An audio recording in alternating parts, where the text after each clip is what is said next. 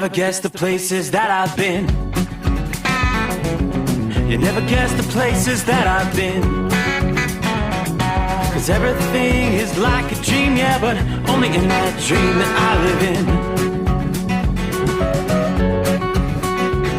I'm never gonna let the day begin. Never gonna let the day begin. 'Cause everything is like a dream, yeah, but only in that dream that I live in. Oh, don't wake me up before you go, and I'll just make this bed my home. Oh, darling, please just let me sleep. Give me my dreams.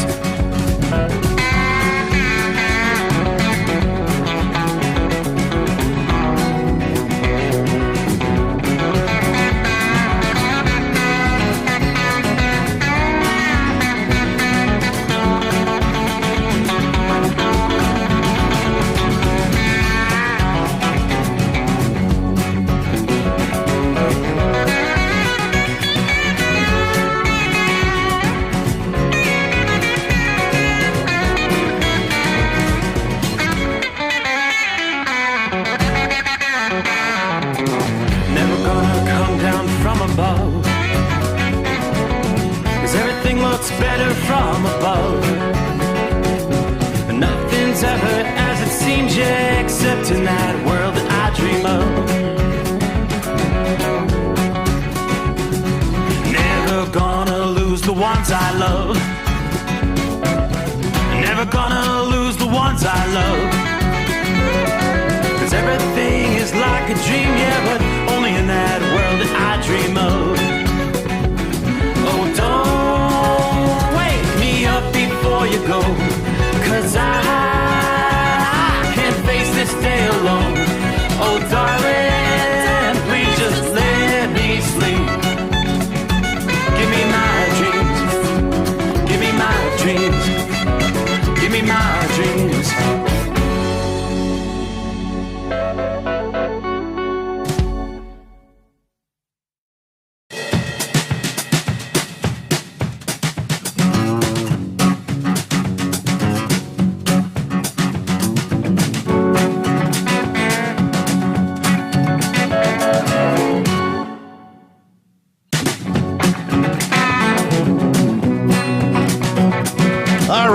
Look at the clock. We've crossed over the midnight hour in the Eastern Time Zone.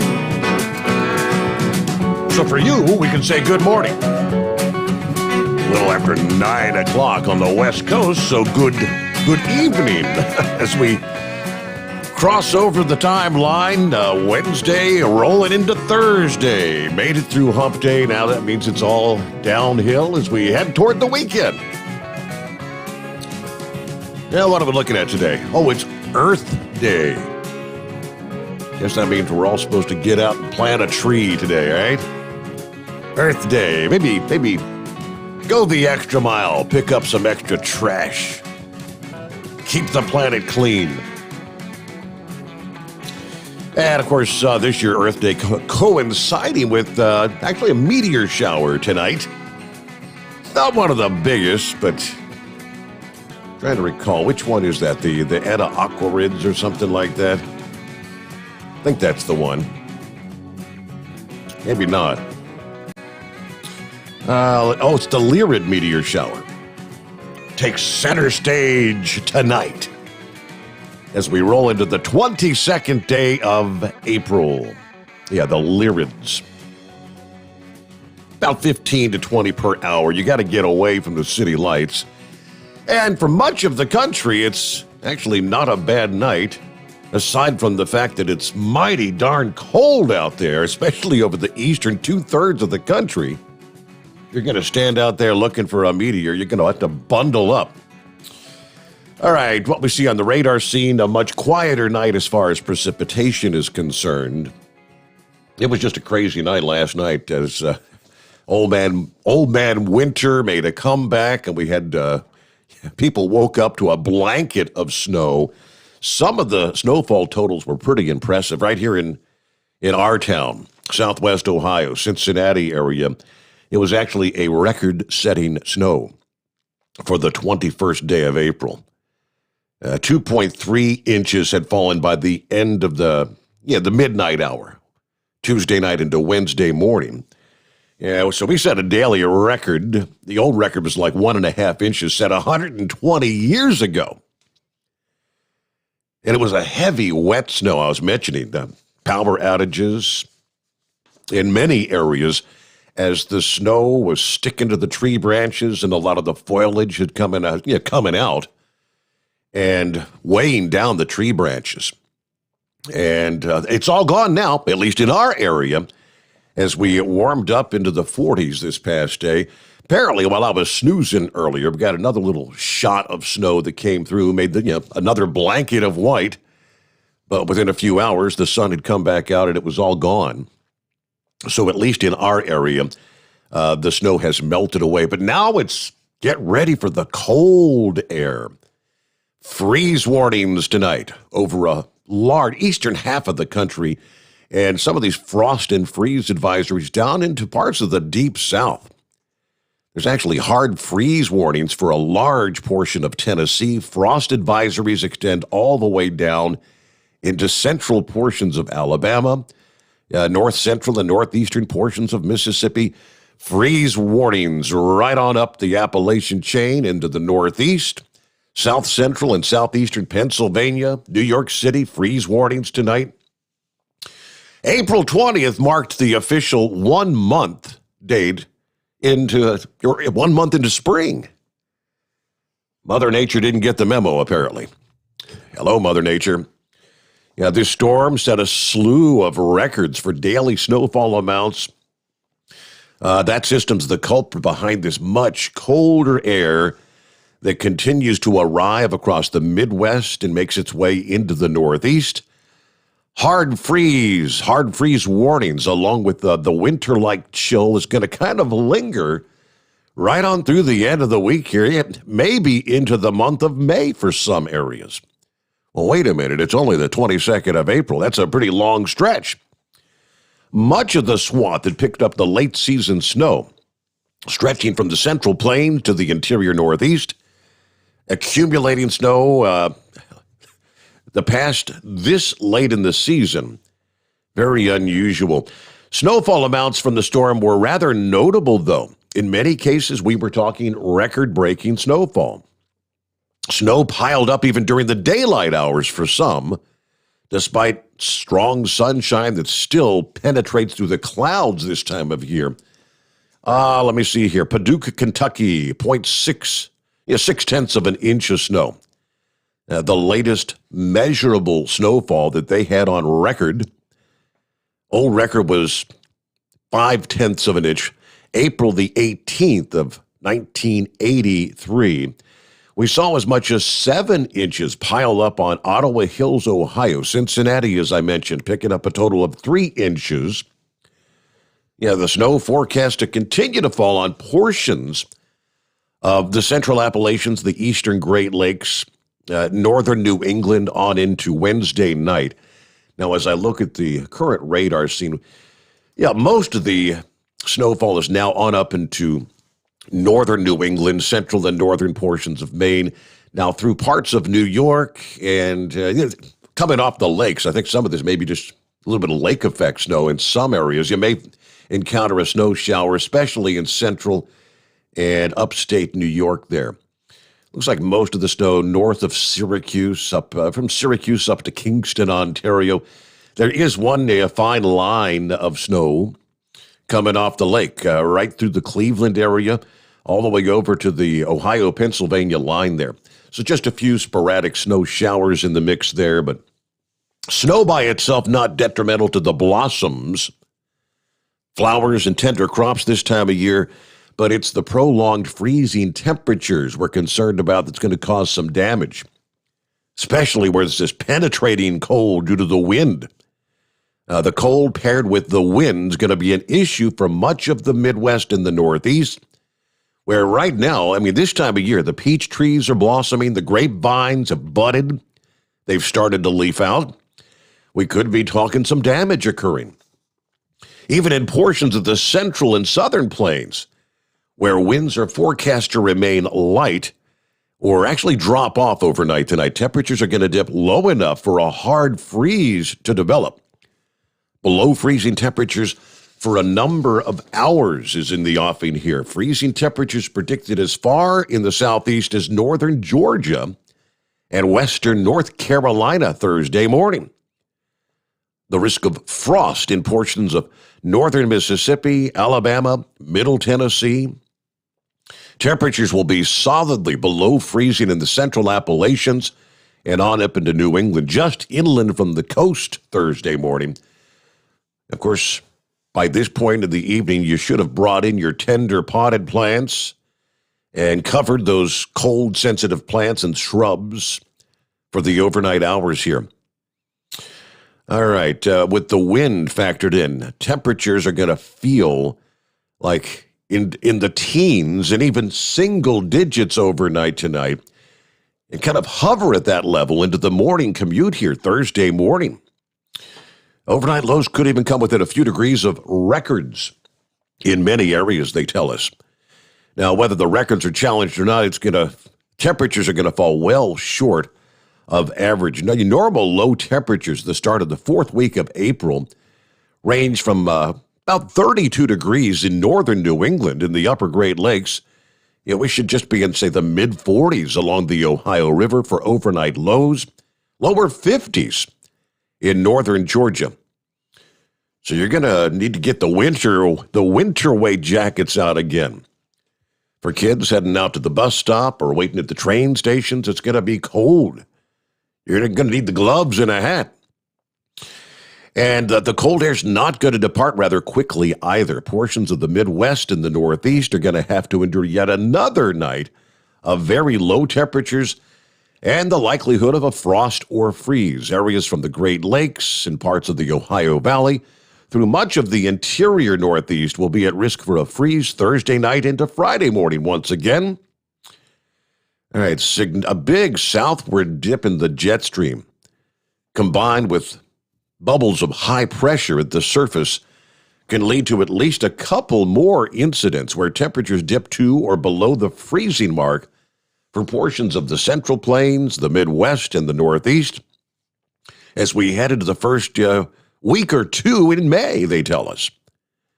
These southward plunges in the jet stream allowing that colder air to drain out of Canada, where I wish they'd just shut the barn door up there. In areas of high pressure are more likely to lead to clear skies, light winds at night. You don't have the blanket of cloud cover to hold any of your daytime heating in close to the surface, and it gets very chilly during the overnight hours. Now, these cold snaps can potentially become more and more damaging as we progress in time here. That's especially true when cold nights are surrounded by warm weather episodes that push out more of the buds and the blossoms in more areas. We've been expressing concern about the risk of later than average frost and freezes in a zone stretching from the central and southern plains into the Northeast here late April into maybe the middle of May. AccuWeather had all that in their spring 2021 outlook. So what that means is areas from especially northern Ohio, southern Michigan, much of Pennsylvania, New York State, on up into central New England, you will be at the risk for one or more frosts and or freezes beyond the average last date, which is during the first few days of May, typically. So look out. All right, elsewhere, what do we see around the country? All right, in the South, it's been rather tranquil. It's severe weather. We haven't seen a lot in the last few days following the most recent rounds of tornadoes, damaging winds, and hail about 10 days ago. You haven't had much to worry about in the way of severe weather. Forecasters tell us that lull is about to come to an end. The quiet weather will continue today, but by Friday, we'll begin to see an increase in humidity occurring in the southern plains. Moisture is going to be drawn in from the Gulf of Mexico. Other factors will also contribute to the risk for thunderstorms That warm, moist air flowing from the Gulf colliding with a warm front pushing through the southern plains. And this collision can have explosive results over portions of Texas, Oklahoma, Louisiana, and Mississippi, they tell us. Thunderstorms likely to develop near or just to the west of Interstate 35 Friday afternoon. That's going to place Oklahoma City down to Dallas in the risk area. At this point, all manners of severe weather look to be in play come Friday. As these storms initially develop, you'll see individual thunderstorms with the potential of rotation. That will highlight the risk of isolated tornadoes, they tell us. The threats evolve then as storms are likely to eventually become a more organized line of storms, squall line. Damaging winds, hail, downpours will be the most prevalent threats of any of these strong storms. That threat's going to continue progressing eastward Friday night. We'll be talking severe thunderstorms targeting other areas such as Houston, Jackson, Mississippi. Although the thunderstorms are expected to be rather fast-moving, rain is going to fall quickly and heavily enough to cause some localized flooding. In these heaviest downpours, AccuWeather says 8 inches of rain may be achieved by Friday into Saturday. So if you're planning to travel Friday night, be extra cautious. Water's hard to gauge when it's dark outside. Never cross a flooded roadway, day or night. Turn around, don't drown. You've heard the message a million times, but there's always a few that don't get that message. All right, you're going to have to slow down your travel. Ponding of water, Interstate 10, 20, 35.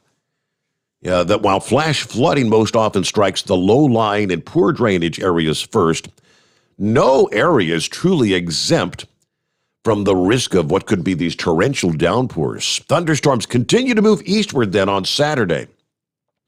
The aerial coverage, expected to be a bit smaller than what we'll see on Friday, should be confined more along the Gulf Coast region, areas from eastern Louisiana, southern Mississippi, southern Alabama, southern Georgia, and the Florida Panhandle, maybe into the Carolinas. Could be at risk for some of those torrential downpours and gusty winds as we start the weekend Saturday. So from New Orleans and Baton Rouge to Montgomery and Mobile, Alabama, Columbus, Georgia, Columbia, South Carolina. Now that front should be pretty much offshore by Sunday, but a few thunderstorms, maybe even some locally gusty storms will occur again in central and southern portions of Florida. Now already forecasters are telling us they're watching for another round of severe weather early next week as a potent storm takes shape over northern Texas and then begins to trek eastward. That storm's cold front will trigger the threat for torrential downpours, again, damaging wind gusts, and moisture from the Gulf of Mexico is going to fuel those thunderstorms. So from northeast Texas to southern Kansas is going to have to be on alert. That's the corridor where forecasters expect a potential severe weather outbreak to occur early next week. We've had several of those already this spring. Like I said, it's been quiet for about the last 10 days. Now, they say many folks in the South maybe recall the spring of 2011, 10 years ago. And it was one of the most active springs in recorded history for severe weather. April had over 700 tornadoes, but it was a later start to that tornado season. Extreme meteorologist Reed Timmer explains, similar to that year, the start to severe weather season's been rather slow to develop across the U.S. this year. And we're looking for that spring severe weather to turn more active here in the coming weeks. We've only had 34 tornadoes touch down since April 1st, as of April the 20th, according to the Storm Prediction Center. On average, 224 tornadoes occurred during April in this country. We're running way behind. Now, the latest data points toward April closing out with the below average number of tornadoes. But as the calendar flips over to May, they're anticipating things are really going to begin to ramp up. The number of severe weather Severe thunderstorms can drastically increase during the months of May and June, which can also lead to an increase in the number of tornadoes that develop. Right now, they are predicting between 250 and 325 tornadoes will occur during the month of May, which would be above average. Average would be 269, so at least on the high end of the scale, if they get into that 325 mark, we could be in store for a very active month of May. So there's a look at some of your travelers' weather as we get things underway here. A Thursday morning coming on. Great to have you with us. See anything going on out there on the roadways? Of course, we kind of rely on you to pass that info on to us. Feel free to dial us up at 844-844-3388.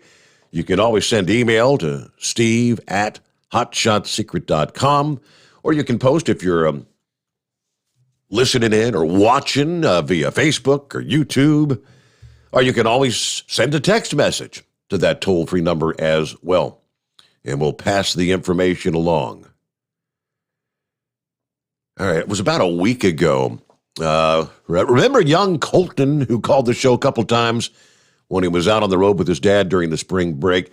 He did send me a message here about 3 hours ago. He wants to say thank you for all those happy birthday wishes, as many of the drivers had called in that night to say happy birthday.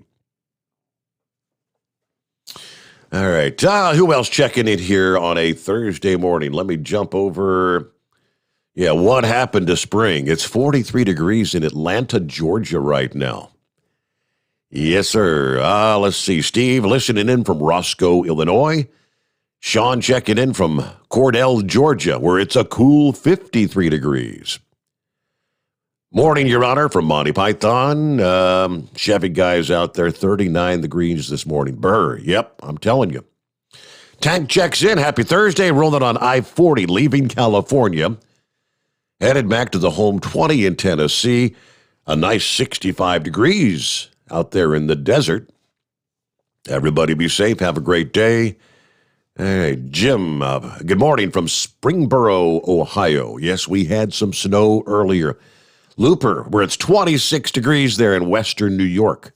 Already a hard freeze there, and you're just going to drop a few more as we progress through the night. Let's see. Miss Millie checking in. We had 4.5 inches here in Foster, Kentucky by 4 a.m. Wednesday morning. Yeah, we did have a few limbs off the peach and the dogwood trees come down with the weight of the heavy snow. Ken says, just finished up. Finishing 10 at UPS. It's time for a Miller Lite and twist off before bed. All right, enjoy your night there. Captain Ron, hey there, 62 in Valdosta, Georgia tonight. I'm running early for a change, so hello everybody out there. 34 degrees in north central Kansas, according to Norman. Santa Claus back with us. Morning, Steve, and the road gang sitting tonight at our LAX Air Force Base. Tomorrow, 3 other bases. Yeah, I know you had gone to bed last night, Santa Claus, and if you didn't catch the podcast, I mentioned you said you're going to be going to the races there in Sacramento this weekend. Kyle's going to be out there with Hot Shot Secret, so yeah, look him up. Find that booth. Look for the Hot Shot Secret tent and check in there. I'm sure he'd love to meet you and meet some of our listening friends from the other side of the country. And I hope you have a great weekend of racing. Enjoy that there. He said that track's just like 3 miles away from his home 20. So a couple of others want to see here. Sean John. This kind of reminds me of the weather we had like 25 years ago. The year I graduated from high school. Richard checks in from Florida. 66 degrees there. Not too bad. Enjoy that. Yes, Norm, I know. He said it was 70 degrees 2 days ago. What in the wide world of sports is going on here?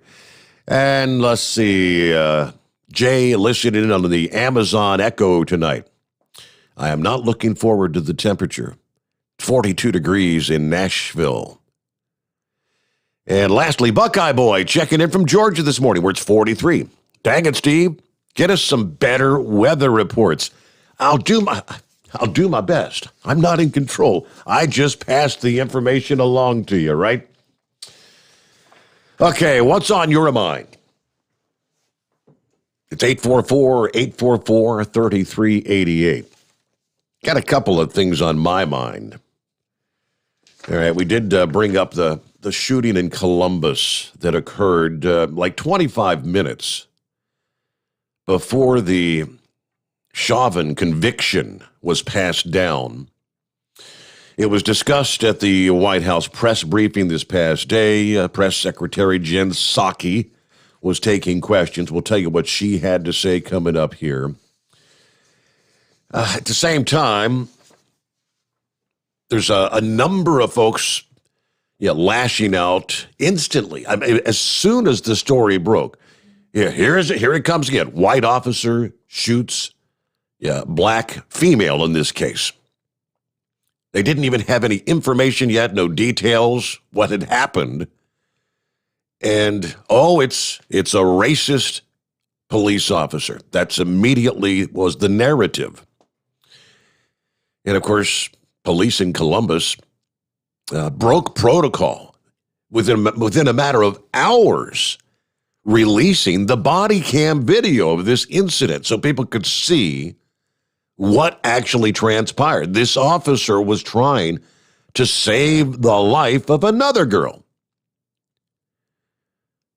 So leave it to the likes of some of the media elite, or in this case, the sports world so-called elite, and none other than LeBron James sent out a photograph and a statement this past day.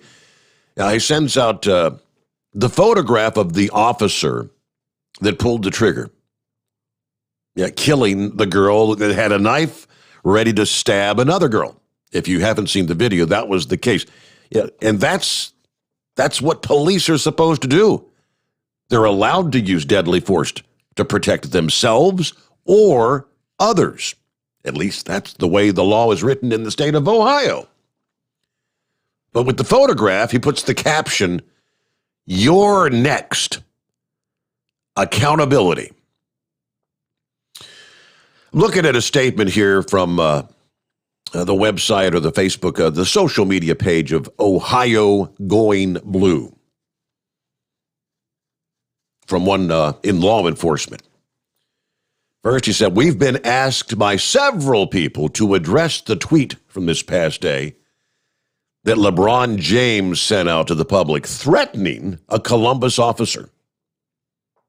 He said, "Now that I'm off duty, I can finally put my words into sentences and speak from the heart." Now, please note, they shared the tweet LeBron James had sent out, but they kind of blurred out the face of the officer. He said, "Before I get started, Ohio Going Blue blurred out the officer's face, just so you know."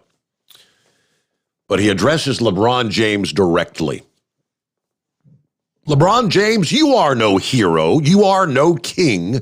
You're a joke. It's a shame that so many young people look up to you. And this is how you choose to use your platform to threaten a police officer who was doing his job by saving a life. And you know what?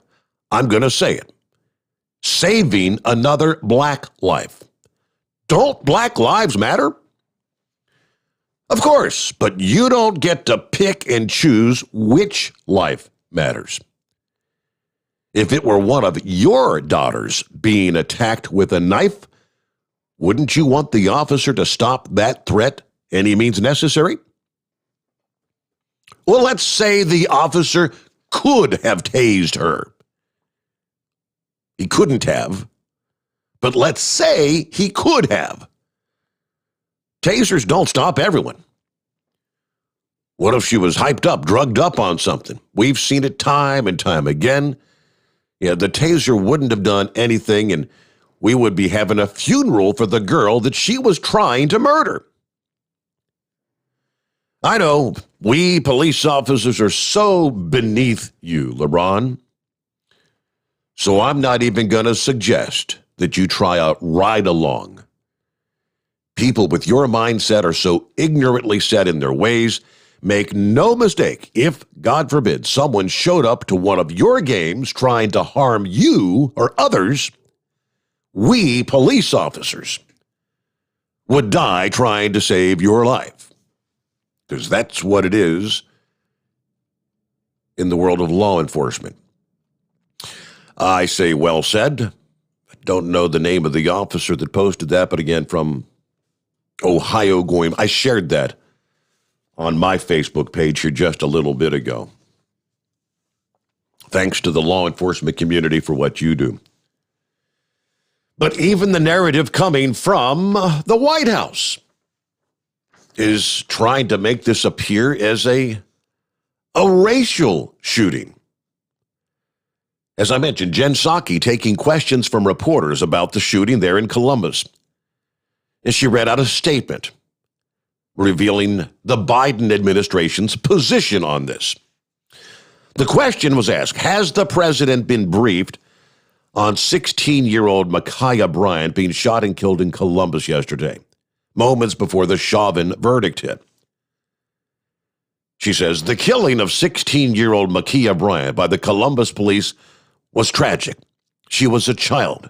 We're thinking of her friends and family and the communities that are hurting and grieving her loss. We know that police violence disproportionately impacts Black and Latino communities, and that Black woman and girls, like Black men and boys, experience higher rates of police violence. We also know there are particular vulnerabilities that children in foster care, like Ma'Khia, face. Her death, as you noted, just as America was hopeful for a step forward after the traumatic, exhausting trial of Derek Chauvin and the verdict that was reached. You hear this? Jen Psaki is portraying this as a racial shooting in Columbus, Ohio. She goes on to say, quote, so our focus is on working to address systemic racism and implicit bias head on, and of course, passing laws and legislation that will put much needed reforms into place in police departments around the country. The reporter asked if Biden had been briefed on it. Psaki confirmed that he had. Okay, we know the rest of the story. I mean, no sooner had the story hit the media. The shooting occurred like 25 minutes before the verdict in the Chauvin trial was released. But immediately, activists and journalists jumped on the story, saying this was a case of police brutality. Then the footage from the body cam was released, showing that this officer was trying to protect others from Bryant. This girl was looking to do physical harm and it appears attempting to murder the other girl. But that's not the narrative that many in the mainstream media are trying to present. With that, we will get a news break. We've got open lines. What's on your mind? It's 844-844-3388. The Steve Sommers Overnight Drive, live from the Hot Shot Secret Studios. USA Radio News with Dan Naraki. President Biden announced on Wednesday that the United States has administered 200 million COVID-19 vaccine doses in his first 100 days in office. That's led to more than half of the nation's adults to have received at least one dose. The president had initially set a goal of 100 million shots in his first 100 days, but later doubled that goal as vaccination efforts in states ramped up. Biden also thanked those working on the front lines to vaccinate their fellow Americans. I'm proud of the work my administration has done to get Americans vaccinated. But more than that, I'm proud of the American people, the volunteers who showed up to staff vaccination sites in their neighborhoods, drove senior citizens to get their shots, FEMA, the military, the National Guard, state and local health departments, providers, running sites safely and efficiently. You're listening to USA Radio News. Now is a great time to replace your worn-out windows during the Renewal by Andersen 25-year savings event. Upgrade your home today. Buy 4 windows and get the 5th one free. Plus, get 12 months with no interest, no money down, and no payments. Call now. Get 4 windows and get the 5th one free. Installation and warranty included. Renewal by Andersen takes every CDC recommended safety precaution to protect your family. For 25 years, people have trusted us for their window replacement needs, and you can too. Call now to learn about our buy 4, get the 5th one free window replacement offer. 800-603-8489. 800-603-8489. 800-603-8489. That's 800-603-8489. Interest accrues from date of purchase, but is waived if paid in full within 12 months. Other conditions apply. We've adjusted our operations to serve you safely following all CDC guidelines. Visit renewalbyandersen.com for details. Keep the bugs off your glass and the smokies off your ass. This is the Overnight Drive with Steve Sommers. Some say their truck reflects who they are, dependable and reliable. That's why you trust Blue Def. Now the best just got better. Introducing Blue Def Platinum, a revolutionary innovation with advanced System Shield technology to significantly reduce harmful deposits. To maintain fuel economy, save money on costly repairs, and sustain the life of your SCR system, there's only one DEF to choose. Blue Def Platinum. The best just got better. Diesel Army is on duty 24 hours a day, 7 days a week. Burning the midnight oil with the best diesel coverage. All the tech, all the torque. Diesel Army, where there's smoke, there's fire. For the latest news and event coverage, as well as feature and tech articles, sign up for the newsletter and don't miss a thing. Visit dieselarmy.com from the Power Auto Media family of digital magazines. Again, it's dieselarmy.com. Do you have a Dodge pickup and hate your automatic transmission? Of course you do. LaVon Miller at Firepunk Diesel here, and we specialize in heavy-duty and performance transmissions for your 3-quarter or 1-ton Cummins-powered truck.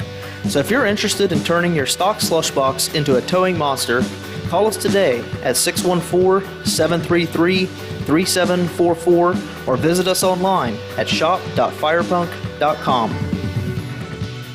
Whether you're a diesel pickup performance enthusiast or just looking for a small upgrade, when selecting common rail fuel system components, look no further than Exergy Performance. At Exergy, you'll find injectors, pumps, and more, engineered like no others on the market using state-of-the-art equipment run by people that have been in the business for decades. So if you're in the market for common rail components at any power level, contact Exergy Performance or one of the many dealers listed on our website at exergyperformance.com. Dean Michael, the tax doctor here. Are you tired of those tax problems following you around like a dark cloud, always in the back of your mind, losing sleep at night? Call me now and get your life back. 888-632-4506 or go to mytaxhelpmd.com. Pretending they're not there won't make them go away. The IRS isn't going to forget. They will levy your bank account and garnish your wages. Don't wait for that to happen. I'm not telling you these things to scare you. I'm telling you so you can benefit from my years of experience. Now is the time to act. 888-632-4506. At Hot Shot Secret, we share the science behind common diesel problems. For example, Stiction. engine oil can break down under extreme heat, leaving behind varnish, a carbon-based deposit that creates drag on the engine's moving parts. This sticky friction is stiction. Symptoms include a rough idle and the loss of fuel economy and performance. Hot Shot Secret Stiction Eliminator is formulated to be left in the engine. It works as you drive. Stiction Eliminator is available at truck stops, Tractor Supply, O'Reilly's Auto Parts, and online at hotshotsecret.com. And now, back to the Steve Sommers Overnight Drive.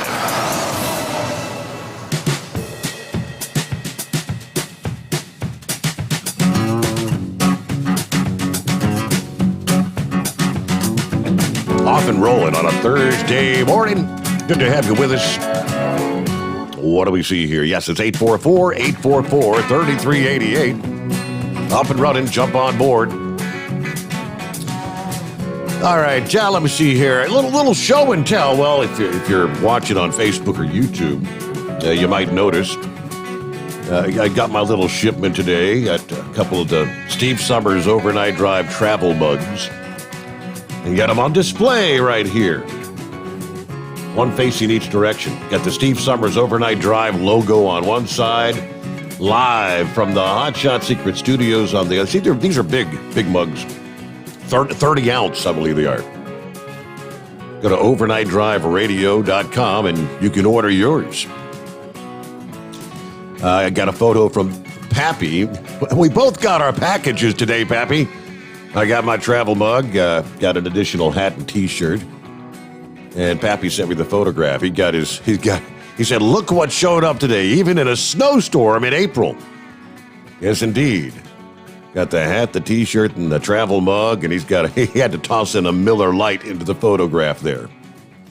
He's on vacation for 2 weeks right now, so good deal. Looking good there. Nice apparel there. So appreciate the support there, Pappy. All right, got an email from Vic this past day. Our listening friend Vic in Indiana. Steve, it's difficult to find an article to forward you with George Floyd's Texas rap sheet after the verdict. But Texas actually has what they call a habitual offender law. Kind of curious how Floyd avoided that charge. It was supposed to be turning his life around through some ministry. But it appears he was actually continuing the same behavior while in Minnesota. I watched very little of the trial, so maybe this was covered, but when people die of pressure to the neck, there is a specific autopsy procedure for criminal convictions of murder and manslaughter. It's rather gruesome, but it requires dissection from the throat to the pubic symphysis. Floyd was a large, muscular man, employed as a bouncer. His neck muscles should have supported more weight than ordinary people. Short story, if this procedure was not performed, a person actually has a case for appeal. In Chauvin's case, the FOP should be defending him, not just for him, but for all police officers, because persons with underlying medical conditions or substance abuse are going to die during arrests or in police custody. Chauvin should be in protective custody right now in another jurisdiction where an appeal can be mounted, or a federal case to set aside the verdict. Post-trial, it was interesting that rioters claimed celebration rather than protests. I wonder how many had their looting and loot thwarted. Have to wonder how Floyd would have fared under Sharia law there in Minnesota that Rashid Tlaib is so fond of. Good question. All right, for the safety of all police officers and the public, this case should be appealed all the way to the Supreme Court. Same for these jurisdictions around the country that are awarding victims in these sort of cases large sums of money, to which I believe it was it $27 million awarded to the Floyd family? All right, one more tidbit on money matters that have come up in recent nights. There was an edition of Forbes, March 2020 edition, where they were kind of delving into cryptocurrencies at the time. If you could maybe find it at the library or something. Warren Buffett, in that report, claimed cryptocurrencies were poison. Some people have lost their entire wallet to hackers. Forbes released a special edition this month claiming there's a new billionaire born every day, or there was every day last year. At the same time, other people lost everything. Kind of a curious situation, but all right, thanks for sharing, Vic. Great to have you with us. As we mentioned last evening, there's 4,000 different sort of cryptocurrencies that exist today. And I guess that number is just going to continue to grow. And I'll just presume that many, many, many of those cryptocurrencies, they come, they go. People invest. Sometimes they'll make the mistake of throwing their entire 401k or their entire life savings, thinking they're going to be the next billionaire, only to lose everything. It's a very risky business. That is correct. All right, before we get to your calls, which we've got plenty of room for you, lines available at 844-844-3388. One other issue in regards to law enforcement. I had a handful of these scenarios, oddly enough, this morning. I believe Steve actually sent me to the link to this one this past day. Just kind of curious. In Norfolk, Virginia, they have fired Police Lieutenant William Kelly III after he donated $25 to the Kenosha shooter, Kyle Rittenhouse. Remember that name? It should ring a bell. Yeah, it's the Kyle Rittenhouse Legal Defense Fund. And the officer told Rittenhouse that he had done nothing wrong, according to the report from the Virginia Pilot. All right, so why does this matter? Let's try to refresh your memory. Rittenhouse was 17 years old at the time when the riots were going on, the Black Lives Matter protest in Kenosha, Wisconsin. If you'll recall, this was full-fledged riot.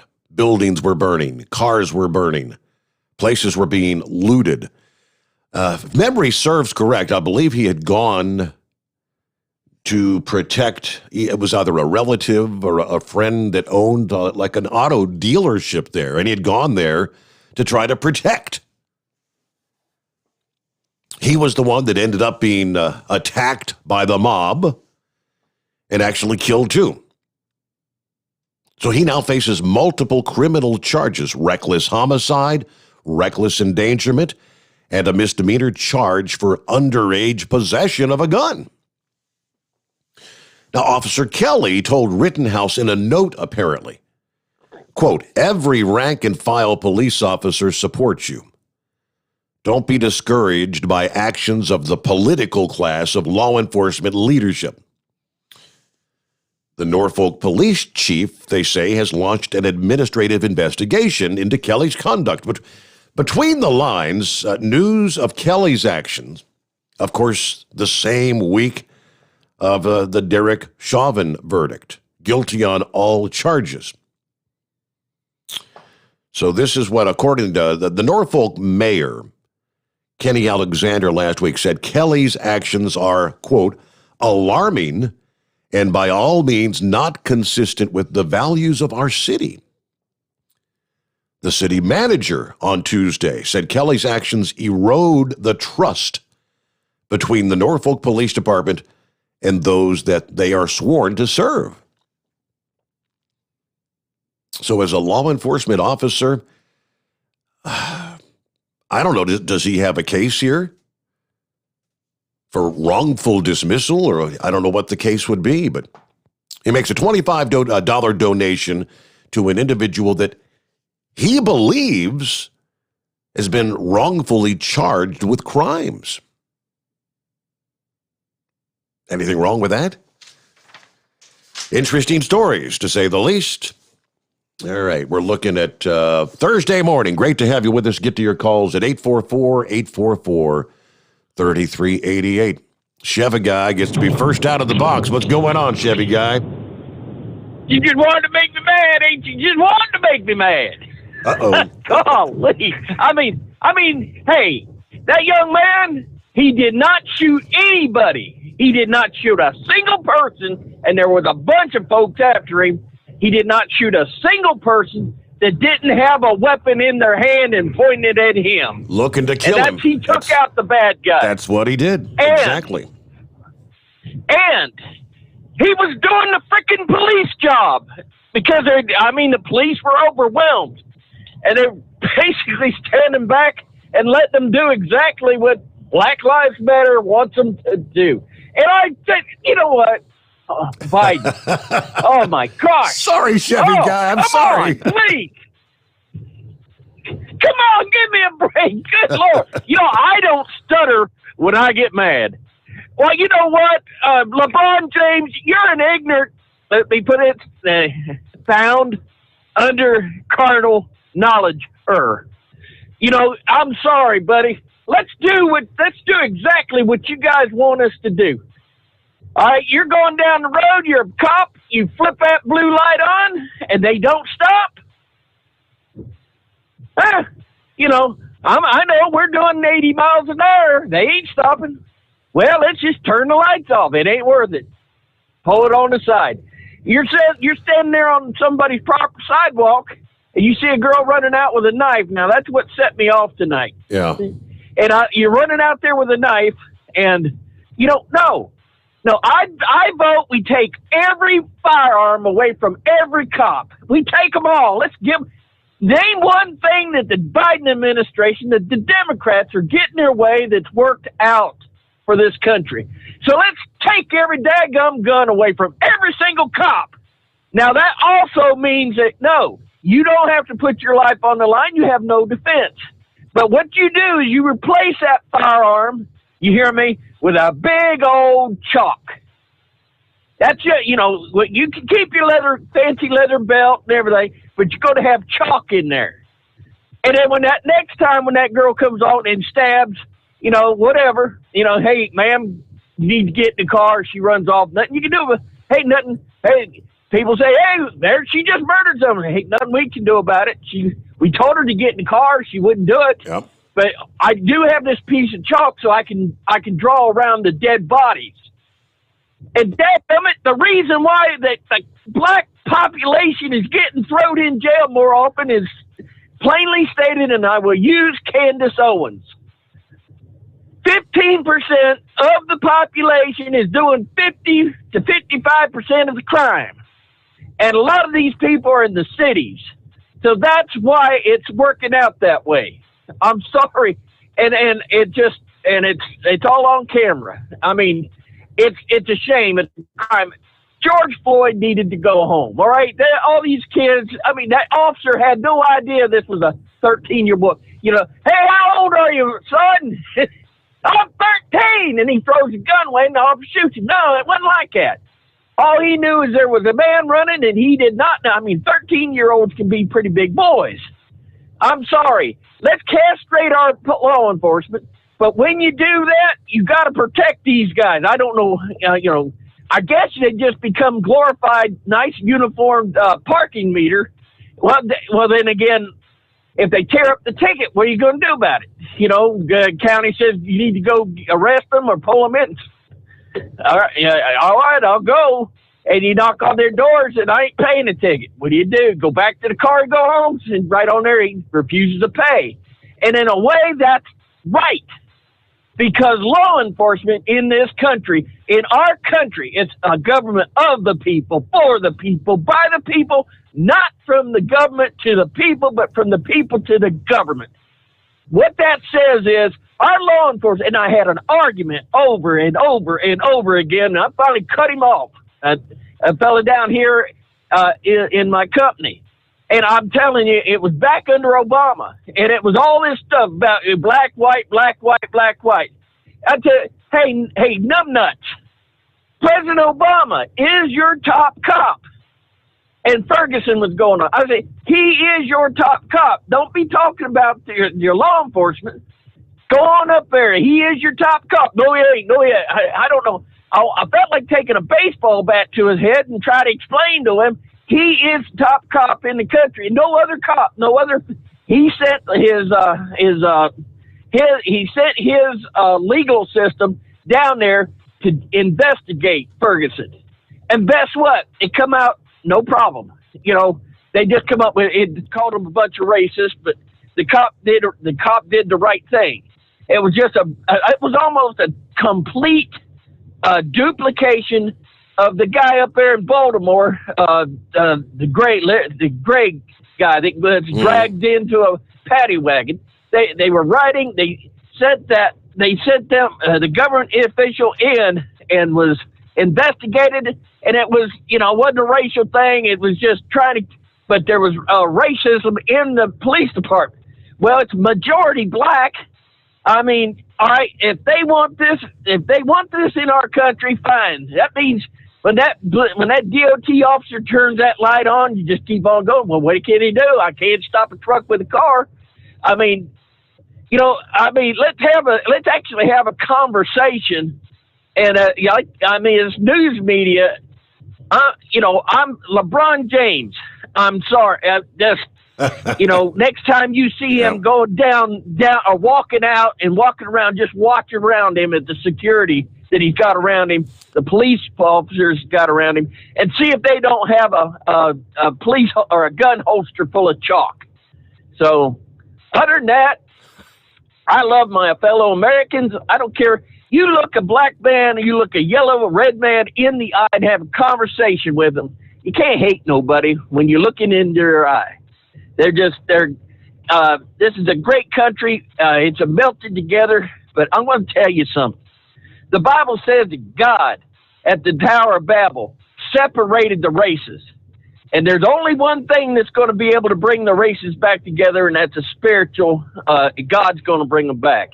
Man's not going to be trying to force them back, because it looks like we're trying to shove everything together. We're forcing it on people, and it's not working out very well.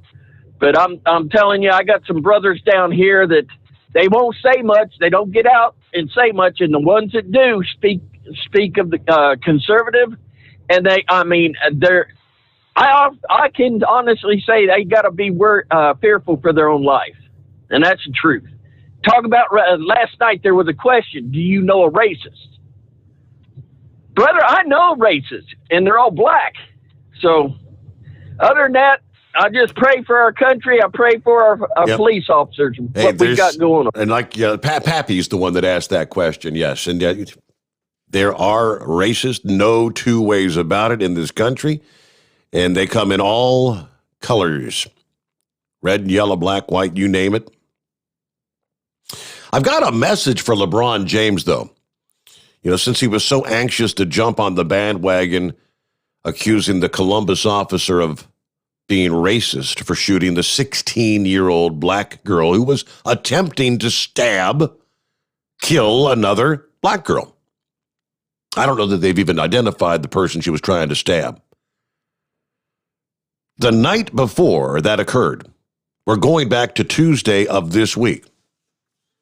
This could have been what transpired, could have been the outcome in Columbus had that officer not acted. Right here in Cincinnati, Ohio. Cincinnati police, Tuesday. A horrific murder of a 13-year-old black girl who was stabbed to death by another 13-year-old black girl. An argument in their Winton Hills neighborhood. Stabbing occurred Monday, the night before Ma'Khia Bryant was shot by police in Columbus as she tried to stab another teen girl. Unfortunately for the girl in Cincinnati, there were no police officers present to save her life, as happened in Columbus. I'm looking at the photograph of the 13-year-old stabbing victim. Yura Givens. From the Criminal Investigation section, the media release on April 20th. It reads, April 19, 2021, at approximately 9:08 p.m., District 5 officers were dispatched to 14 Top Ridge Place for a report of a person stabbed. Upon arrival, officers located a female victim suffering from a stab wound. Fire personnel responded, transporting the victim to Cincinnati Children's Hospital Medical Center. The victim succumbed to her injuries at the hospital. Identified as a female, 13 years of age, Naira Givens, as I just mentioned. That could have been the outcome in Columbus. Yeah, this just all boils down to insanity. The investigation by the Cincinnati Police Homicide Unit is ongoing. They say anyone with any information has to call the Homicide Unit or Crime Stoppers at 352-3040. Local story that unfolded just the night before. It's incredible. Last I checked, I don't believe LeBron James has had anything to say about that. Did he send out any sort of tweet threatening the girl that stabbed another girl, killing her? I didn't think so. All right, just saying. We'll get back to your calls here. Plenty of room. Lines available at 844-844-3388. Sorry to get Chevy guy's blood pressure up so high right out of the box. Didn't mean to do that. All right, it was in some parts of the country when the snow was flying this past morning. Obviously, there were some locations where it was near whiteout conditions, and as we typically see in these sort of cases, it was a mess on some of the roadways. Authorities in Wisconsin responded to multiple pile-up crashes on I-41. As I said, multiple crashes reported in Washington and Dodge counties in the winter weather conditions. One person reportedly died in an 18-vehicle pileup near Slinger, Wisconsin. Several others were hurt in that pileup. They got some video where there was a truck traveling in front of the dash camera that became part of a large pileup. The local sheriffs issued a statement about 2 o'clock this past afternoon advising people avoid I-41. Let's see. Avoid Highway I-41 from State Highway 60 to the North County line of State Highway 28 as a series of multiple vehicle accidents spanning that entire stretch of interstate, which they shut down that entire stretch as first responders assessed, triage in 3 separate chain reaction accidents with the winter-related factors. All right, let's see. Multiple agencies responded to the scene there, but just because it's April doesn't mean things can't get slick out there in the snow, in the wintry precipitation. No doubt about it. Several other interesting tidbits in the industry headlines we'll get to coming up here. We roll into hour number 2 just ahead. Long way to go as we make our way into a Thursday. Love to hear from you. It's 844-844-3388. The Steve Sommers Overnight Drive live from the Hotshot Secret Studios. USA Radio News with Dan Naraki. President Biden encouraged employers Wednesday to give their workers paid time off to receive a COVID vaccination and recover from any possible side effects. In remarks on Wednesday, Biden unveiled a program to reimburse employers for the cost of offering paid time off, with funds allocated in the COVID relief package Democrats passed through Congress in early March. And the Justice Department is launching an investigation into the policing practices of the Minneapolis Police Department. The investigation I am announcing today will assess whether the Minneapolis Police Department engages in a pattern or practice of using excessive force, including during protests. Attorney General Merrick Garland says the DOJ will also be looking into whether MPD engages in discriminatory conduct. You're listening to USA Radio News. Do you hear that? That is the sound. No, that is the sound of the wrecker. That is the sound of the tow truck. That is the sound of your car stuck in the snow and the tow truck is on it. You know what the tow truck is coming for? The tow truck is coming for your wallet. That's what it's coming for. I know. That's what it's coming for. Listen, this is Billy Gerard here, Rockstar Radio. I have the solution. It is called Track Grabber. TRACGRABBER. Go there, trackgrabber.com. Winter is coming. Do not let this sound be you. Track Grabber, TRACGRABBER. Go there, get these. They are inexpensive. They will save you a fortune in the long run, and they will save you from getting stuck. Go to trackgrabber.com. Log on, get yourself a pair. Get a pair for the family. They're easy to install, and they will get you out of the mud, the snow, the sand. They will save you from the wrecker bills. Oh my goodness. They will pay for themselves the first time you use the trackgrabber.com. Promo code ROCKSTAR saves 25%. That's trackgrabber.com. Promo code ROCKSTAR. Arizona Governor Doug Ducey is calling on the Biden administration to declare a federal state of emergency on the border over the influx of illegal immigrant crossings on the southern border. Ducey announced he was sending 250 National Guard troops to the border in his state to assist authorities who are stretched thin. The current conditions at the border have led Congressman Chip Roy to push legislation to the House floor to force the Biden administration to enforce one of President Trump's major border policies. The Texas Republican tells Fox News that he took the move because the White House has failed to do anything meaningful. Kamala Harris has been, quote, on the job for a month. Literally, she has done nothing. She's not gone to the border. She's done nothing to address this. So yes, yesterday, I filed a discharge petition of my friend Yvette Harrell's bill to require Title 42, the CDC's requirement and guidelines that we protect against the influx of pandemics into the United States, that we resume enforcing that, which the Biden administration has refused to do. This is USA Radio News. Now you can fly anywhere in the world and pay discount prices on your airline tickets. Book a flight today to London, Paris, Madrid, or anywhere else you want to go. And pay a lot less guaranteed. Call the International Travel Department right now at Low Cost Airlines. 800-215-5141.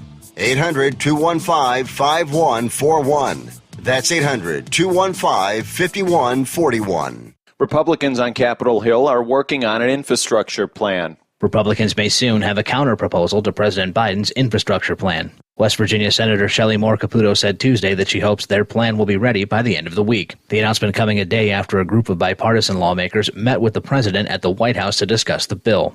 Senate Minority Leader Mitch McConnell said Tuesday that he thinks a more targeted infrastructure proposal would have a better chance at bipartisan support. Senator Capito and others in our conference are continuing to work on an infrastructure bill that we think is about what is traditionally considered infrastructure: roads, bridges, ports, broadband, and in the hope that we can convince the majority in the House and Senate to focus on this issue in a way that is more modest than this multi-trillion-dollar bill.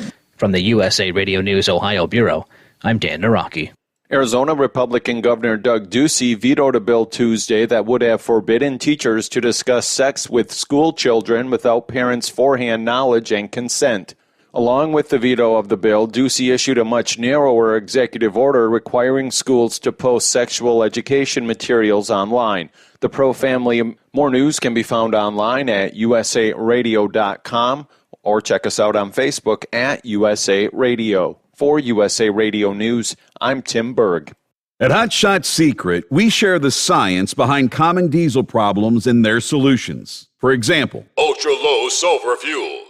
The primary function of diesel fuel is combustibility. One of the little-known aspects of fuel is its role as a lubricant to metal-on-metal moving parts. The introduction of ultra-low sulfur fuels diminishes the fuel's ability to lubricate because sulfur, which has been mostly removed, has lubricating properties. Hot Shot Secret Everyday Diesel Treatment with LX4 delivers unmatched lubricity. Third-party testing confirms that it takes 3 times the amount of leading fuel treatment to match the lubrication benefit of 1 dose of Hot Shot Secret. Everyday Diesel Treatment is a fully formulated 6-in-1 premium fuel treatment for every fill-up, every time. Everyday Diesel Treatment is available at truck stops, Tractor Supply, O'Reilly's Auto Parts, and online at HotShotSecret.com. Hot Shot Secret, powered by science. The Overnight Drive with Steve Sommers. Live from the Hot Shot Secret Studios. Call Steve now. 844-844-3388. That's 844-844-3388.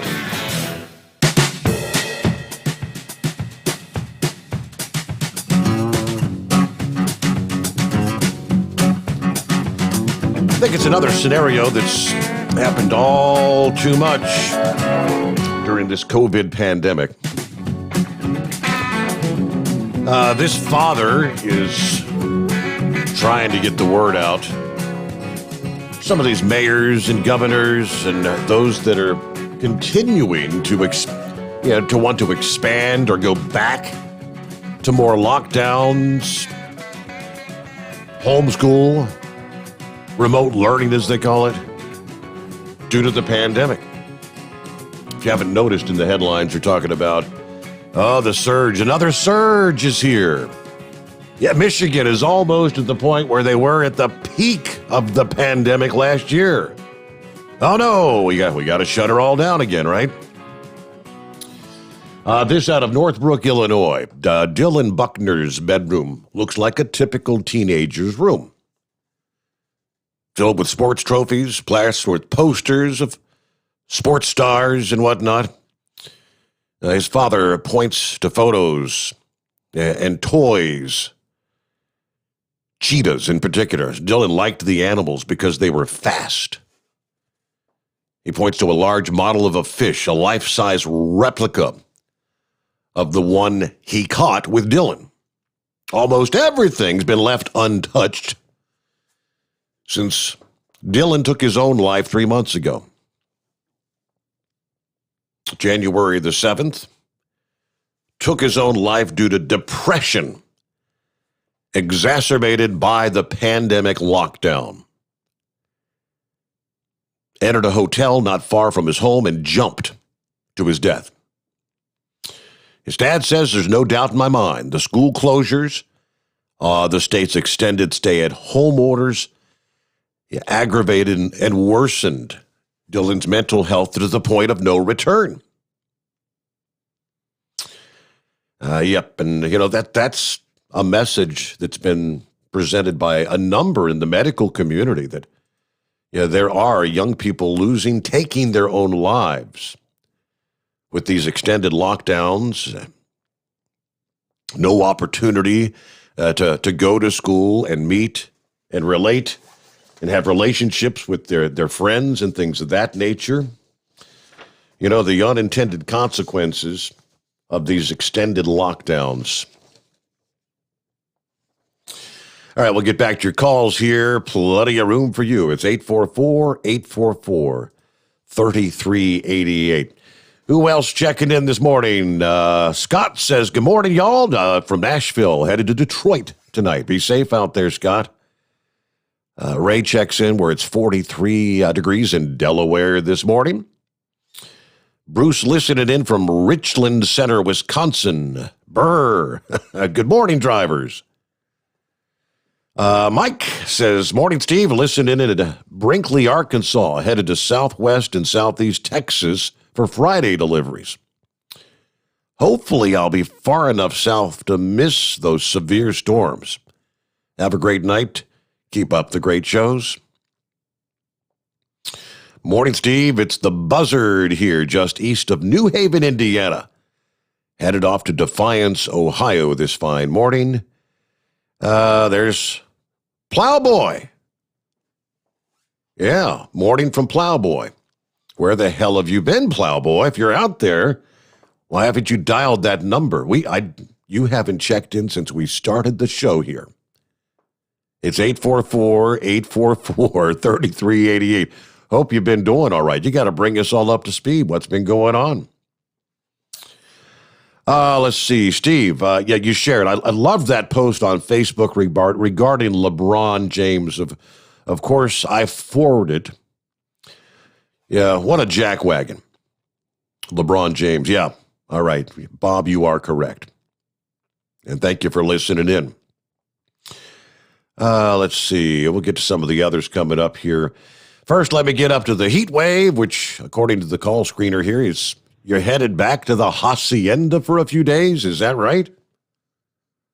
Yeah, we called Denver, and they said, well, they didn't have anything, but give them a couple hours, and a couple hours later, they're like, well, we still ain't got nothing. So we're going to just go ahead and call it a week. Hell, we've done about 6,700 miles since Saturday noon. So, yeah, that's not too bad. We'll just go ahead and shut it down for a couple of days, recharge, wash clothes, and get some of that honeydews. Damn, if I could talk, that'd be dangerous. So I get those honeydews done, and I don't know, maybe in the process, knock down a few adult beverages. So, yeah, well, it's a good morning, senor, from Springer, New Mexico, where it is a chilly 42 degrees. It's clear and very light wind. So other than that, yeah, not a whole lot happening. I was talking to Big Ed earlier today, and yeah, we're all fired up and here a Chevy guy comes around and he's fired up, and that gets me fired up. Uh-oh. So I'm glad we had a little bit of a break there. That way I can go ahead and calm down somewhat. So yeah, it's it's almost to the point where I just want to stick my head in the sand because I'm tired of hearing nothing but bad news from the other side, what they're trying to push on us. And we can complain all we want. We can call our representatives all we want, but we're just preaching to the choir. If they're in agreement with us, and if they're on the other side, they're just looking around with the phone, kind of just off of their ear, smacking their gum, just rolling their eyes like, "Oh, sure, we'll do whatever we can," or whatever. So, I mean, I can't even call my representatives here because they're so far up. Everyone else is hind end that they're just yes boys. And the only one that's got common sense is Yvette Harrell. And she beat Holland. And, of course, Deb Holland is now up in was she Secretary of Interior or some nonsense like that? The most un-American hating individual that there could ever be. I mean, there's more than a handful of them up there in D.C. right now. And if she ain't number one, she's pretty damn close. So, Big Ed we were talking, and he said, I really like the way you deliver your jokes. And I said, really? I said, every time I say something, it sounds like it's a bunch of crickets out there.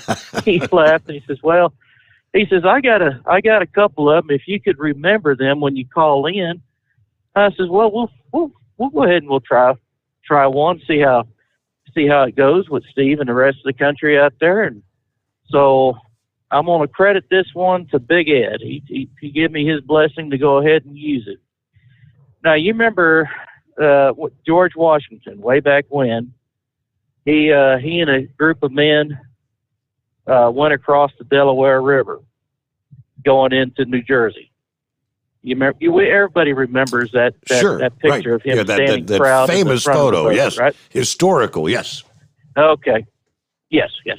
Okay, well, he said George actually had 30 men going with him across that river, but one of them, a Private Peters, fell into the river and drowned.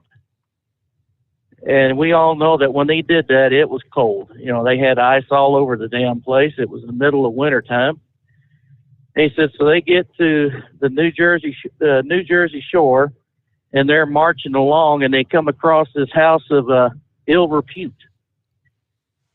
And Washington knocks on the door, and the madam of the house opens up. It's like, General, how nice to see you. He says, yes, ma'am. We are 29 men. We're cold, and we're missing Peters. And the lady looks at him, rolls his eyes, and turns away and says, well, that's just my luck, isn't it? How about that, Big Ed? Yeah. Just my luck. All right, senor. We'll talk to you later. Have a good morning and enjoy a few days there at the hacienda, as you like to call it. All right. It is 844-844-3388. I did get, let me flip back the page over here. Got so many things, so many different screens going. I was looking through some of the messages here. And let's see, from Captain Cliff. Says, howdy, Mr. Sommers. Captain Cliff here in Michigan. Currently on the phone with one of the Citizen Driver 2021 honorees, one Dusty Chrome. He's in Monroe, Michigan, trying to find your new show. Are you telling me Dusty wasn't even aware where we were? We've been here since January 11th. Come on. Yeah, give him I don't know if he's got the iPhone or the Android. You tell him to go to the App Store, type in overnightdriveradio.com. Download the app there. Captain Cliff, I don't think we've heard from you. Just like Plowboy, since we got the new gig here up and running. Where you been? And obviously, Dusty Chrome, if you've got us up and running there, yeah, I'd love to say hello to you. Congratulations. I mentioned that the years that I was a judge for the Citizen Driver Awards, I guess that ended in 2020. But yeah, you had been a finalist. You had been in those top 10 or 15 for like 2 consecutive years. So I guess this third time's a charm. Congratulations to you there, but I'd love for you to check in. All right? Do that. Captain Cliff went on to say, hey, if I can get Dan to call in, will you take his call? Well, hello? I give my phone number out all night long. I'd love to talk to Dan. Was the other Citizen Driver honoree. They only had 2 this year. Dan was the other 2021 TA Petro Citizen Driver. Absolutely, Dan. Love to speak to you. Give us a ring. And congratulations to you as well. Ronald says, I want to send my condolences to the A. Dewey Pyle family and their loss of a driver in Macungie, PA. Yes, I have that story before me here, Ronald. This is just to say, it's wrong place at the wrong time scenario. The truck driver was killed, 2 others injured in a string of shootings outside of a Wawa in Pennsylvania this past day. Upper Macungie Township. According to the ABC affiliate there, the entire string of shootings began on Route 22 between Route 309 and Cedar Crest Boulevard when 2 vehicles had an encounter just before 5 a.m. During the encounter, one of the drivers shot at the other vehicle. That motorist drove away, unaware that their vehicle had actually been hit until she stopped at the Wawa location on Shantz Road for some food. The driver who had shot that first vehicle pulls into the same Wawa, drove around the building, shot a motorist who was sitting in a Jeep before then opening fire on the truck driver pumping diesel fuel. The shooter fled the scene on foot, ran down Route 100 for about a quarter mile before turning the gun on himself, committing suicide.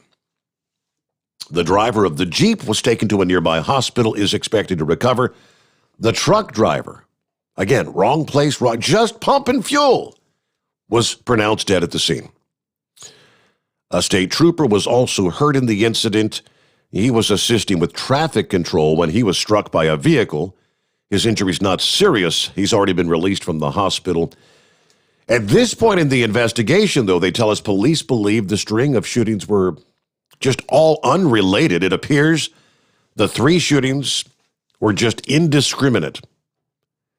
According to the district attorney, at the press conference this past morning, he applauded the quick thinking of an employee at the Wawa location there who heard the gunshots while taking out trash and ushered people inside the building before locking it down and instructing everyone to shelter in place there.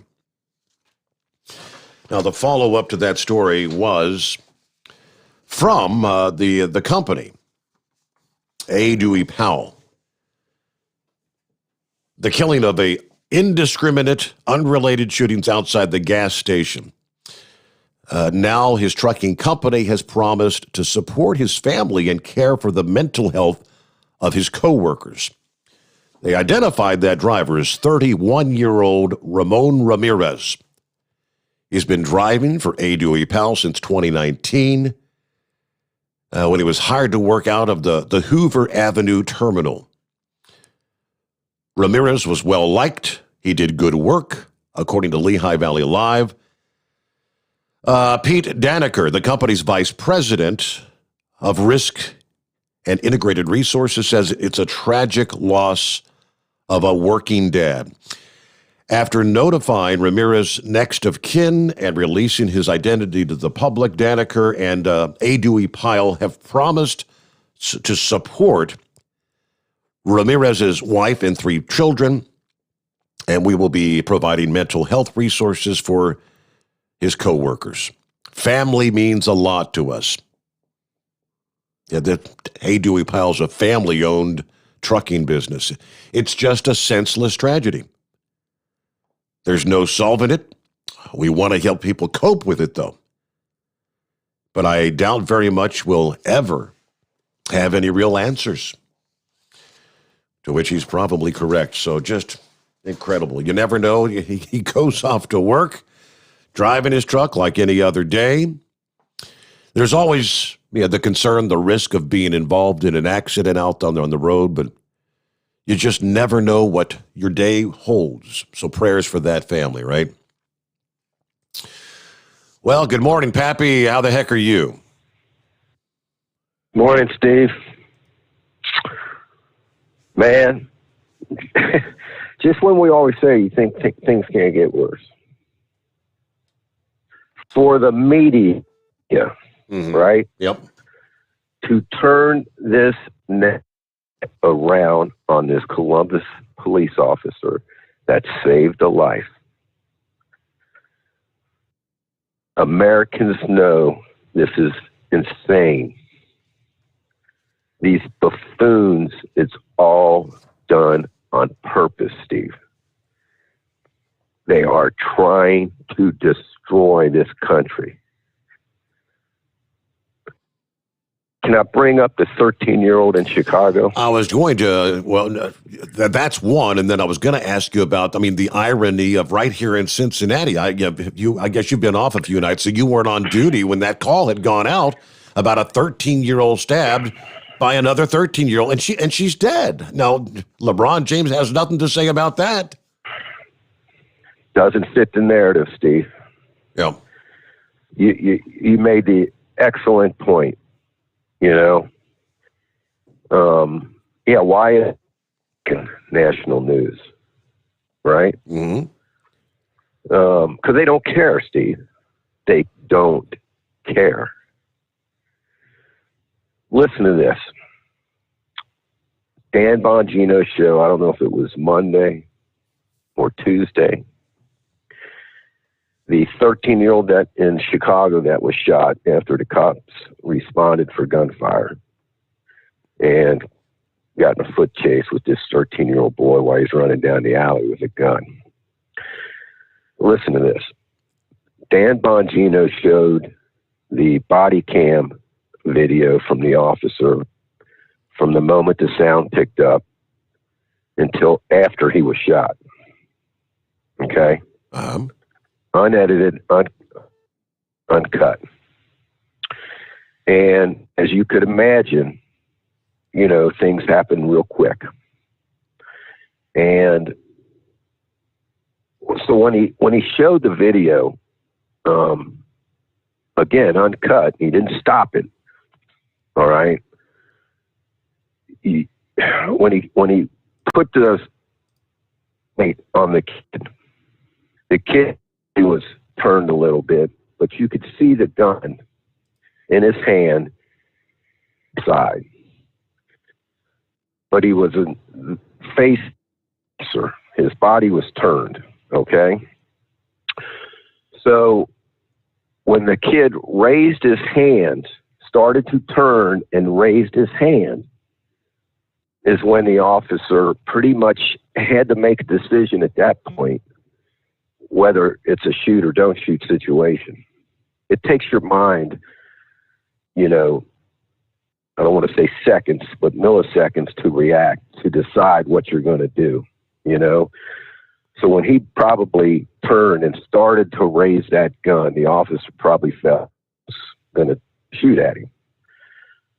So the kid had his hands raised, and you really had to catch it in the video, Steve. They weren't raised. It ain't like he was standing there for seconds with his hands raised.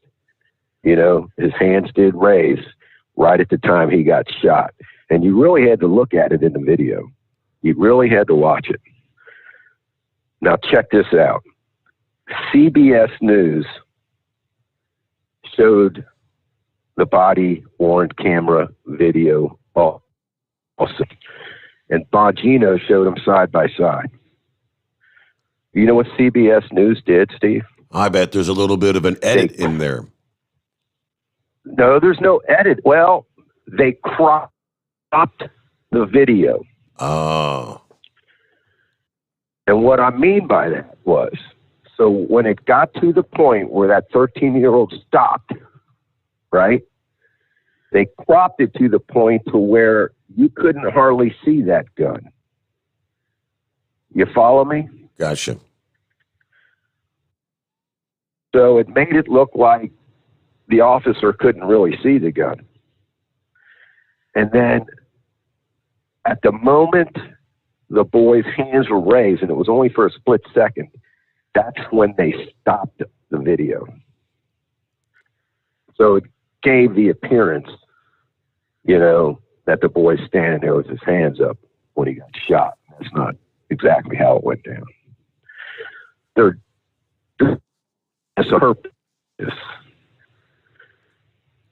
The media, the White House, D.C., Black Lives Matters, these buffoons are trying to take over and destroy this country. They want socialism. They're going to do it however they can do it. Horse Feathers made a very good point the other night that man, what are cops going to do now? They're going to shut down. You know, he made the point, you know, when you get that call to the shooting, you really try to get there, and or are you going to maybe take your time, you know? And that's part of the plan too, Steve. They know this. They know most police officers are going to shut down. They know this, and that's going to cause the crime rate to go up. And it's going to cause more havoc in the cities, and that's exactly what they want.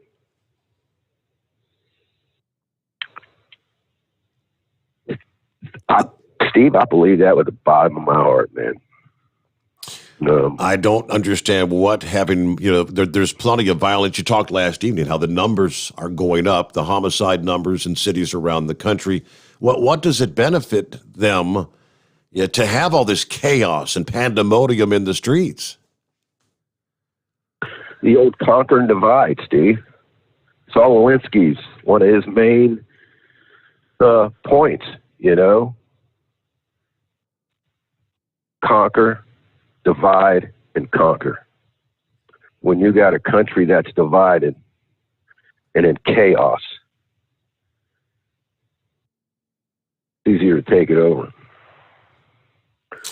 Yeah, I know that I've seen several people saying they think that ultimately they want to kind of disband the city and the state police and things like that, so that we've got to have a federal police. Yeah, remember when Obama came in, like 1 or 2 years in, he talked about a federal police force kind of thing? Yes, sir. One of your callers brought it up last week.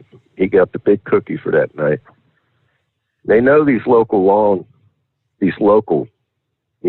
sheriffs. Some of the bigger cities that are ran by the leftists, you know, they run the police departments. But some of these local little towns, little sheriffs, they're not going to put up with it, and they're not going to go with that narrative. So what do the people in D.C. need to do? They need to take over law enforcement and have a national law enforcement. I can see that happening. Yeah, and I remember when Obama brought it up, I think what the term brown shirts came into play. That was reminiscent of the brown shirts. Yes, sir. You have officers are leaving in drones, Steve. Horse Feathers brought that up too. Officers are retiring at an alarming rate. You can't blame them. You know, is it worth it? Mm-hmm. I can guarantee you that that officer that was just convicted yesterday is sitting in that cell thinking to himself, why the hell did I ever become a cop? They said he's on suicide watch. What the hell? Yeah. I'm sure he is. Steve, if it was me, man, I hate to say it, I'm not doing no 10 years in prison, dude. It ain't happening. And if I understand correctly, he's facing if they don't overturn it or with the appeal, which they're going to try, but I think he's facing a minimum of 12 and a half up to 40 years in prison.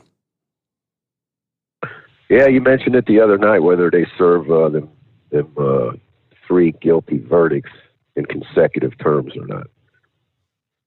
You know, if he serves consecutive term, it'll all less, you know, whatever the max is on the murder 2 charge. They take I guess the most severe charge, because I saw the update yesterday. The most severe charge is what he'll be sentenced on, because the other 2, all 3 were the same event. So you just sentence him based on the most severe charge. Yeah, that's what should happen. That's what they're going to do. But yeah. say you get 10 years for the murder 2, right? And you get 8 years for the second charge, you know, and 2 years for the later charge, you know, that's a total of 20. You know what I'm saying? Yeah. I mean, you nailed it the other night when you said if they serve consecutively or not. If he says no, you're gonna do 10 years or 20 years, whatever it is, you know, in that state. You're going to do the 20 years for this charge. You're going to do the 10 years for this charge, and you're going to do the 5 years for this charge.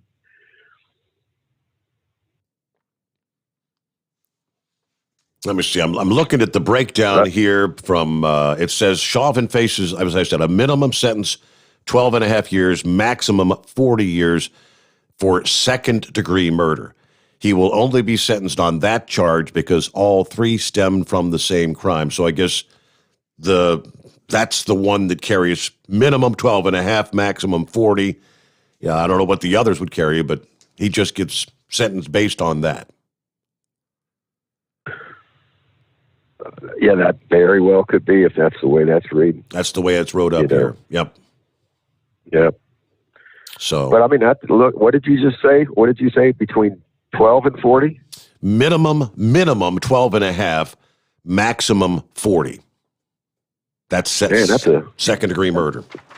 That's a big difference, dude. I mean, no kidding. So if you take the midway point, say 22 years or something, I mean, good golly. All right.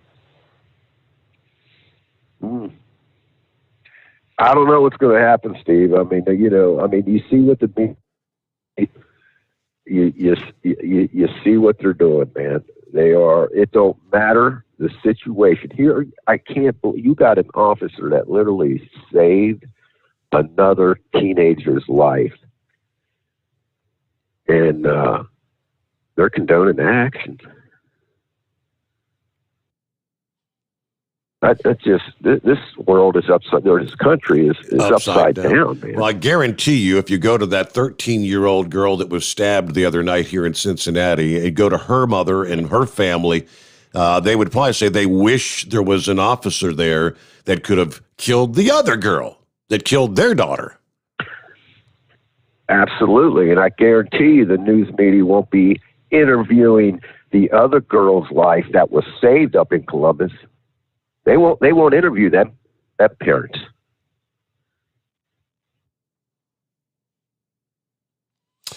All right. Well, we're a little bit behind on our news break, but hey, I like your new shirt and hat, and that's a nice travel mug, huh? Yeah, man, you like that? Yeah, pretty cool. Steve, I got me some of the magnet things that horse fans like so much too. Yep. I'm gonna be sticking them stickers all around some fuel stations around. There you go. Have a good night. Free advertising. There you go. Yeah. All right. Thank you very much. News break time. It's 844-844-3388. The Steve Sommers Overnight Drive live from the Hot Shot Secret Studios. USA Radio News with Dan Naraki. President Biden announced on Wednesday that the United States has administered 200 million COVID-19 vaccine doses in his first 100 days in office. That's led to more than half of the nation's adults to have received at least one dose. The president had initially set a goal of 100 million shots in his first 100 days, but later doubled that goal as vaccination efforts in states ramped up. Biden also thanked those working on the front lines to vaccinate their fellow Americans. I'm proud of the work my administration has done to get Americans vaccinated. But more than that, I'm proud of the American people, the volunteers who showed up to staff vaccination sites in their neighborhoods, drove senior citizens to get their shots, FEMA, the military, the National Guard, state and local health departments, providers, running sites safely and efficiently. You're listening to USA Radio News. I owed the IRS $10,000. The IRS garnished my wages. They put a lien on my house. The IRS is the most powerful collection agency in the world. They do not give up until you pay. I couldn't sleep. We were being audited. I called Tax Solutions Now, and a great big weight was lifted off my shoulders. I called Tax Solutions Now, and they got the IRS off my back. Tax Solutions Now had my wage garnishment lifted in 48 hours. Tax Solutions Now can get you help. Our agents know the rules, can stop the pain, and get you the best deal. We connect you with a team of former IRS agents and tax professionals who will get the IRS off your back. We saved our home and overcame the most powerful collection agency in the world. Call Tax Solutions now. Time is running out. Call 800-987-0577. 800-987-0577. 800-987-0577. 800-987-0577. Live from the Hot Shot Secret Studios, the Steve Sommers Overnight Drive. Dean Michael, the tax doctor here. Are you tired of those tax problems following you around like a dark cloud, always in the back of your mind, losing sleep at night? Call me now and get your life back. 888-632-4506 or go to mytaxhelpmd.com. Pretending they're not there won't make them go away. The IRS isn't going to forget. They will levy your bank account and garnish your wages. Don't wait for that to happen. I'm not telling you these things to scare you. I'm telling you so you can benefit from my years of experience. Now is the time to act. 888-632-4506. For anything diesel, take it to Shy Diesel. They provide a wide variety of services and diagnostics to determine what the problem is with the latest technology. From simple oil changes and preventative maintenance to fuel system diagnostics and repairs, engine rebuilds and cylinder head repairs, and rebuilds with our in-house machine shop. They also have on-site DPF cleaning for exhaust issues and DOT inspections. If your diesel is asking for some attention, Shy Diesel has the specialist you need for anything diesel. Located in Terre Haute and Lafayette, Indiana, and Effingham, Illinois. Shy Diesel has you covered. Getting a good night's sleep while on that long haul can be quite the challenge. That's why Commercial Vehicle Group has partnered with Serta Mattress to bring you the Bostrom plus Serta Mattress for the best night's sleep possible while you're on the road.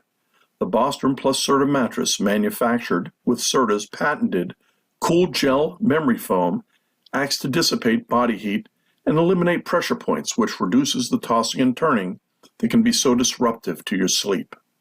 The Bostrom Serta mattress comes in two thicknesses, 7 and 10 inches, offering support to drivers of all shapes and sizes. The mattress comes in the standard 80-inch length with 4 widths, 32, 36, 39, and 42 inches. For more information on the mattress or where to buy, call us at 800-459-7328. That's 800-459-7328. At Hot Shot Secret, we share the science behind common diesel problems. For example, fuel additives. Most fuel additives either impact performance or provide protection. Hot Shot Secret Everyday Diesel Treatment provides both performance enhancement and fuel system protection. Everyday Diesel Treatment delivers a 6-in-1 premium fuel treatment for every fill-up, every time. Everyday Diesel Treatment is available at truck stops, Tractor Supply, O'Reilly's Auto Parts, and online at hotshotsecret.com. Keep the bugs off your glass and the smokies off your ass. This is the Overnight Drive with Steve Sommers.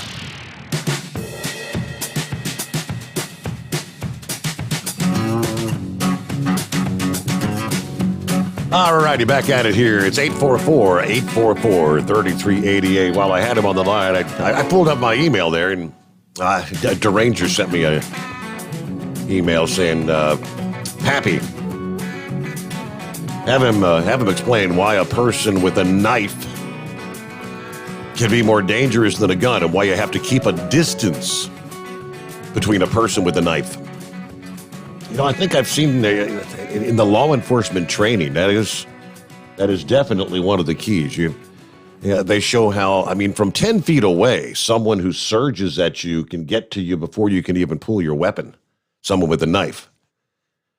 And maybe he can explain that one of these days. Meanwhile, let me get back to the calls here. Several lines available. Jump on in here. Thursday morning coming on. What do you say, Cue Ball? What's happening this morning? Good morning, Steve.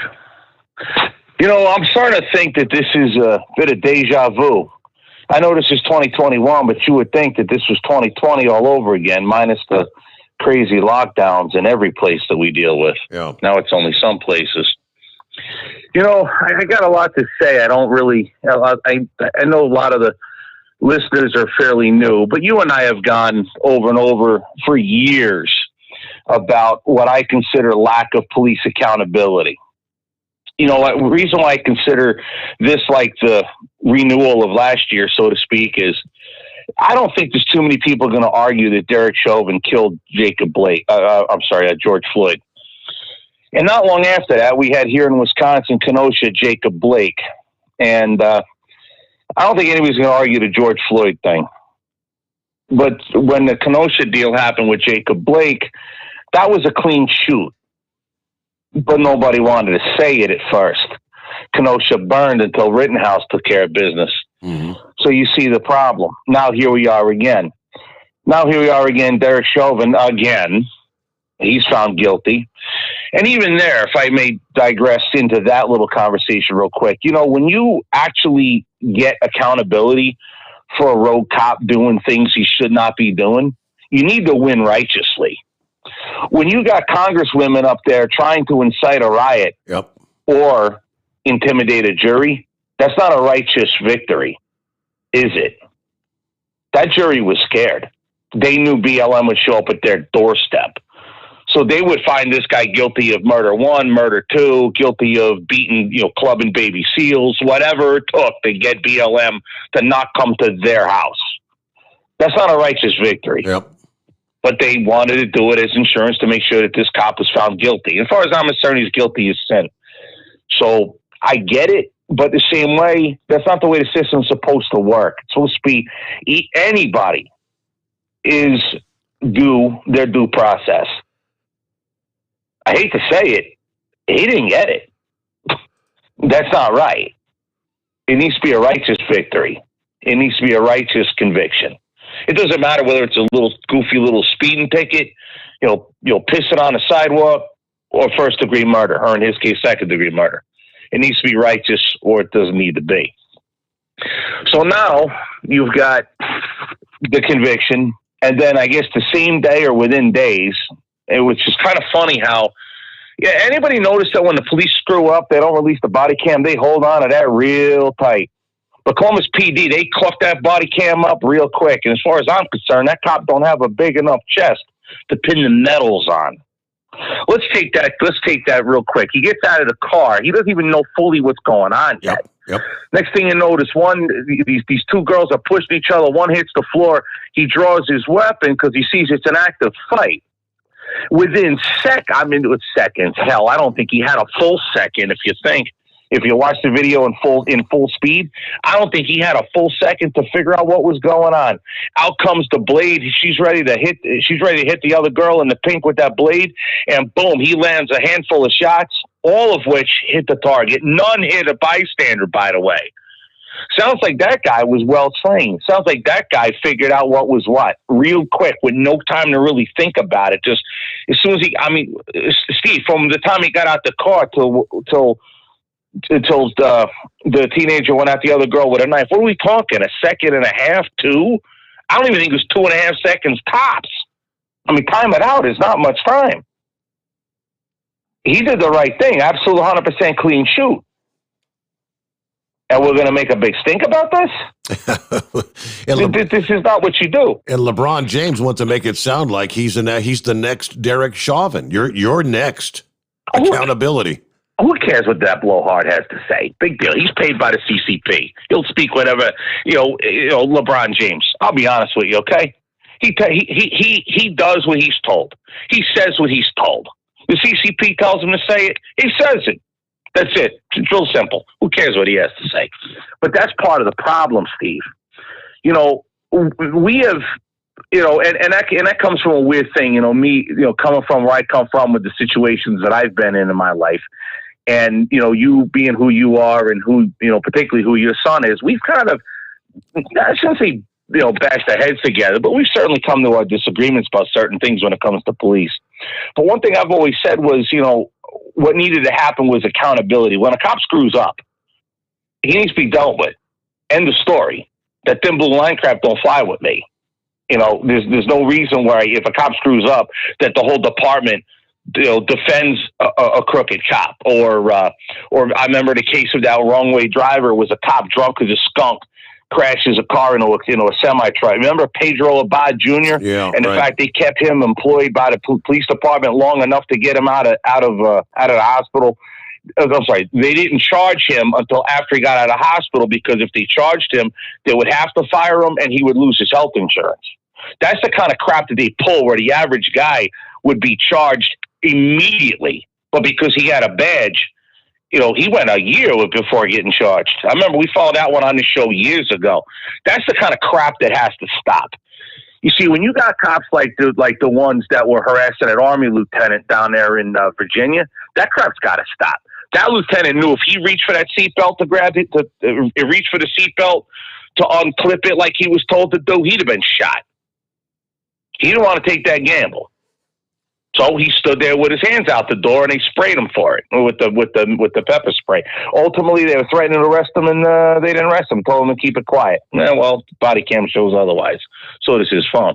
That's the kind of crap that's got to stop. But now, why is this happening? Why is this happening now? Well, let's be honest. This is not by mistake. When you have this amount of nonsense going on, and you're making a whole big crap show over nothing, like this case in Columbus, that's not by accident. That's 100% by design. We're getting dragged into this. We're getting dragged into where, let's be honest, again, I'm all for accountability, but if I was a cop, and an honest one at that, I wouldn't want to be bothered with anything. You know what I mean? And I'm looking at it like, okay, you get the shoot. What was the other one with the female cop that shot the guy because she thought she was holding a taser? Like, I called your show a little bit ago on that, and I said, look, that's just straight up either real crappy training or just straight up incompetence. Okay, how do you hold a gun and not know it's a taser, or the other way around? How do you hold a gun and think it's a taser? Okay, they don't even look the same when you stare over the top of one. I get it, the fog of war, but you got to be able to make the difference. And I also will submit that possibly tasers should be made to where they have a whole different feel in the grip, not even feel like a pistol with a regular grip and a trigger. It sounds silly, but when I go paintballing, I usually rent the paintball gun that feels like an AR. I don't need to retrain, my muscle memory as to what the grips feel like. So it's kind of backwards the way I think is regarding with paintballing, but I don't need to be used to a paintball and God forbid I ever need a real gun. Be like, oh crap, where's the double trigger for a paintball, So, but with that, shouldn't the taser feel different? So even there, that's not murder. That's just, if anything, I made a mistake. No different than a truck driver that gets into an accident and someone dies. It's a mistake. You didn't intend on killing a person, but it happened. So that's obviously not murder either. But we're making these big we're trying to make capital murder cases out of things that obviously are not. I don't think that's by accident. I think it's absolutely by design. You got the puppet in the White House here that does what the CCP says. We all know he's controlled by who. Oh, by the way, the FBI, I don't know if you've seen this or not. Remember the shooting with the congressman, a whole bunch of the Republicans at the ball field? Suicide by cop. You know what the FBI called that today? Suicide by cop. It's insane. Right. Oh, I remember. Geez, I think I called you guys not that long ago, and I said the FBI is behind the majority of this nonsense, look what kind of crap they're doing. Look what they do. They're literally still arresting people about the whole January 6th thing. But the whole that was a suicide by cop. Really? Get the hell out of here! Everybody knows better than that. To quote the Florida governor, don't whiz on my leg and tell me it's raining. Right. Come on, this is so obvious now. They're not even pretending. Look. The whole point is, these people have taken a cause that I hold dear to me. Okay, as a bald white guy in Jersey to drive old cars, who at least I used to be in Jersey, a bald white guy in Jersey driving old cars, that made me a target by police. Okay, the harassment was insane growing up. But with that, I'm all for accountability. They took something that I hold dear to me, the accountability side of things, and turned it into something that was never intended to be. So now you make it impossible for honest police to do their work. What are they supposed to do? I mean, even me. I mean, everyone who listens to your show, they go, "Oh, cue ball, he's anti-cop." No, I'm not anti-cop. I'm pro accountability. That's the thing I was always wanted for. And now you made it so a good cop can't even do his job the right way. And if this cop in Columbus sees more than, he shouldn't see anything less than a ribbon. Listen, Steve, I don't know about you personally. If you don't want to talk about it, that's cool. But anybody that has a concealed carry permit, you go through the training as far as when you can and cannot shoot, what the legality of it. That was the biggest thing here in Wisconsin where I live, was the legality of when you can and can't shoot. You cannot shoot anybody to defend property, but you can open fire when you're defending your life or the life of other people. Not only is that a clean shoot for a law enforcement officer, that was a clean shoot, the Columbus situation, that was a clean shoot for anybody. That's a clean shoot for anybody right there. Because you were watching live on that body cam, attempted friggin' murder. That wasn't just, a little fist fight where, okay, I can say, okay, you don't need to kill anybody over a fist fight. I can understand that. That was a knife. And the fact that cop recognized it that fast, put all, I think, 3 or 4 shots. I didn't exactly count them, but it was multiple shots. I think it was 4. Put all the shots. Did not listen. Look at how close the other girl was. Yep, exactly. He didn't hit her. That's not only good training as far as recognizing the threat. That's good marksmanship too, with the adrenaline pumping and everything else. Like I said, I seen a picture of him. That guy to have a big enough chest to put the medals that I think he deserves. And this is a guy that believes Chauvin ought to hang off for what he did. So, but this is not by accident. This is absolutely by design. They hijacked an accountability cause and they made it into something it was never intended to be. And it is because they're trying to take down this country. Plain and simple. Yeah.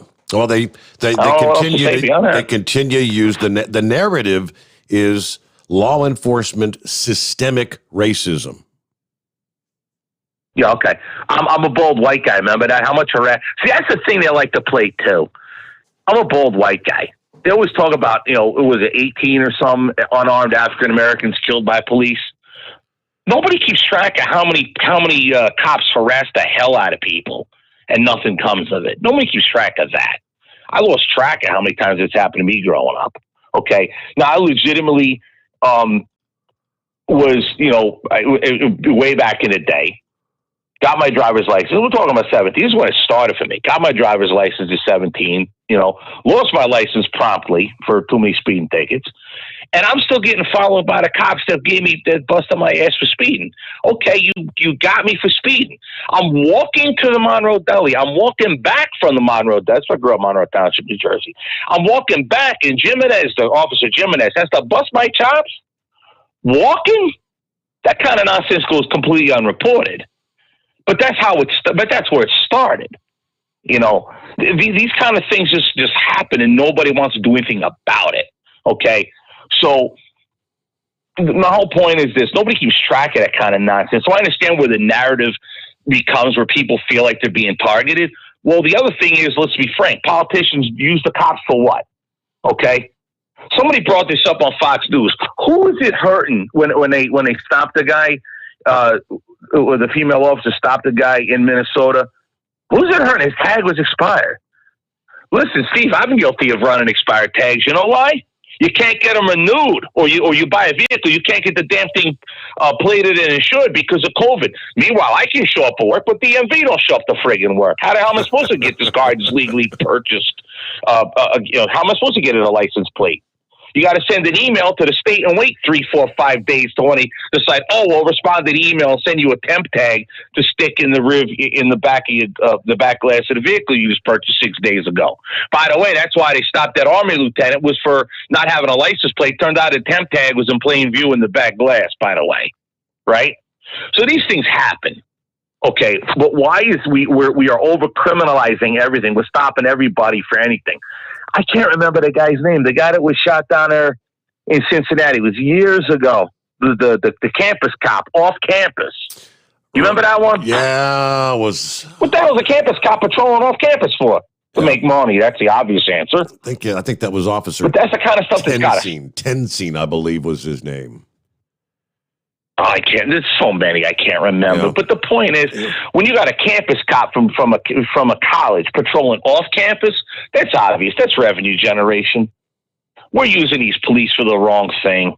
Okay, that's just plain English. And then you see crap like let's take example back to Kenosha. Okay, everything's criminalization of everything. The police are not protecting businesses in these riots. So somebody else takes care of business. He gets attacked. He shoots people that are attacking him, and he's looking at charges. Meanwhile, the convicted felon with a pistol that drew down on the guy, he's walking free today. But the guy that shot him, he's in jail. How's that right? That's the overcriminalization of things. That's police not doing what they're supposed to do. Do you remember before the pandemic? Officer Anderson, Spokane PD. Remember that video he put out that he was not going to enforce that kind of unconstitutional lockdown garbage? Whatever happened to him after he got fired? Anybody know? I don't. Nobody heard from him again. You see the point? These liberals, these I don't know what you call them, statists, leftists, whatever. You know, it's funny. They hate the police, but, man, they love to use them to lock your business down. Remember SWAT teams showing up to shut down a restaurant in Texas? The gym in New Jersey? The bar out in Long Island? Right. They still love to use the police for that crap. For violating and the police do it. The COVID protocols, right? For the shutdowns, the lockdowns, and all that. Yep. Hey, Q-Ball, we're up to top of the hour, so we're going to get our news update here, but yeah, for the most part, I think we were on the same page. Yeah, everyone's for accountability, proper accountability, and yeah, I'm on the same page. Honestly, I believe Derek Chauvin would have got or should have got the lesser of the three charges. He didn't intend to kill George Floyd. Ultimately, his actions led at least a contributing factor to George Floyd's death. By no means do I think he deserved the higher charges, but he's 100% correct. When you've got the likes of Maxine Waters and Al Sharpton, and a jury, and Dershowitz brought this out. I think, what's his name? Florida's governor, actually, this past day also said that jury feared for their own safety. So that's not the way it's supposed to work when it comes to actual justice. A righteous win, as Q-Ball tried to describe it. All right, we'll return after this. Lines available. Jump on in here. It's 844-844-3388. The Steve Sommers Overnight Drive live from the Hotshot Secret Studios. USA Radio News with Dan Naraki. Police in Columbus, Ohio have released body cam footage and the 911 calls from the fatal shooting Tuesday of a black teenage girl. 16-year-old Micaiah Bryant was shot by Officer Nicholas Reardon. He was responding to a 911 caller who said there were girls trying to stab them. In body cam footage, one girl can be seen lunging at two people with an apparent knife, which is when the officer fired. Two other officers on scene gave Bryant medical attention after the shooting, and she was later pronounced dead at the hospital. The Ohio Bureau of Criminal Investigation has opened an independent inquiry into the incident. Several hundred people gathered in downtown Columbus Wednesday night for a vigil and marched to the Columbus Police Department headquarters. And President Biden is encouraging employers to give their workers paid time off to receive a COVID vaccination and recover from any possible side effects. In remarks on Wednesday, Biden unveiled a program to offer tax credits to employers for the cost of offering the paid time off with funds allocated in the COVID relief package Democrats passed through Congress in early March. This is USA Radio News. Friends, Mike Lindell is a great supporter of conservative radio, but most of all, he's a man who has invented a great USA product that will help you get a great night's sleep. For over 3 years, I've told you how the MyPillow Premium Pillow has changed my life. I get the best sleep of my life. But more importantly, the pillows don't go flat. You can wash them and dry them as many times as you want. They maintain their shape, and they are made in the USA. Here's the best deal you'll ever get on a MyPillow Premium Pillow. $29.98 for a standard or queen size pillow. King size only $5 more. You're saving $40. Go to MyPillow.com, click on the radio listener square, use my promo code USA, or call 1-800-951-8175. You can save up to 60% on any MyPillow product when you use my promo code USA, or call 1-800-951-8175 and ask for the MyPillow Premium Pillow Special.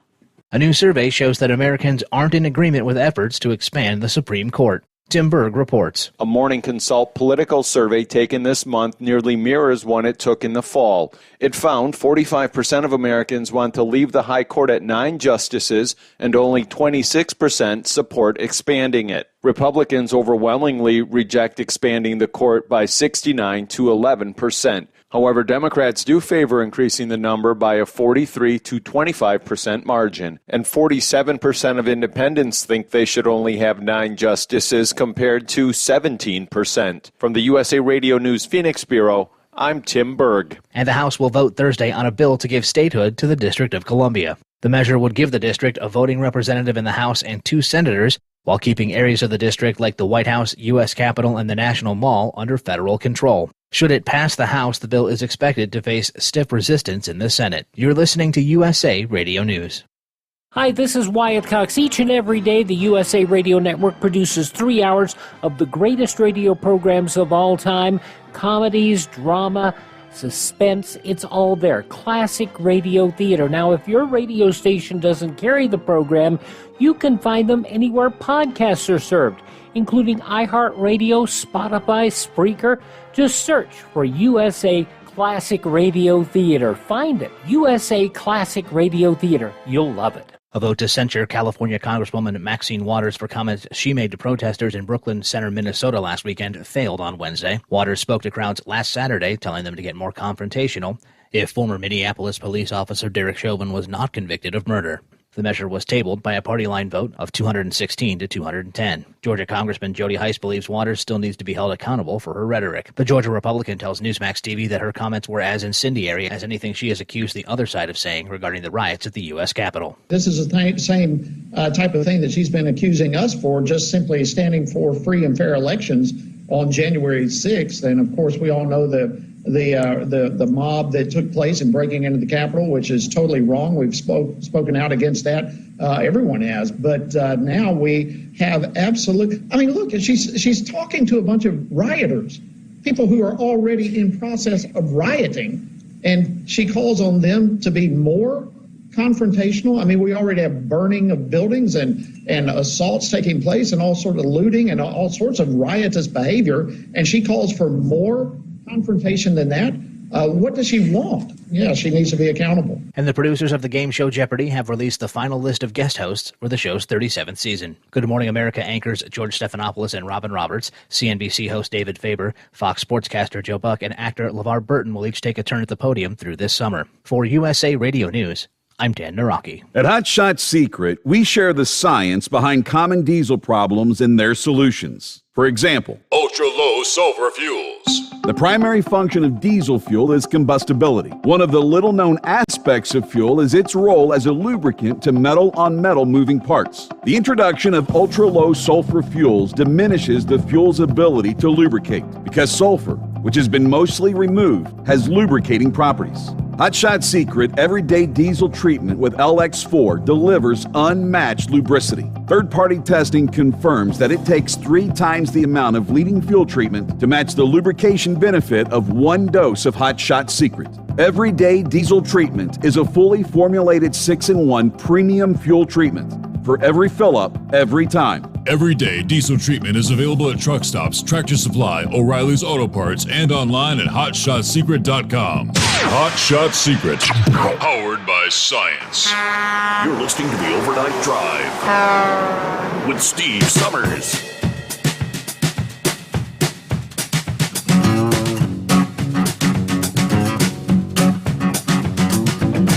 I also had that in the mix. Things to bring up this morning. Another item the cue ball brought up here a few minutes ago.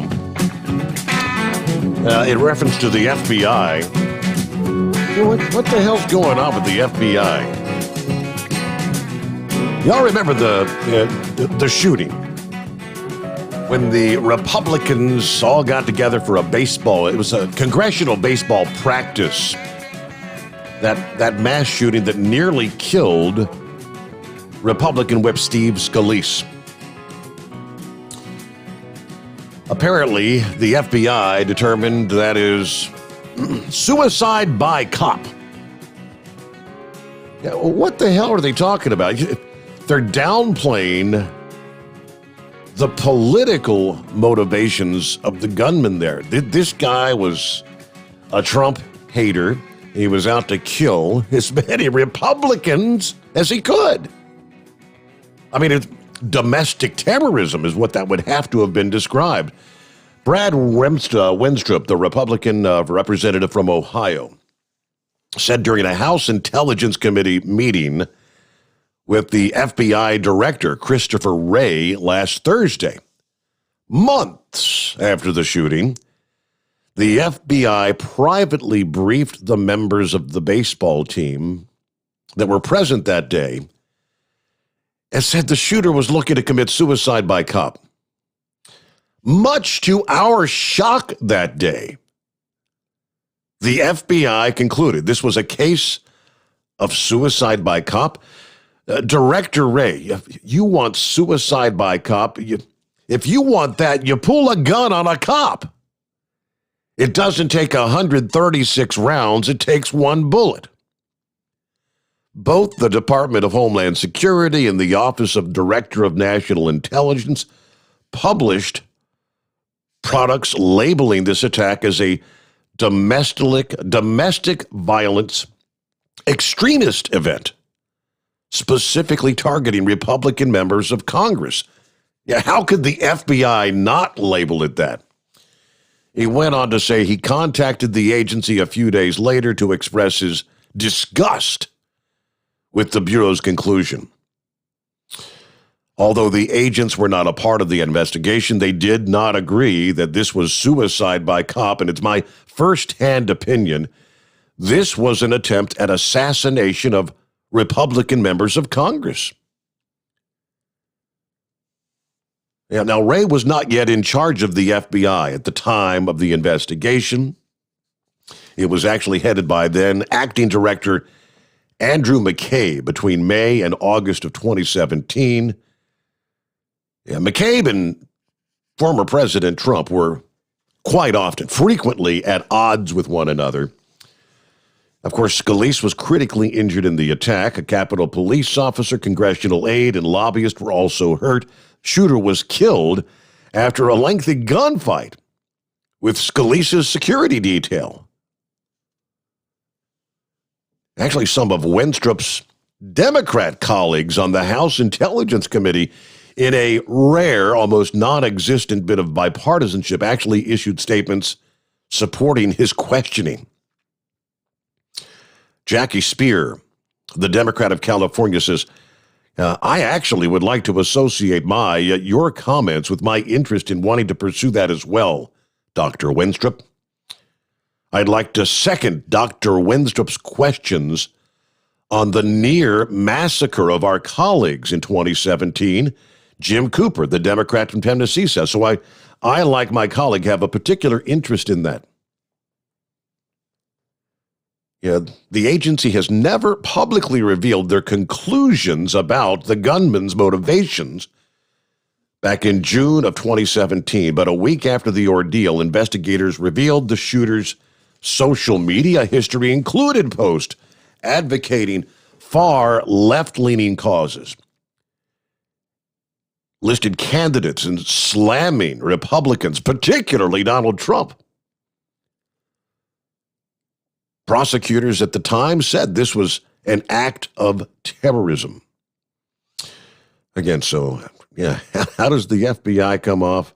I mean, the evidence establishes beyond any reasonable doubt the suspect, fueled by rage against Republican legislators, decided to commit an act of terrorism, as that term is defined by the code in the state of Virginia. Terrorism. All righty there. Lines available on a Thursday morning. What's going on in your world? It's 844-844-3388. Again, Captain Cliff, I saw your post from about 40 minutes ago, and yeah, if you want to get Dusty Chrome to dial us up, you got the number there, so I'd love to talk to him. Horse Feathers, what's happening this morning? Yeah, morning, Your Honor. It'd be a tough crowd to follow here this morning. I think you got to make sure you get Chevy Guy a bottle of FR3 there, because he sounded like he was chewing on an iron bar and spitting nails. Yeah, he's a little wound up. Huh? Got him worked up. Yeah, just a little. Maybe we should start calling him Stinger. Get him a cup of coffee or something. Get some. Oh, wait a minute. He wouldn't need any more caffeine there, would he? But hey, speaking of Stinger, you ever hear anything about him? Hail, salami, bacon, praise the Lord. Not a word, not a thing. No, sir. Okay. You think he'd been on social media a little bit, that he might have heard where you ended up, or been out there Googling you or something. So there was another guy that used to call your show, and I won't bring up his name, but I've always kind of wondered where he ended up, because I haven't seen or heard of him since we were on the cruise there. I think you probably know who I mean there, the one that wanted to get you a battery operated lawnmower. But anyways, that's all beyond the point. We haven't heard from him in over a year. So I'm kind of scratching my head. Who wanted to get me a battery operated? Oh, that was what's his name? Shadow Wolf. Yeah. As I said, I wasn't going to mention his name. It's kind of like saying that Beetlejuice. Don't say it 2 more times there, right? He's out there. We're friends on Facebook, and he's posts on a pretty regular basis. So. Okay. Yep. Okay. Well, as I say, I don't do it, so I don't see that stuff. But anyways, I appreciate what Pappy said earlier there. I was hoping I wasn't talking too far out of line when I said the things I did the other night, and I don't know. Do you think it's going to come to the point that all law enforcement has to carry around maybe bear spray? I mean, bear spray worked pretty good in that. The insurrection there at the U.S. Capitol. Yeah. I mean, it seemed to have a pretty good effect on what they were doing. But, I don't know. I'd hate to be a family member of a law enforcement officer right now. I give you a lot of credit for being in the situation you're in. I mean, I imagine you got a lot of reservations about what your son's doing right now. I mean, it's not a good place to be. I actually had a conversation with him yesterday morning, right after the show, and we were talking about the Columbus shooting, and he's like, "Yeah, how can anybody be saying that was anything to do with racism?" I mean, just like Pappy said, and just like Cue Ball reiterated, it was that officer was doing exactly what they're trained to do, protecting the life of another. And that's what the police is supposed to be there, protect and serve, and make sure that the good innocent citizens are protected from people that want to do harm. But as Pappy said, I mean, the government we have right now is looking for a narrative that they can take over and change this country to a nationalist state and make a national police force and probably put us into martial law, and you have to do whatever the government says. There won't be, even if that list of freedoms that Khrushchev, supposedly said or didn't say, depending on whether Facebook's accuracy of fact checking is right or not, or if it was an implication of what he said, it's all coming pretty much to fruition here. That somebody's working on taking over our country, and it's coming from within. Yeah. Now, did I just hear on your news report that the group of people that have always run around with the license plates that say taxation with no representation, they're trying to get representation to them now so that they can have senators and House members? Oh, Washington, D.C. Yeah, they're pursuing making D.C. a state, correct? Now, do you think that's by plan or by accident? But what way do you think the voters of D.C. are going to go? Oh, there's no two ways about it. If they would add another, you'd add another, I guess, House member or two. I don't know how many they'd get because it's very small geographically, but I mean population wise, I think is what it's based on. So yeah, they'd get a couple. You're going to add a couple of Democrats to your House, and if they get a senator, you're going to get, no doubt. D.C. is, how Democrat are they? I'm trying to remember. Whereas probably 95%. Like whereas Donald Trump won some of the states like Wyoming or whatever by 60-70%, D.C. was like an overwhelming vote for Joe Biden. It is total Democrat city. No different than California or New York or Chicago. Los Angeles, New York, Chicago. That they're right in that same narrative. Baltimore. And if they do make a state, it'll be 2 senators. So how hard would that be in our political world right now, where everything is pretty much split 49%, and wherever those other 2 fall are the ones that the big moose is going to be wrestling transgendered with. But where is that going to fall if you throw two more Senate seats in from Washington D.C. and, as you say, 2 or 3 House of Representative members? It's going to make it lean so that you don't ever get. The other party won't ever have a chance. That's exactly what their goal is. Kind of where their end goal is to be the optimum power that can never be overtaken. Doesn't that make it sound like people from Greece and Rome and that? But they're instead of doing it with armies, they're doing it politically. I don't know if you remember this or not. There was a guy that was on the radio out in Cincinnati there for a good number of years, starting like in 1984. And one of the things he said is that we don't have a justice system in this country anymore. We have a very expensive legal system. And the people with the big dollars are running the legal system and making the narrative turn out to what their agenda is that they want to have imposed. So I don't know. Watch what you do, because I think I vaguely remember that guy. I think I know who you're talking about. All right, let me see. It's 21 past the hour, and we'll get. Hey there, Dusty Chrome's on the line. Lois, you got the word. You found us. Let's see here. Let me click on the right button. I almost clicked on drop. Hello, Dusty. Why, good evening, Steve. Yes, I did find you with the Captain Cliff's help. He turned around and sent me the link in that there and got me the phone number, and there you are. There you go. I didn't know where you went. Yep. Yeah, I didn't know where you went to. Little by little, the crew's kind of finding us once again. It's taken some time, but it's coming together. Well, I guess first things first. Congratulations to you. You know, I don't know if like the TA Petro folks if they even tell people when they're a finalist. Did you know you were a finalist like the prior year and the year before that, or were you unawares?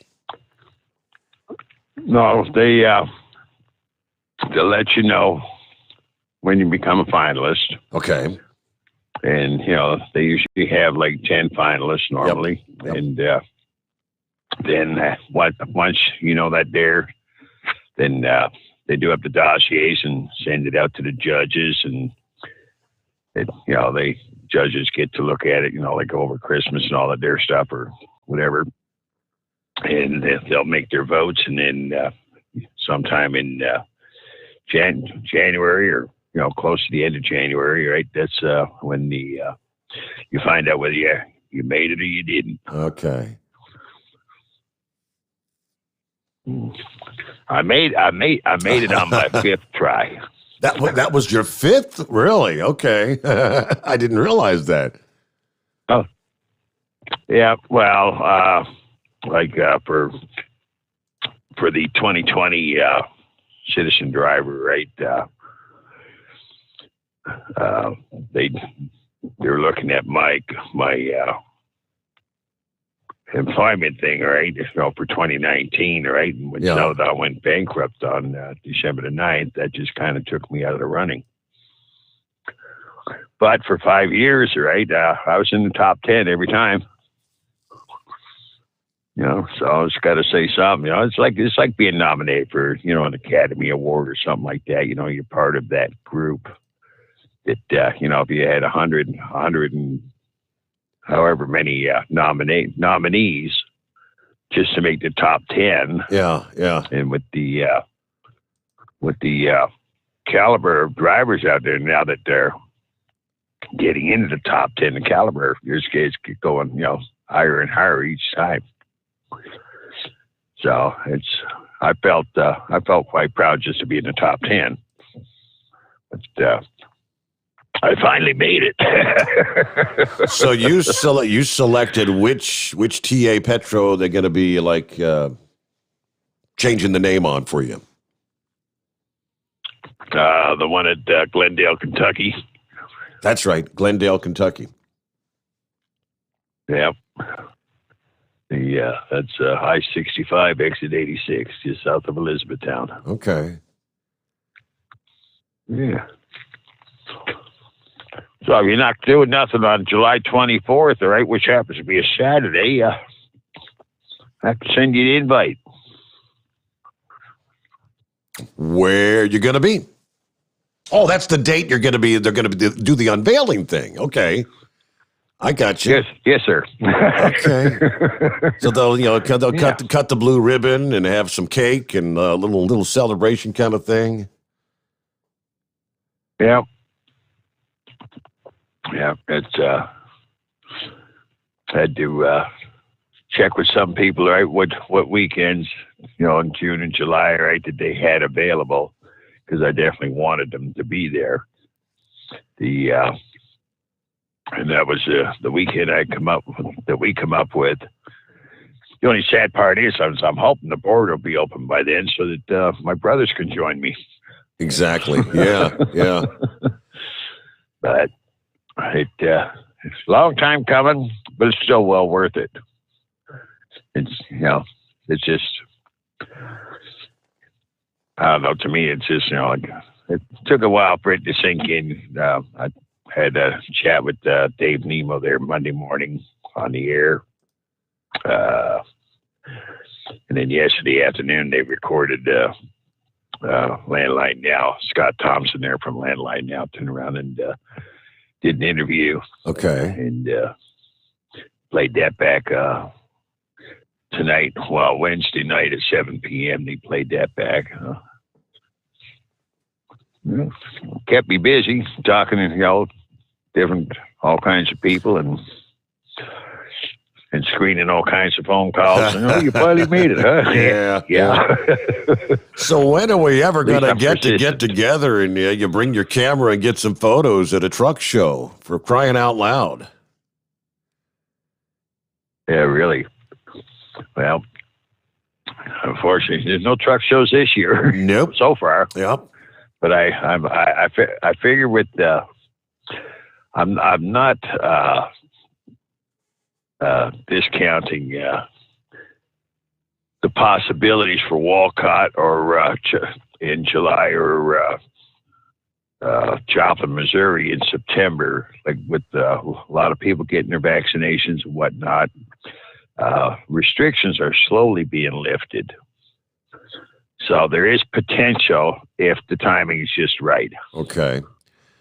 Now for you, you're up in you're Ontario, Canada, right? You guys are like on full lockdown again right now, aren't you?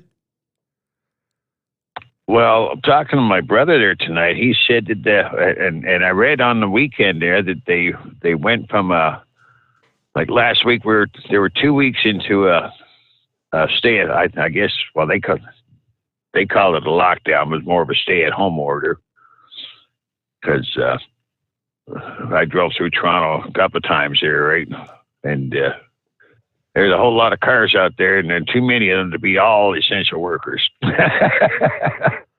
But they were into the second week of a 4-week deal, and then I read on the weekend that they're bumping it up to 6 weeks, and they're going to add checkpoints at the borders between Manitoba and Ontario, and on the other side between Quebec and Ontario.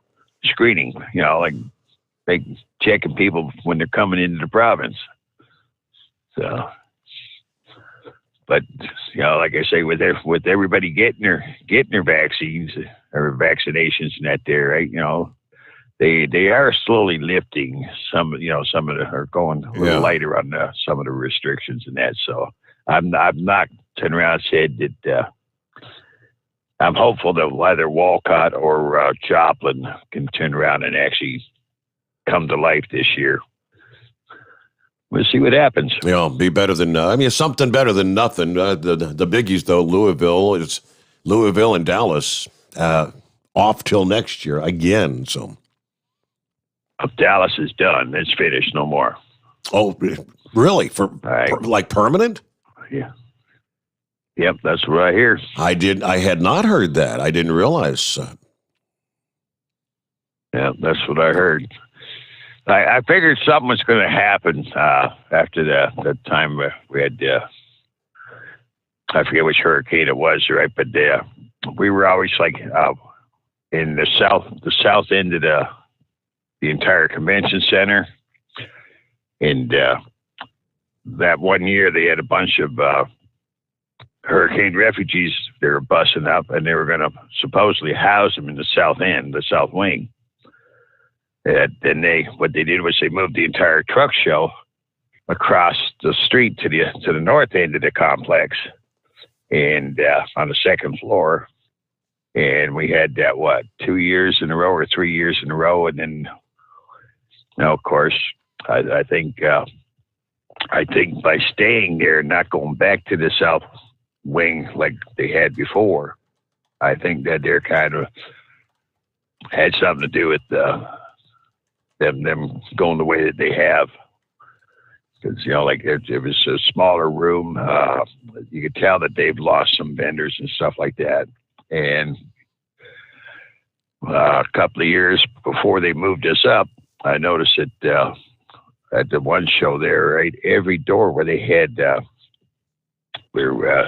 people checking badges and that there, every one of them people had counter clickers.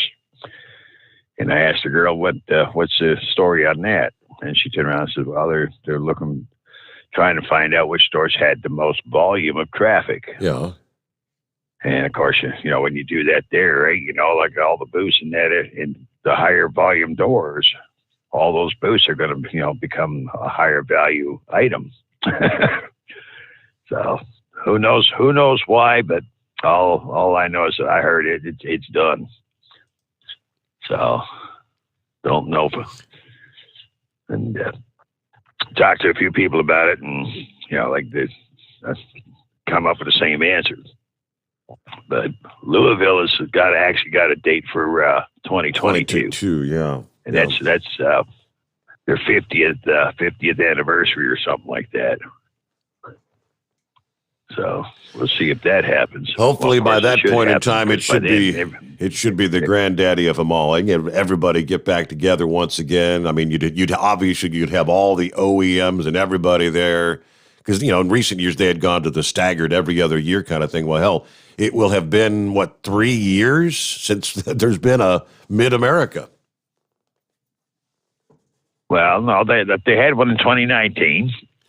So it'd be none in 2020, nothing in 2021. So 2022, 3 years will have lapsed in between there. Yeah. Yeah. So, there's pokers in the fires on different things, different expos and stuff like that. But, it all comes down to what the local government's going to permit at this time. Yeah. And like I say, with everybody putting a big push on the getting vaccinated and stuff like that, they're like people who haven't seen their senior parents that are in seniors home or whatever for over a year, now that they've been vaccinated, they are allowing them to see them now. So that's one of the starts of a sign that you've all been vaccinated. Yeah, you can go visit your parents now. But I don't run the government. I just listen to them. Anyways, yeah, I wonder where you got to. And it was Cap Cliff there. I was talking to him tonight, and he was talking about you. And I said, I believe you're on internet radio. I just don't know where. And he turned around and told me, and then got me your phone number, and I was driving, so he sent you that email. There you go. Glad to find you again. That's right. So I can torment you some more. When you're up late at night, you can dial us up, and there you go. Well, congratulations once again. I mean, it's pretty cool thing. It's an honor. It's pretty nifty. It truly is, when I think about it sometimes, I'm kind of humbled by it because, it is, especially for someone who's made trucking like their lifelong career. All right. And for me, I'm in my 52nd year, and, it's nice to turn around and see that, I can still accomplish something that'll be a lifelong memory for me. Sure, yeah. So it's getting more and more difficult each year to be an honoree because back in I think 2014, the first year, I think they had 6 or 7 that honorees. And I think it was like 5 maybe the second year, and they've kind of gone down. It was 4, then 3, and just 2 this time around. So it's getting more difficult to get there. It was 5 up until, I think, 2018. And then they dropped it down to 2. And, it made the competition a little bit tougher. Absolutely, yeah. Even to get into the top 10, you got a lot less odds of being able to get there. So, all right. Now, get in the top 10. You get in the top 10, then it's, it all depends on how the judges look at, your dossier and that there. And, they'll mark them, if there's 10 finalists, they get a dossier for every driver. Yep. And they'll rate them from 1 to 10. And, when they're turned back in, I believe that, TA Petro look at it and, who the most voted for would be number 1, and second most voted for would be number 2. But the cost and everything nowadays, I can understand, it just makes the competition a little bit harder, but I'm not ashamed to say I've been in the top 10, all right, all along. So yeah, there you go. I'm proud. Well, I've seen those dossiers every year until this past year. Yep. Yeah, it's like whoever comes up at the lowest score. Because you rank, you get the final checklist, and you say who you think number 1, the best of the best in that top 10 or 15 as it was. then number 2, then number 3. So based on all the judge tabulations, if one judge gave you a number 1 and you got a number 3 and the other one gave you a number 5, and the lowest score is what you wanted to come up with to be an honoree. Pretty cool, huh? All right, we've got wide open lines here. Jump on in. Thursday morning coming on. I can see the weekend from here. It's on the horizon. It's 844-844-3388. The Steve Sommers Overnight Drive live from the Hotshot Secret Studios.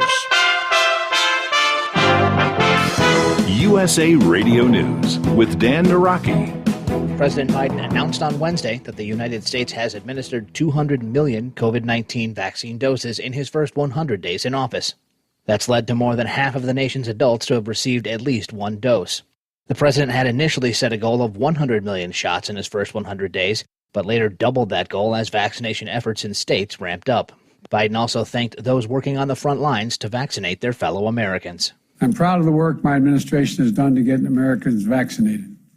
But more than that, I'm proud of the American people, the volunteers who showed up to staff vaccination sites in their neighborhoods, drove senior citizens to get their shots, FEMA, the military, the National Guard, state and local health departments, providers, running sites safely and efficiently.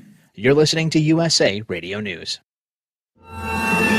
I owed the IRS $10,000. The IRS garnished my wages. They put a lien on my house. The IRS is the most powerful collection agency in the world. They do not give up until you pay. I couldn't sleep. We were being audited. I called Tax Solutions Now, and a great big weight was lifted off my shoulders. I called Tax Solutions Now, and they got the IRS off my back. Tax Solutions Now had my wage garnishment lifted in 48 hours. Tax Solutions Now can get you help. Our agents know the rules, can stop the pain, and get you the best deal. We connect you with a team of former IRS agents and tax professionals who will get the IRS off your back. We saved our home and overcame the most powerful collection agency in the world. Call Tax Solutions now. Time is running out. Call 800-987-0577. 800-987-0577. 800-987-0577. 800-987-0577.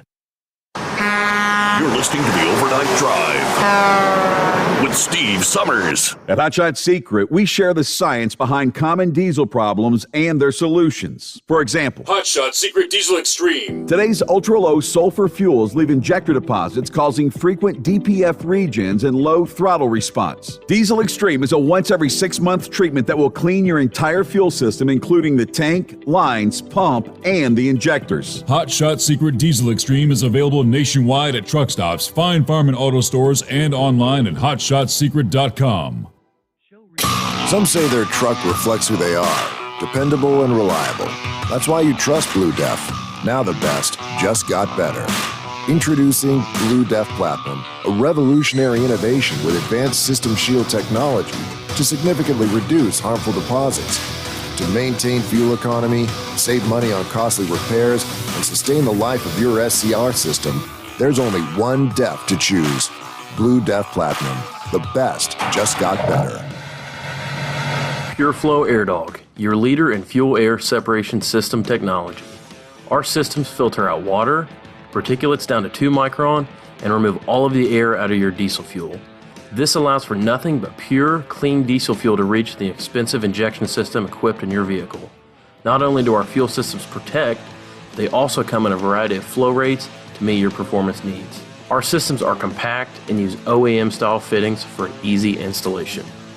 Learn more about our product at www.pureflowairdog.com and be sure to follow us on Facebook and Instagram. Protect your investment with PureFlow Air Dog.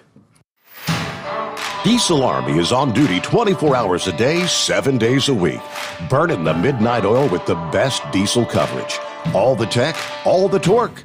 Diesel Army, where there's smoke, there's fire. For the latest news and event coverage, as well as feature and tech articles, sign up for the newsletter and don't miss a thing. Visit dieselarmy.com from the Power Auto Media family of digital magazines. Again, it's dieselarmy.com. Dean Michael, the tax doctor here. I have one question for you. Do you want to stop worrying about the IRS? If the answer is yes, then look no further. I've been around for years, I've helped countless people across the country, and my success rate speaks for itself. So now you know where to find good, honest help with your tax problems. What are you waiting for?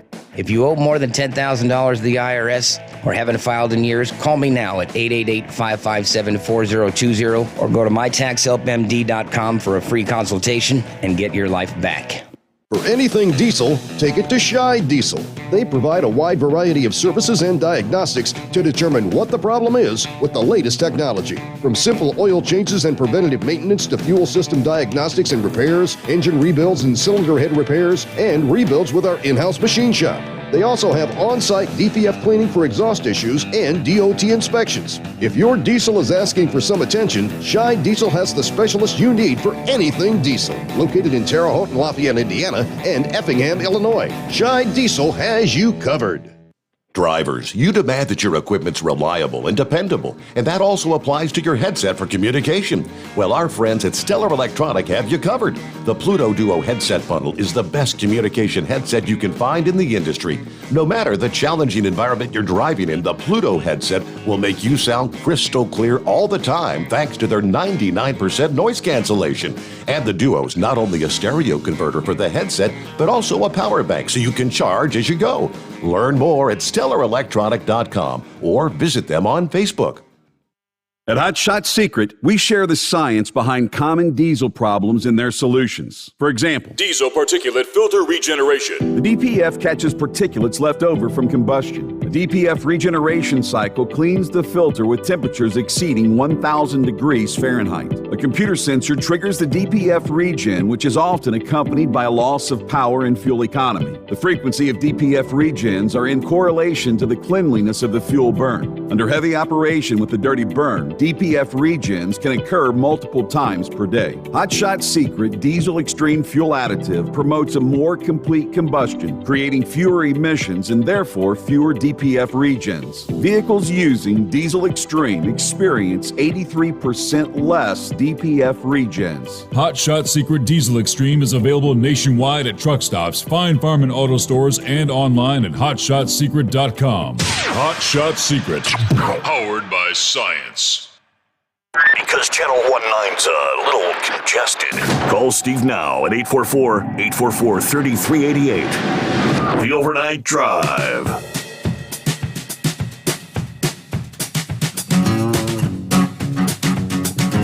All righty, we return here with open lines. Did a phone reset there during the break. So we're good to go to the wrap-up of the program, 5 a.m. Eastern Time this Thursday morning. Yeah, a little check of our weather headlines here. I got a brother out in Denver. He can vouch for the... Talk about crazy weather. 70 degrees one day, in the teens the next kind of thing. We see that from time to time in the Denver area. Wednesday, yesterday was the 10th, or I should say 11th consecutive day with below normal temperatures there in Denver. They've also had, they've seen 10 inches of snow since last week. After a true taste of spring and even summer-like weather earlier in April.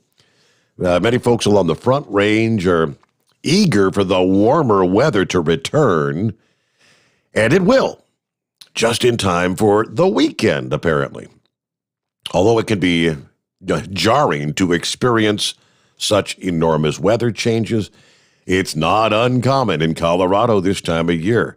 Yeah, this is the time of year that sometimes they call the second winter. High temperatures for Denver and the Front Range stuck in the upper 30s again this past day. About 25 degrees colder than normal for the third week in April. In terms of snow, a chance for flurries or light snow showers continues all through the day, Wednesday, and till at least the midnight hour Wednesday night. I think everything's moving off to the east by now. Further west, very little, if any, snow west and southwest of Vail Pass. Colorado's southern mountains also going to miss out on any significant snow here.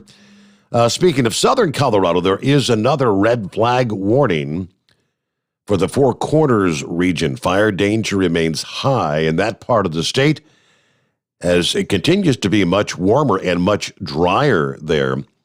But the warmer weather southwest of Denver and the Front Range gradually moves into the region starting today and continuing to warm on Friday with highs reaching the 50s. Then a much bigger warm-up this weekend. Saturday, going to be in the 60s, 70s by Sunday. So in a one-week span, big-time changes. They're in the Denver area. All right, I've shared a number of Dr. Marcola's stories on this program. And Dr. Marcola, he kind of, in my mind, speaks the truth when it comes to what's going on with vaccines. He's the one that explained in detail that the Pfizer and Moderna vaccines are the mRNA or what, the DNA therapy, gene therapy vaccines, which otherwise are not accepted. He makes the point that none of these have gone through the true testing over the period of time that normal vaccines have to go through, that any vaccine that you're accepting right now for those that are getting them, these are just emergency use, authorized for emergency use at the moment. Don't know what potential ramifications may come down a year or 2 or 10 years from now. All these things are fluid. And he says he directly has come under fire by trying to share the truth as an anti-vaxxer. He's not an anti-vaxxer. He just tries to give people the truth and the information to be cautious, know the risks. I shared, last evening I shared the scenario where he was discussing concerns about pregnant women receiving these vaccines that have not been officially approved. Again, emergency use. He said, they're violating one of the top concerns in the pharmaceutical world is you never test things on pregnant women and unborn children. They can carry, for the unborn child, lifelong potential ramifications, right? This morning he updates, he said, while for many years I've been a popular target by big pharmacy smear campaigns, but from the pandemic onward has really given a new meaning to what it means to be under attack. I'm not alone by any means, as censorship of anti-propaganda narratives have ratcheted up to unprecedented levels for many others seeking to uncover the truth. These days, even elected government officials misuse their positions to openly call for censorship of certain groups, organizations, or individuals, which is in direct violation of constitutional law, the highest law of the land. The latest in this series of attacks comes from 2 state attorneys general, Letitia James of New York and William Tong of Connecticut, who earlier this month in an op-ed in the Washington Post stated right in the headline, anti-vaxxers put us all at risk, and that Facebook and Twitter must ban them. According to James and Tong, COVID-19 vaccine availability marks the end of the pandemic and the start of recovery. But vaccine availability means nothing without vaccine acceptance, they say. The lack of acceptance of this novel gene therapy technology, they claim, is all because there's a small group of individuals out there with a social media presence, and he says he's one of them, are misleading the public with lies about non-existent vaccine risks. Think about that for a moment. You've got vaccines authorized for emergency use. They don't know the truth about so-called non-existent vaccine risks. It's going to take a number of years to truly get to that point. They went on to say, quote, "The solution is not complicated. It's time for Mark Zuckerberg and Jack Dorsey, the CEO of Twitter, to turn off this toxic tap and remove these individuals permanently." Kind of like they erased Donald Trump, right? Now, they say the basis for their censorship push is a report by two previously unknown groups called the Center for Countering Digital Hate, the CCDH, never heard of it, and a group called Anti-Vax Watch, both of which are very opaque in the extreme as to their history and their funding. According to their report, the Disinformation Dozen, a mere 12 individuals, are responsible for a full 65% of anti-vaccine content on Twitter and Facebook. Tong says they must be removed from the platforms. But just who are these social media researchers whose word Tong and James are taking as the gospel? A search for Anti-Vax Watch delivers a single hit for a site called antivaxwatch.org, which is nothing but a simple news aggregator. Its about page provides no names, no indication of who's part of the group or who funds them. The other group is just a little bit better. The CCDH is a one-man organization with undisclosed funding and connections to technocrat-led institutions that support what they call the Great Reset. Very interesting. They do a little research into the Great Reset. It's all about social engineering. You'd think that if public health were the primary concern behind such an exercise, as opposed to wealth transfer, economic destruction, and all that, it would focus on the medical and scientific strategies, how to best contain and control the actual virus, not how to best contain and control information about the virus.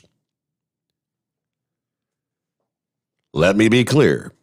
Tong and James say nothing's wrong with asking questions and researching vaccine effectiveness and safety.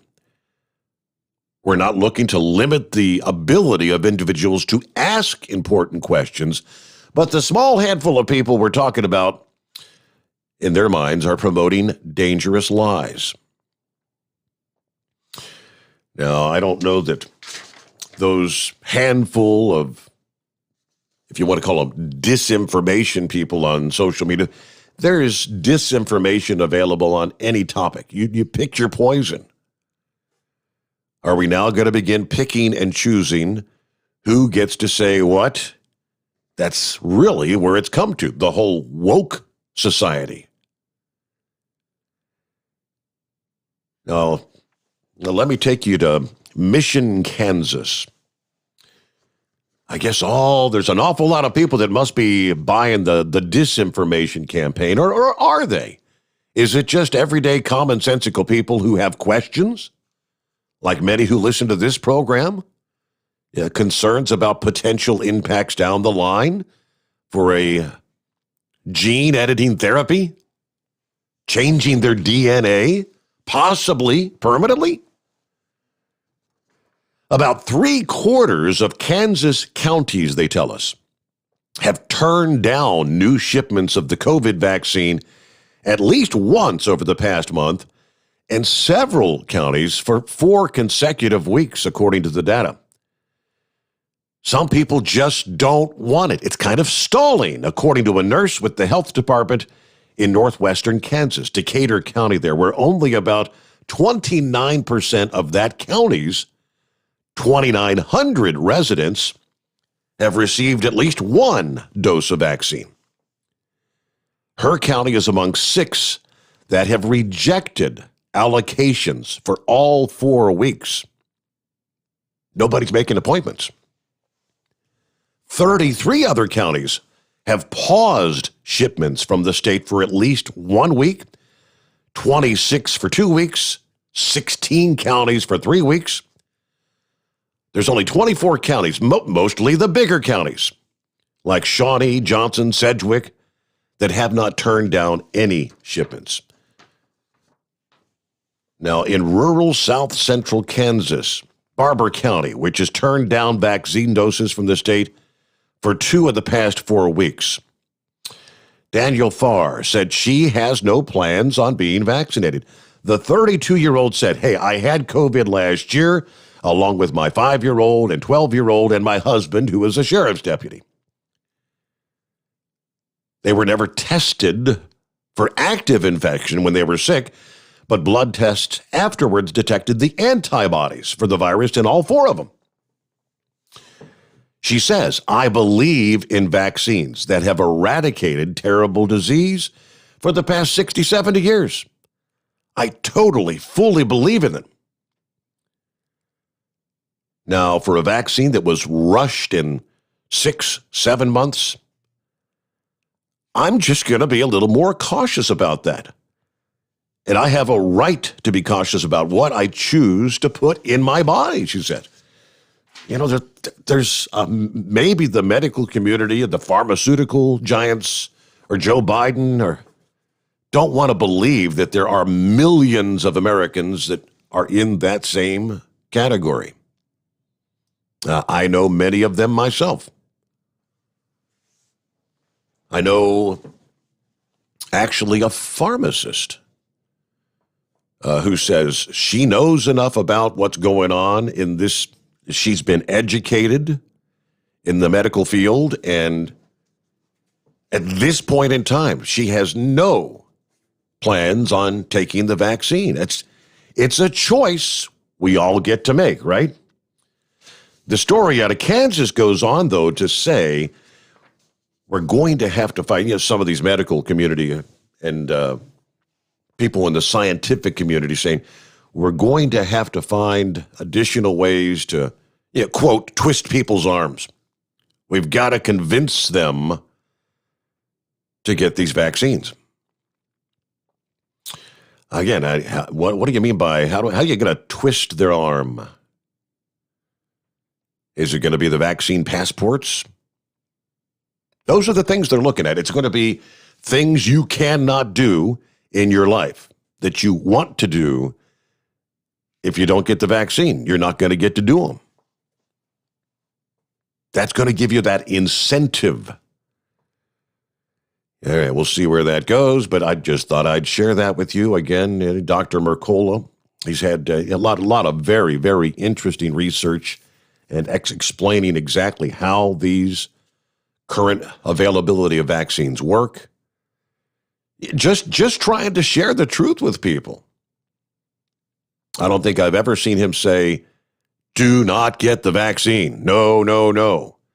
No, he just tries to provide the true scientific background of what they're designed to do. And all right, with that, we've got open lines available here at 844-844-3388. The Steve Sommers Overnight Drive live from the Hot Shot Secret Studios. USA Radio News with Dan Naraki. Police in Columbus, Ohio have released body cam footage and the 911 calls from the fatal shooting Tuesday of a black teenage girl. 16-year-old Micaiah Bryant was shot by Officer Nicholas Reardon. He was responding to a 911 caller who said there were girls trying to stab them. In body cam footage, one girl can be seen lunging at 2 people with an apparent knife, which is when the officer fired. 2 other officers on scene gave Bryant medical attention after the shooting, and she was later pronounced dead at the hospital. The Ohio Bureau of Criminal Investigation has opened an independent inquiry into the incident. Several hundred people gathered in downtown Columbus Wednesday night for a vigil and marched to the Columbus Police Department headquarters. And President Biden is encouraging employers to give their workers paid time off to receive a COVID vaccination and recover from any possible side effects. In remarks on Wednesday, Biden unveiled a program to offer tax credits to employers for the cost of offering the paid time off with funds allocated in the COVID relief package Democrats passed through Congress in early March. This is USA Radio News. Friends, Mike Lindell is a great supporter of conservative radio, but most of all, he's a man who has invented a great USA product that will help you get a great night's sleep. For over 3 years, I've told you how the MyPillow Premium Pillow has changed my life. I get the best sleep of my life. But more importantly, the pillows don't go flat. You can wash them and dry them as many times as you want. They maintain their shape, and they are made in the USA. Here's the best deal you'll ever get on a MyPillow Premium Pillow. $29.98 for a standard or queen size pillow. King size only $5 more. You're saving $40. Go to mypillow.com, click on the radio listener square, use my promo code USA, or call 1-800-951-8175. You can save up to 60% on any MyPillow product when you use my promo code USA, or call 1-800-951-8175 and ask for the MyPillow Premium Pillow Special. A new survey shows that Americans aren't in agreement with efforts to expand the Supreme Court. Tim Berg reports. A Morning Consult political survey taken this month nearly mirrors one it took in the fall. It found 45% of Americans want to leave the High Court at 9 justices, and only 26% support expanding it. Republicans overwhelmingly reject expanding the court by 69 to 11%. However, Democrats do favor increasing the number by a 43 to 25% margin, and 47% of independents think they should only have 9 justices compared to 17%. From the USA Radio News Phoenix Bureau, I'm Tim Berg. And the House will vote Thursday on a bill to give statehood to the District of Columbia. The measure would give the district a voting representative in the House and 2 senators, while keeping areas of the district like the White House, U.S. Capitol, and the National Mall under federal control. Should it pass the House, the bill is expected to face stiff resistance in the Senate. You're listening to USA Radio News. Hi, this is Wyatt Cox. Each and every day, the USA Radio Network produces 3 hours of the greatest radio programs of all time. Comedies, drama, suspense, it's all there. Classic radio theater. Now, if your radio station doesn't carry the program, you can find them anywhere podcasts are served, including iHeartRadio, Spotify, Spreaker. Just search for USA Classic Radio Theater. Find it. USA Classic Radio Theater. You'll love it. A vote to censure California Congresswoman Maxine Waters for comments she made to protesters in Brooklyn Center, Minnesota last weekend failed on Wednesday. Waters spoke to crowds last Saturday, telling them to get more confrontational if former Minneapolis police officer Derek Chauvin was not convicted of murder.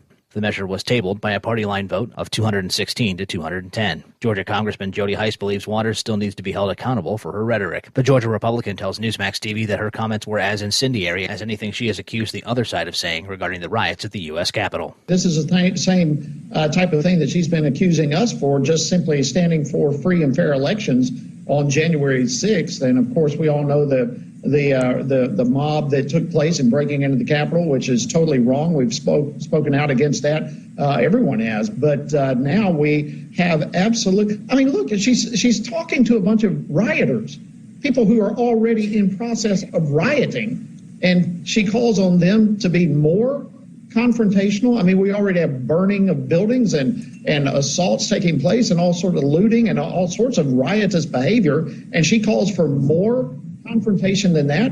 What does she want? Yeah, she needs to be accountable. And the producers of the game show Jeopardy have released the final list of guest hosts for the show's 37th season. Good Morning America anchors George Stephanopoulos and Robin Roberts, CNBC host David Faber, Fox sportscaster Joe Buck, and actor LeVar Burton will each take a turn at the podium through this summer. For USA Radio News, I'm Dan Naraki. At Hot Shot Secret, we share the science behind common diesel problems and their solutions. For example, ultra-low sulfur fuels. The primary function of diesel fuel is combustibility. One of the little-known aspects of fuel is its role as a lubricant to metal-on-metal moving parts. The introduction of ultra-low sulfur fuels diminishes the fuel's ability to lubricate because sulfur, which has been mostly removed, has lubricating properties. Hot Shot Secret Everyday Diesel Treatment with LX4 delivers unmatched lubricity. Third-party testing confirms that it takes 3 times the amount of leading fuel treatment to match the lubrication benefit of 1 dose of Hot Shot Secret. Everyday Diesel Treatment is a fully formulated 6-in-1 premium fuel treatment for every fill-up, every time. Everyday Diesel Treatment is available at truck stops, Tractor Supply, O'Reilly's Auto Parts, and online at HotShotSecret.com. Hot Shot Secret. Powered by science. Keep the bugs off your glass and the smokies off your ass. This is the Overnight Drive with Steve Summers.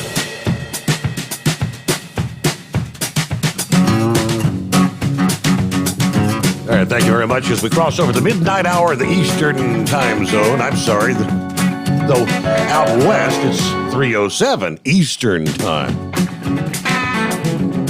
All right, 12:07 on the West Coast. There you go. Get it correct here. What day is it? Thursday, 22nd day of April. Thank you very much, Steve. Sent me right on the heels. I shared the story about the hesitancy of many Americans to get the vaccination. John Davidson says recent polls show about a quarter of the American adults, 1 in 4, either don't plan to get the vaccine or want to wait on it. Those numbers have been holding steady for months. 27% from a recent Quinnipiac poll, 25% for an NPR Marist poll. Let's see, 30% in a Pew survey from back in mid-February, after federal health officials called for a pause in the Johnson & Johnson one-shot vaccine. Yeah, that means tens of millions of American adults will not be getting the vaccine, at least not right away. Why, he says? Well, if you listen to corporate America, the answer is simple. You're an idiot. You're either buying into crazy conspiracy theories or you're simply too selfish and lazy to do the right thing. Dr. Fauci, for one, is very frustrated with those people. For outlets like the New York Times, it's even simpler. The least vaccinated U.S. counties have something in common, they say. They're Trump voters. That was actually a headline in the Times, arguing that vaccine hesitancy is highest in the counties that are rural and have lower income levels and college graduation rates. Same characteristics in the counties that were more likely to support Mr. Trump. In other words, it's all you science-denying MAGA idiots who are wary of getting the vaccine. Yeah, the Times article notes that the vaccine gap persists even in wealthier Trump-supporting areas. So it's not just poor, uneducated Trump voters. It's like they're all like that. Think about this, please. That couldn't be the furthest thing from the truth. Who got this vaccination thing off the ground? Yet when was Operation Warp Speed created? It was under Donald Trump, for crying out loud. Trump shepherded these vaccines into existence. His own Operation Warp Speed saw the record-breaking development. Trump himself boasted last fall that every American would be able to get a vaccine by April of this year, a prediction the media was mocking at the time. It has come to pass. Of course, Joe Biden makes it sound like if it weren't for him, it would have never happened. So if you're devoted to Trump, that would suggest you'd be enthusiastic for a vaccine because he championed it. Why would you be hesitant? Could there be another explanation? One that hasn't yet occurred to reporters at the Times or the corporate media outlets, why so many in rural, Republican-leaning places might be reluctant? Could it be residents there have a different experience with this pandemic than the coastal elites in the New York Times? Maybe they're assessing the risks compared. Rather than getting the vaccine, what would be the weighing the risk? Well, what if I got the COVID versus what might be the outcome of an experimental vaccine where the long-term effects are not known? And they decide that they'd rather take the risk with the COVID. Is that a crazy notion? Of course not. All right, consider North Dakota. Supposedly currently the highest number of COVID cases per capita. It's also one of the states with the highest number of estimated vaccine-wary residents. How could that be? Maybe it has to do with the risk assessment. The 1 week average number of cases in North Dakota has hovered below 200 since mid-January. The 1 week average number of COVID deaths in the state has vacillated between 1 and 0 since the beginning of February. So maybe a fair number of people in that state have decided their sparsely populated state, COVID isn't actually a great risk to them. They'd rather take their chance with the virus versus the vaccine. You know? Consider also that in a relatively young state like North Dakota, the median age is just over 35 there. Do you realize that?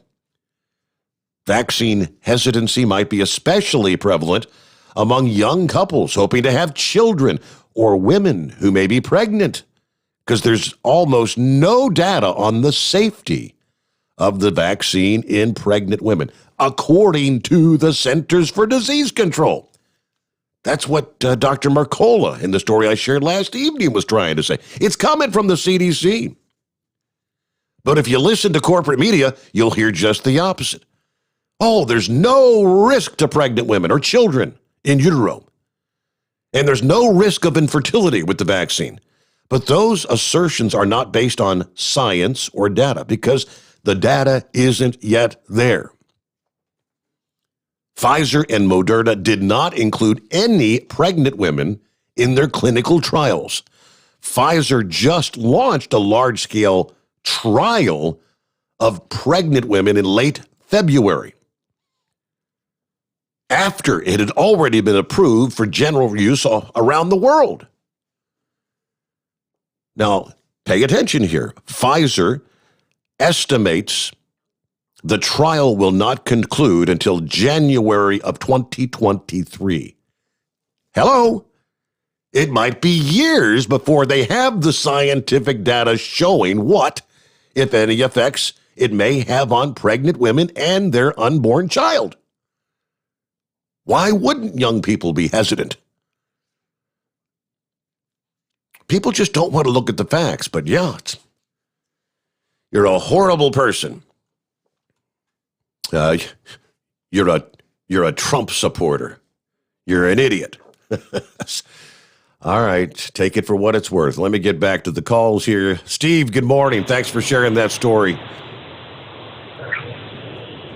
Hey, no problem, Steve. Good morning. Morning. Yeah, well, the Democrats don't believe in, don't believe in life anyway. They believe in, they're pro-abortion. So they just assume and have all pregnant women take the vaccine. And, you know, if they have problems with their kids, no big deal. I mean, they want to abort babies, up to 8 months and in 29 days, I believe. In some states, the day before birth. Right, yes. right up. Yep. Yeah, the day before birth. So yeah, just have all the pregnant women take the vaccine. We don't really care, about their baby, their child. But you know who James Craig is, don't you, Steve? Was he a sheriff? He used to be the police chief in your city, Cincinnati. Okay, I recognize the name. Yep. Yeah, yes. He's the police chief in Detroit. He's been there about 8 years now. He's been in law enforcement like 44 years, and I'll tell you, that guy is so sharp. I mean, he came out yesterday. He was on Tucker and I believe Levin, and he just condemns everything that went on with this trial and this rhetoric and all this crap that these celebrities and politicians are spewing. He basically said they're not leaders. He called out LeBron James too. He's not a leader. Young people should not, looking up to him. It's disgusting what he says when he's got all these young kids, young African American kids, looking up to LeBron James, and this is what he says: "You're next." Give me a break. That guy is a fraud. He's nothing but disgusting. Disgusting. I mean, he's basically targeting a Columbus, Ohio police officer. Right. Is that not inciting violence?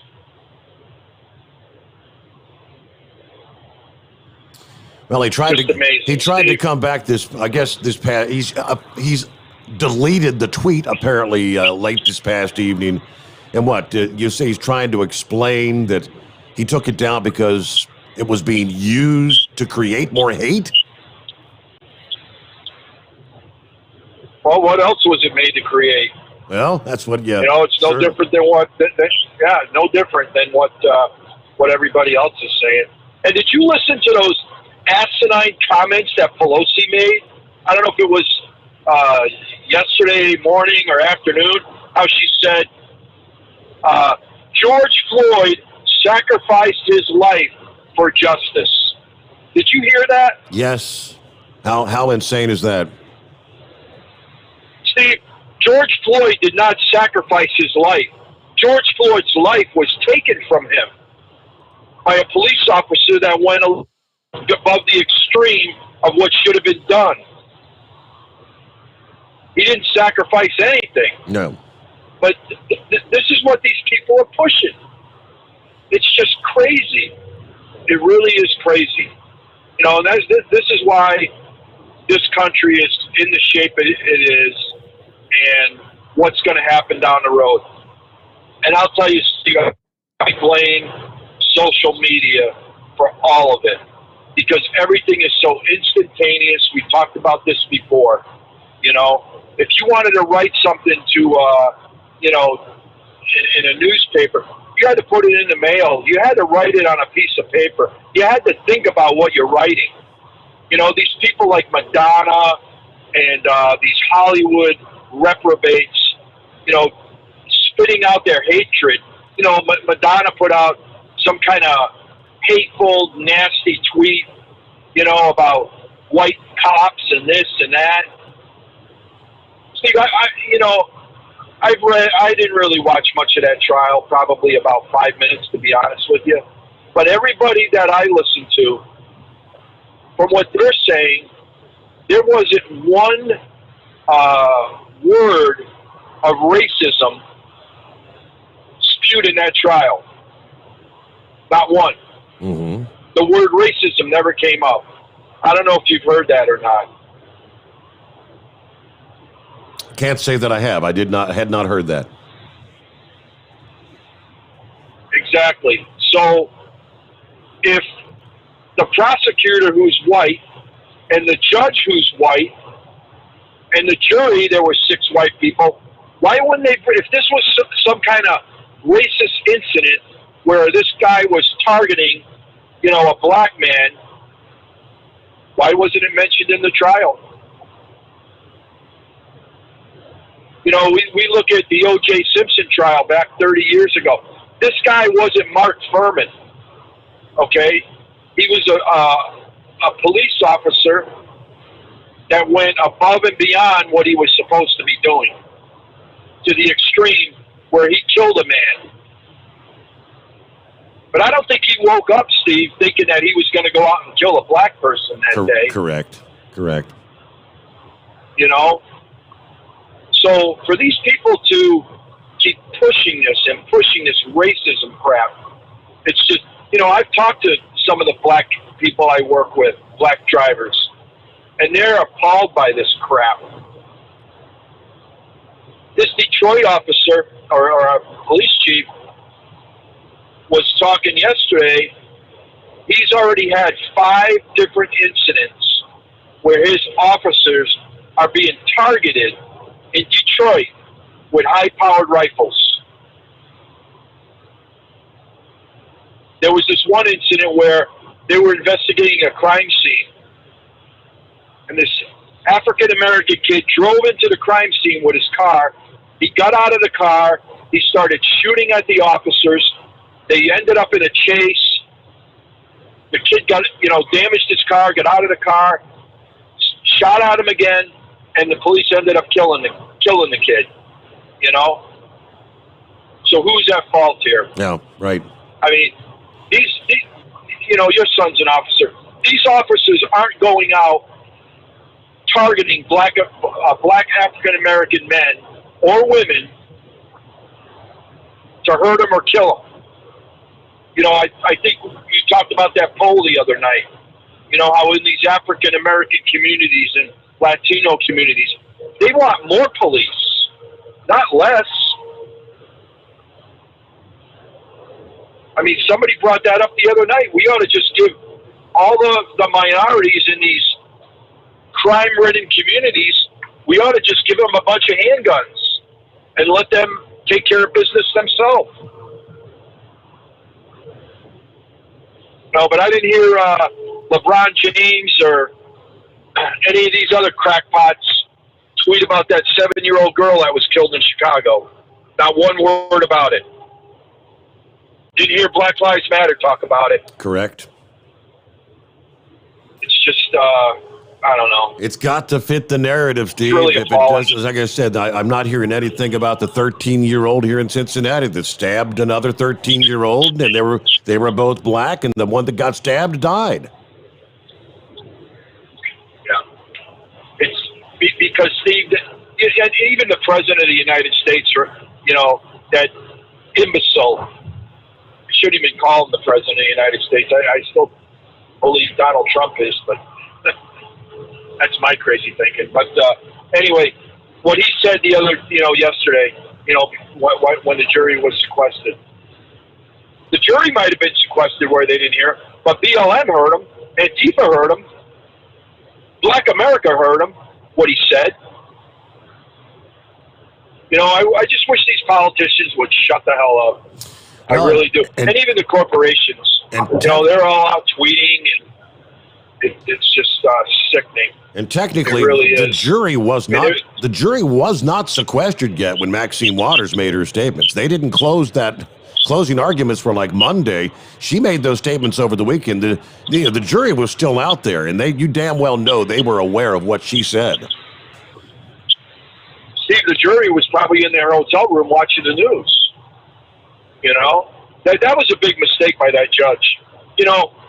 I think if the jury would have been sequestered and they wouldn't have been able to hear the news or watch TV, and the trial would have been moved somewhere else, I believe they probably would have came up with the same verdict.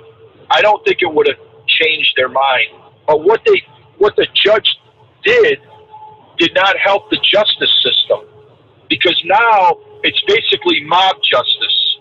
It's not American justice.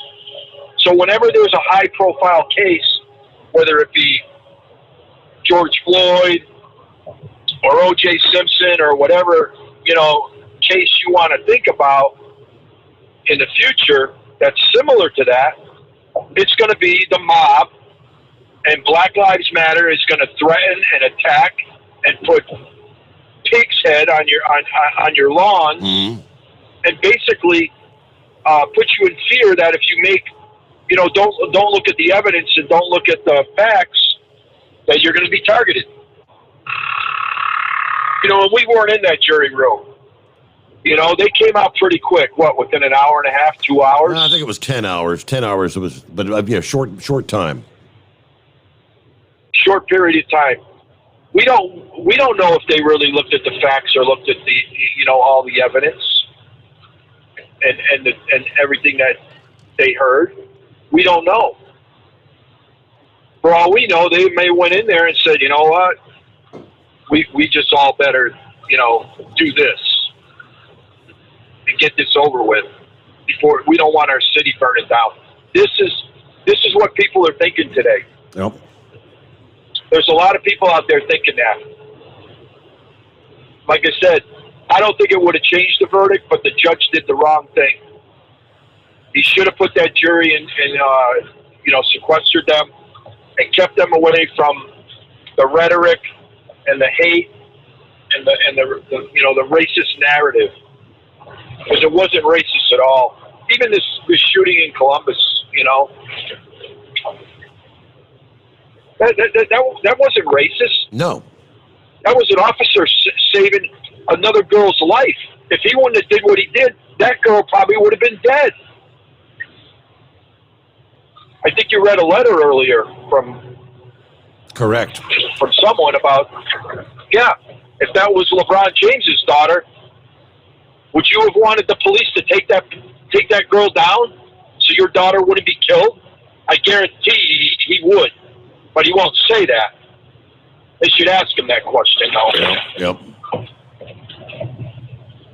Well, he may be feeling like I think he's feeling like he's got a little egg on his face right about now, LeBron James, that is. But what you're talking about, how did the jury feel? Ron DeSantis, governor there in Florida, he said the jury may have voted to convict the officer because they were scared of what the mob might do. He's on Fox News just hours after the guilty verdicts were read. He was on with Laura Ingraham.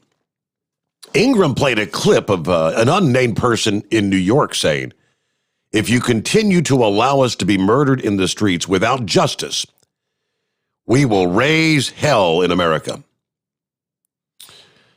DeSantis said that's really, really troubling. I said, I don't know what happened with this verdict, but if that's something that can potentially happen, where you basically have justice meted out because the jury's scared of what the mob may do. And again, I'm not saying that's what per se happened here, but that speaker seemed to suggest that had an impact. That's completely antithetical of the rule of law. He went on to say they're in Florida where they passed legislation, the anti-riot bill. Individuals who engage in this manner are going to jail. What we've done with our bill, our anti-riot bill, is say, you engage with that, you're going to jail. You're not going to do that. We are going to maintain law and order. But certainly to think that somehow that's going to influence how the rule of law is applied, that would be a total disaster if that begins to take hold here. All right, we touched on what that riot law covered last evening. And it seems like with every passing night, on any given day, Ron DeSantis does something else. Standing up for the rule of law, for the people of Florida, what's right for the country, sort of things. Got to tip the hat again, over and over, for Governor DeSantis there in the state of Florida. And I say, no wonder he's got such strong approval ratings there. So I heard a little bit of what I think Dan Bongino was talking about that. I saw one of his little clips this past day. I guess so. He's in Florida now. He said this is why I love living here. If you're a leftist liberal in one of those blue states, we don't want you. Do not come to Florida. If you're a conservative and you happen to live in a blue state, come on down. We'll be happy to have you join us here, But, all right, so we'll get our news break in here, bottom of the hour, and come back with more of your calls at 844-844-3388. The Steve Sommers Overnight Drive live from the Hot Shot Secret Studios. USA Radio News with Dan Naraki. Police in Columbus, Ohio have released body cam footage and the 911 calls from the fatal shooting Tuesday of a black teenage girl. 16-year-old Micaiah Bryant was shot by Officer Nicholas Reardon. He was responding to a 911 caller who said there were girls trying to stab them. In body cam footage, one girl can be seen lunging at two people with an apparent knife, which is when the officer fired. Two other officers on scene gave Bryant medical attention after the shooting, and she was later pronounced dead at the hospital. The Ohio Bureau of Criminal Investigation has opened an independent inquiry into the incident. Several hundred people gathered in downtown Columbus Wednesday night for a vigil and marched to the Columbus Police Department headquarters. And President Biden is encouraging employers to give their workers paid time off to receive a COVID vaccination and recover from any possible side effects. In remarks on Wednesday, Biden unveiled a program to offer tax credits to employers for the cost of offering the paid time off with funds allocated in the COVID relief package Democrats passed through Congress in early March. This is USA Radio News.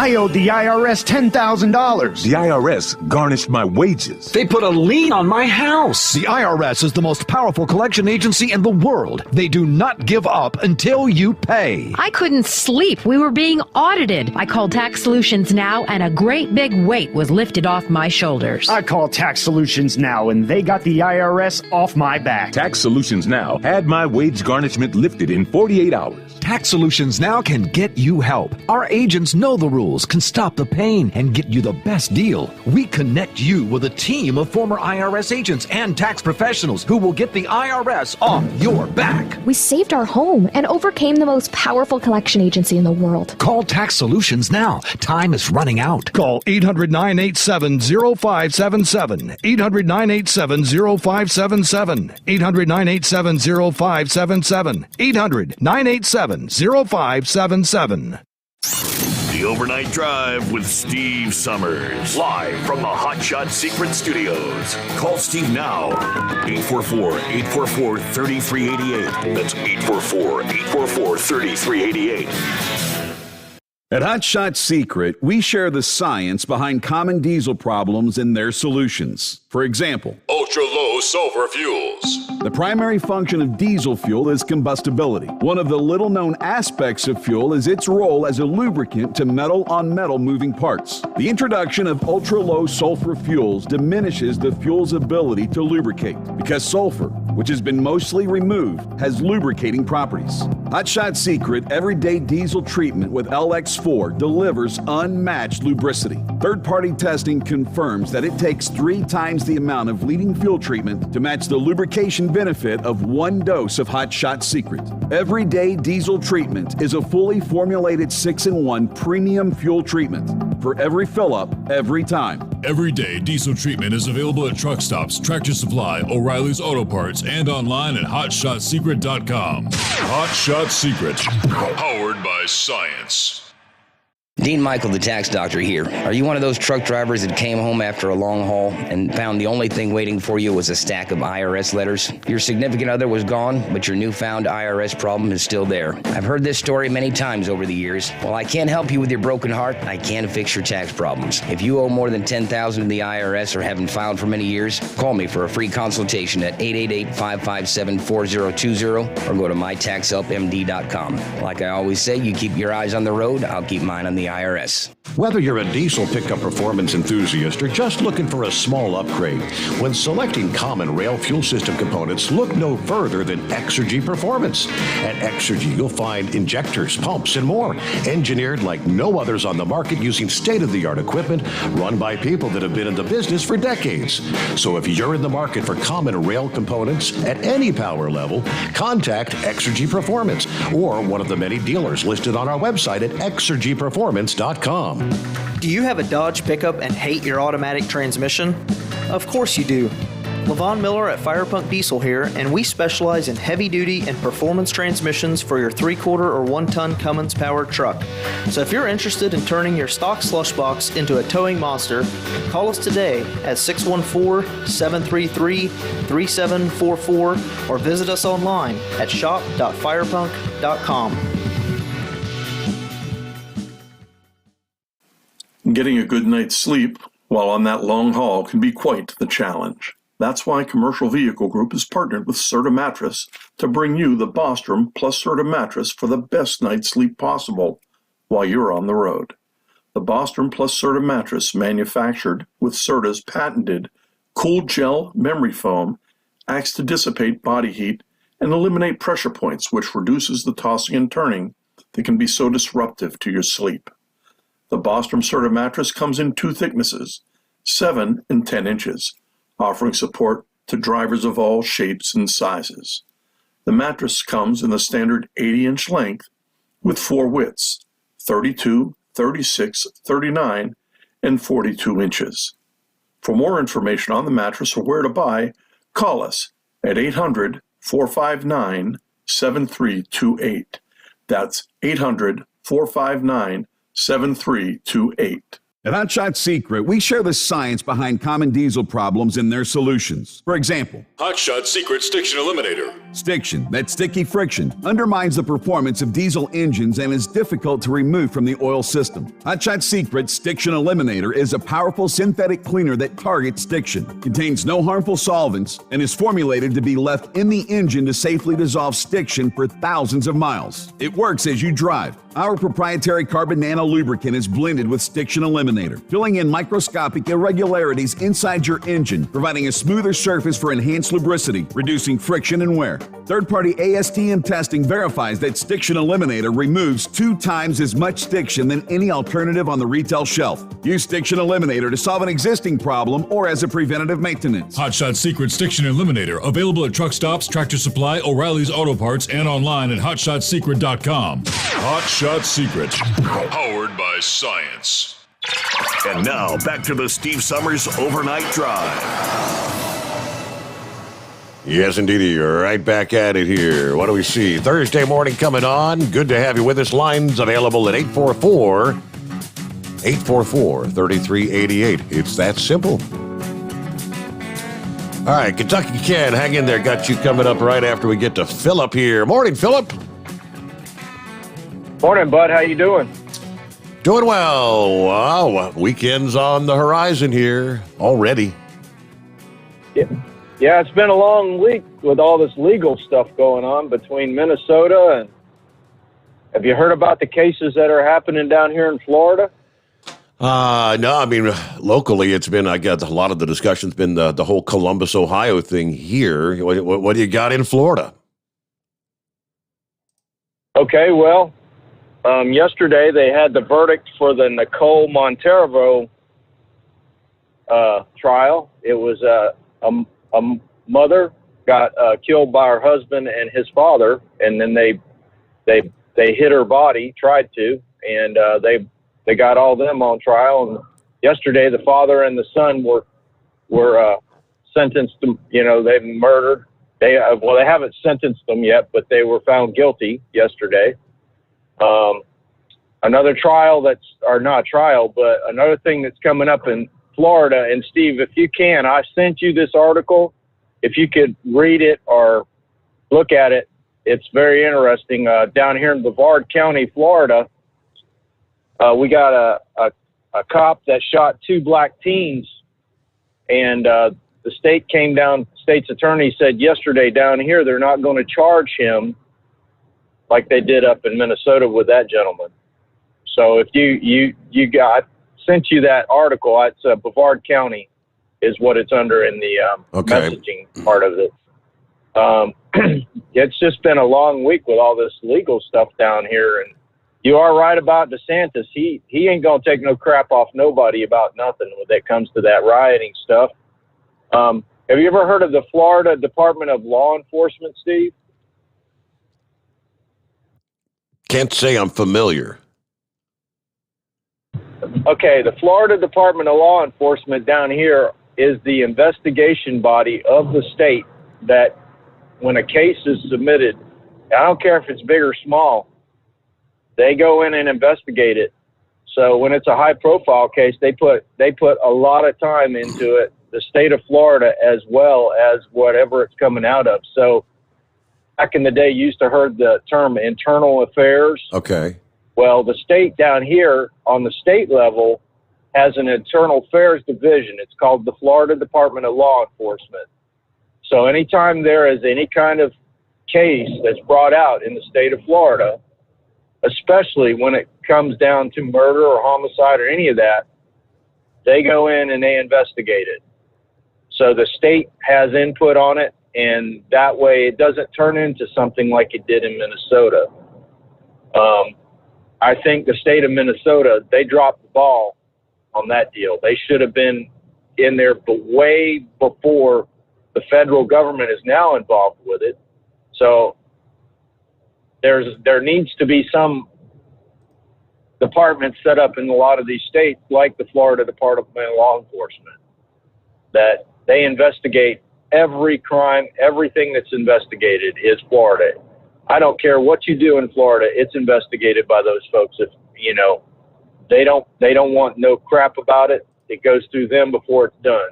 I don't know if Pappy knows about that in Ohio. I'm not sure what y'all have up there, but that's something to look at down here. And Steve, did you hear they pushed the launch off till tomorrow? I did see that. Yeah, the SpaceX launch. I guess wet weather concerns this morning. Yeah, it wasn't weather concerns here. It was weather concerns out in the abort area. So if they had to abort the launch, they want the conditions to be right so they can go out there and they can get the astronauts. Okay. But from what I understand yesterday, I heard a weather forecaster here locally say that the launch has an 80% chance of going tomorrow for the same kind of thing. So it could get pushed even further. It just depends on how things are going out in the Atlantic. So that was it. And been a lot of stuff happening down here, but DeSantis is right. Hey, if you want to come on down, come on down. I don't care if you're a Democrat or a Republican. Come on down. But you know what? If you look at the way everything's voted down here, especially look at President Trump when he was voted into office. The rural areas in Florida brought him into office. Just like you were talking about the vaccine earlier. There's a lot of people that are skeptical in the rural areas. It's not so much the populated areas, say like the big cities like Orlando, Tampa, or Miami, or Jacksonville. The rural areas outside of them are the folks that make up the majority of everything in Florida when it comes to voting. A lot of those people make a lot of decisions on different things. And when it comes to vaccines, they're really skeptical about it now, buddy. So just wanted to give you my baloney. And I'll keep it between the spotted and the solid. And I'll see you later, senor. You have a good one, bud. Thank you. Yeah, he covered all the bases there, didn't you? Yeah, Heat Wave, Big Moose. Who else did he hit there? You got him. All right, senor. Have a good morning. Thank you. That frees up another line. It's 844-844-3388. I got a message from one of our listening friends via the text to the toll-free number there. Talking about the vaccines, he said, I got the Johnson & Johnson vaccination. I got deathly sick. Shut down my kidneys. Only reason I got it was so I could travel on an airplane. And happened to speak to my union steward, and he said and when he got it, he was almost to the emergency room. He was in such pain. And different responses, every individual reacts in their own way. But you get to make the choice, right? Cape Canaveral, all right, SpaceX delaying the launch, as he just mentioned, by 24 hours. Unfavorable weather along the flight path. Okay. It was scheduled to launch this morning, 6:11 a.m. So let's see, they're now targeting Friday morning at 5:49 a.m. Eastern Time. Let's see, NASA's Bob Cabana says, I'm sure you heard that you probably heard we're going to have a delay, a day. We're not going to be able to launch Thursday morning. Although the weather is probably going to look great here at the launch site, we're concerned about the downrange wind and the wave heights in the event that an abort had to occur. Crew Dragon is equipped with a special launch escape system that allows the vehicle to push the crew to safety in the event of an emergency during ascent. As such, the weather team at the 45th Space Wing has to monitor not only weather at the launch site, but weather along the trajectory and any potential landing sites that the capsule could potentially splash down in the unlikely event of an abort. All right, let's get to Kentucky Ken. Good morning. What's going on there, Kentucky Ken? Hey, good morning, Steve. I just have to comment just a little bit on what you started the show with, and I'm sorry if I'm repetitive. I'm in and out of the cruiser all night, but I know you know I'm a police officer and have been doing so since 1988, before before that, actually drove a dairy truck used to deliver stores and that. And to be honest with you, it's getting harder and harder to do this. And I've always called it a vocation, just with just the way it is today. I've never felt ever in my career the way I feel now. I still love policing. I still love serving the communities.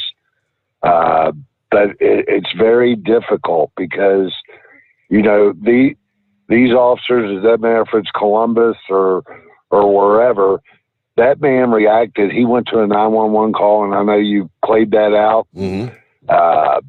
where somebody's basically, I heard the tape this morning, they were begging for help. He got there and was yelling, stop, put down the knife. It didn't happen. So, you know, police officers react to what the suspects in this case were doing. You have to make a decision. You don't have time to negotiate at that point. And, you know, these cities should have these people's back, because I've never, ever came to work any night and said, well, I'm sure I hope I get in a big fight tonight, or I hope I get in a shootout tonight. But I don't know what's going to happen. When the radio rolls, I don't know what's going to be said.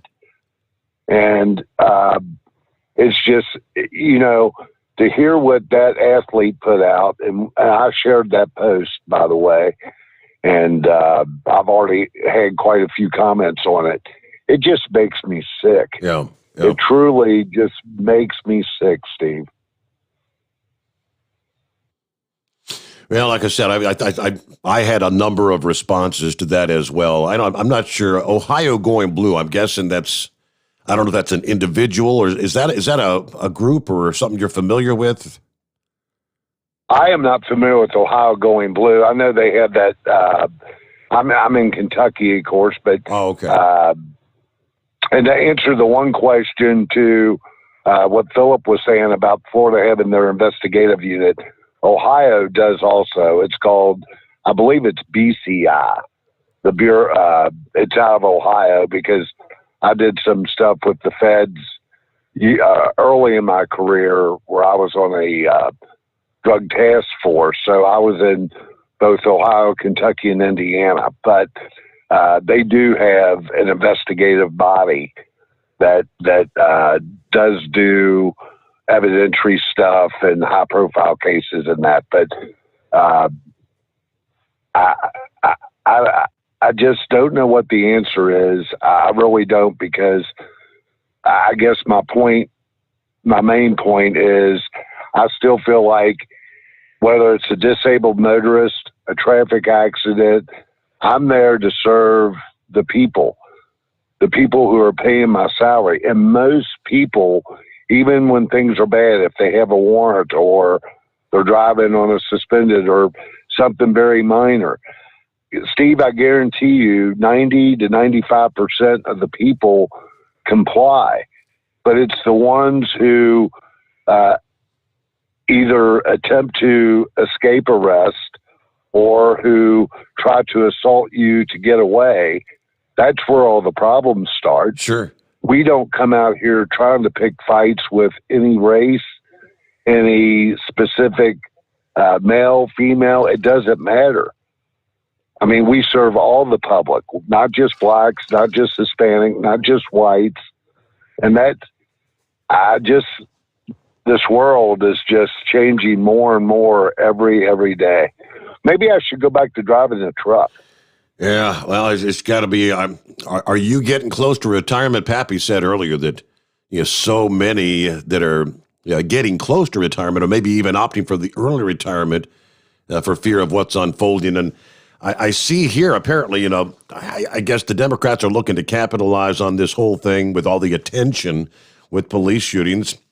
Joe Biden yesterday said the bar is too high for convicting police officers, and he's going to, speak to a joint session of Congress next week to push for police reform legislation. The bar's too high to convict officers. So what's that mean? Are they going to tie the hands of police? I don't know. It's scary. I retired in Kentucky at the time. I retired after my first 20 years. I was directly, well, I'll tell you where I was. I was in Covington for 20 years. And now I'm in more of a suburban area. I'm adjacent to Covington, but so I've already retired. I've got my retirement. I'm working for a check currently because your retirement's just not enough. Mm-hmm. I mean, I can't survive on what I earned. It's a little different in Ohio, but the bottom line is, part of me, I'm thinking about it more and more. I have to say it. I just do. Even though I still enjoy coming in and serving, I'm just worried about what this society is. It's like they're turning against us when we're only reacting to what we are faced with every day or every night or every morning. So I don't know. I don't know what the answer is, but it's a scary time. And you talk about the police officers. Nobody wants to do this anymore. When we hire, most of the time, a lot of agencies hire retired cops because they can't get anybody to even apply. Who would want to do this? Yeah. Anymore. So I don't know, but I appreciate your show, and I know the other night you commented you appreciate what we do, and I know a lot of the public has our backs, but it's just scary. You have to have the back. Think about this, Steve. The police officer is generally the first government contact people have. Because whether it's a traffic stop, an accident, a lost child, a lost cat, they always call the police. So, I've always tried to keep that in the forefront of my mind. These are my customers. I want people to be satisfied. No different if you go to a restaurant, you want to be satisfied with your service. Yeah. I realize the public pays for me. I do, and I want them to be satisfied with what I'm able to do from a legality standpoint of that. But it's a different world now. Different world, my friend. Hey, well, it's sure good to hear from you this morning, Ken. Be safe out there. I always say that because it's a difficult job, and you never know what you're going to run into next, right? Yes, sir. I appreciate you, Steve. Really do. Thank you for listening in, and there you go. I meant to get this. Someone sent me an email this past day, and I remember what he's talking about. Bob says, I'm having trouble listening on the Steve Sommers Overnight Drive app. Every 4 minutes, a program cuts out, and I have to kind of refresh your program by pressing the button at the bottom of my screen. I have an Android phone. He said, I remember Big Sexy having that problem about a month ago, as did I, but then it seemed to get better. Just wonder, anybody else having the issue? I'm listening on iHeart. When I listen to other programs on iHeart, I don't have this problem. Okay, so he's listening on the app. Said, I, like you, I'm not all that tech savvy. I do enjoy listening to you, though, and I'd like to do so interruption-free. Okay. I'm trying to remember what was it that Big Sexy, because several people had called that night and explained what they had to do with their phones. There were a couple of things, I guess, in the settings that could be impacting that.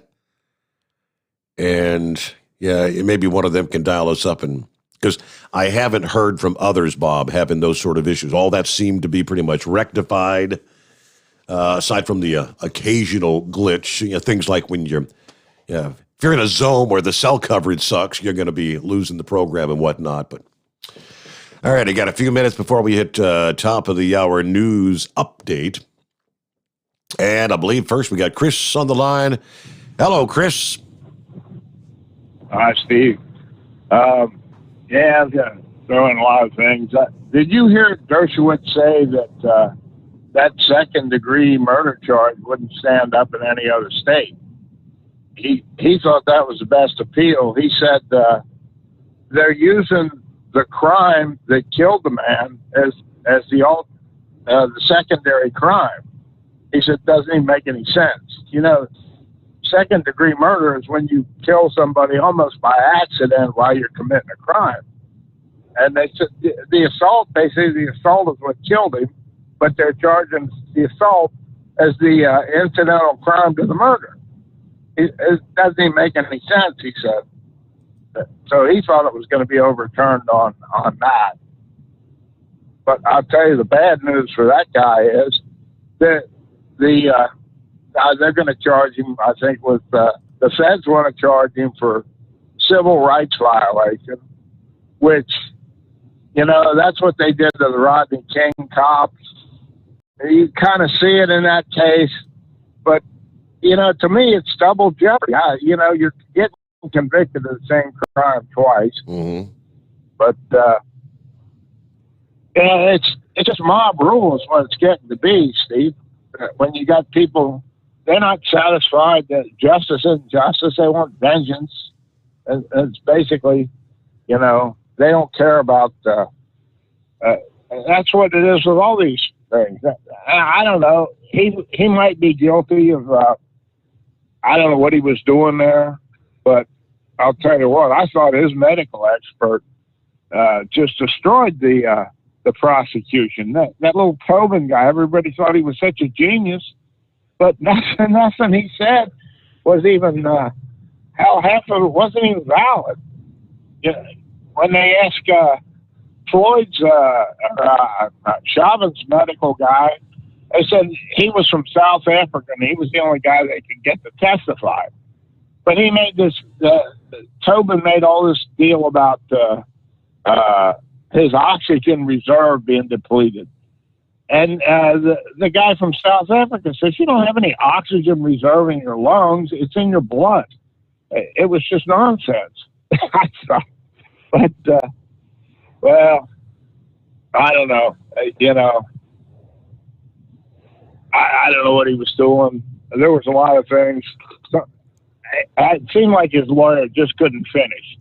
When he'd really make some headway, then he would just let everything drop. Uh-huh. And he just couldn't drive the point home.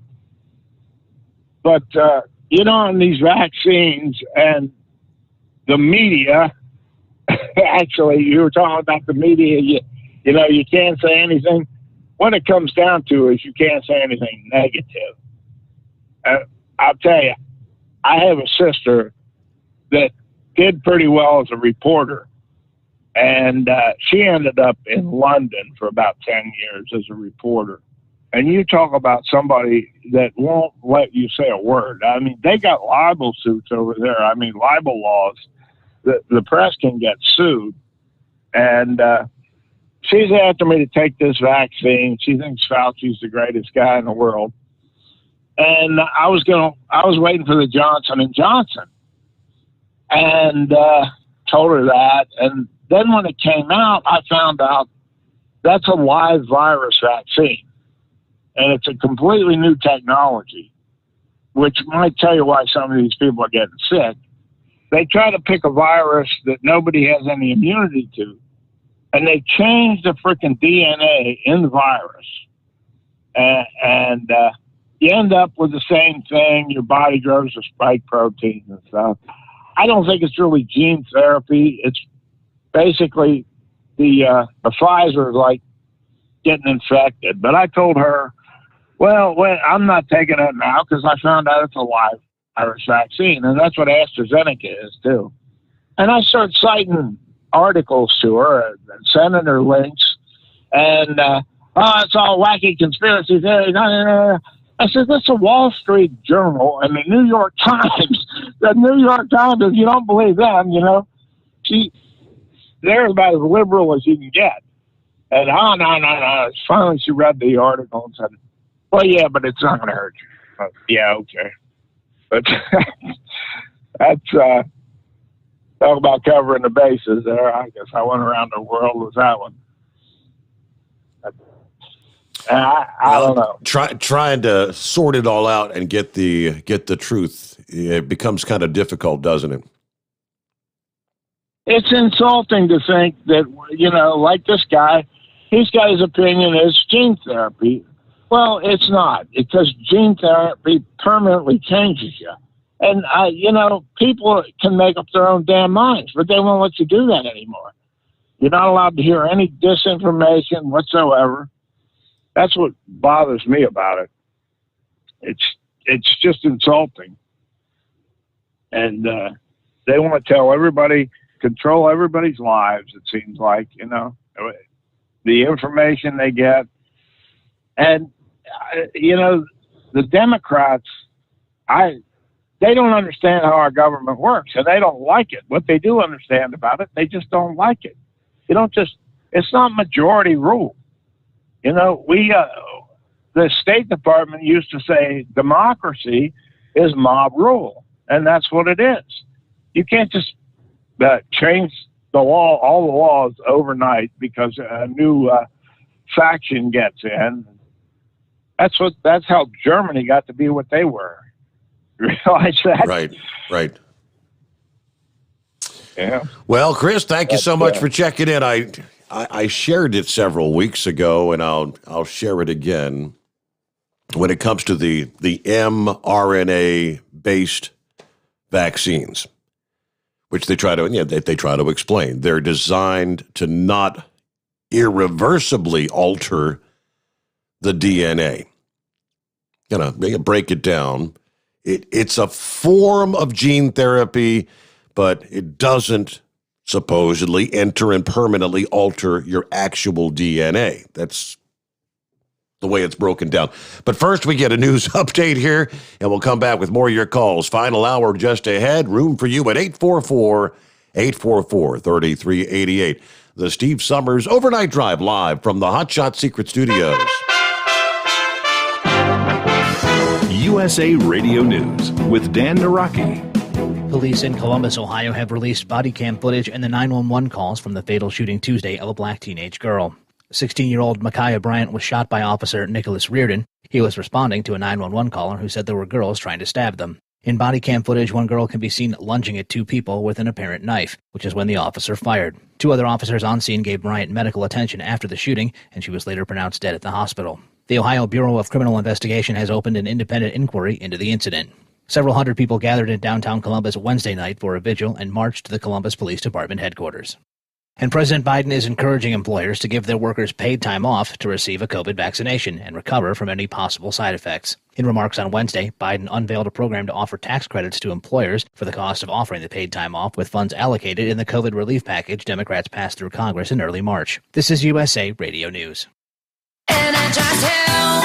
Hey friends, it's John Jubilee. I've become dear friends with Wayne Allen, and wow, has this guy had a transformation this year or what? He's so excited, the guy is posting pictures with his shirt off on social media. I am so excited for him. But more importantly than all of those amazing muscles and all the fat that he's lost, he has gained intercellular hydration, energy. Did you think he could even get more energetic? Why? Because this breakthrough science of intercellular hydration literally reverses diabetes, high blood pressure, builds your immune system, super boost the immune system. Ladies, it'll balance your hormones naturally while metabolizing all your fat. Every side effect is a good one. This is intercellular hydration, cellular health, the best you in just 88 days. Call me today at 888-444-8895 or log on to energizehealth.com.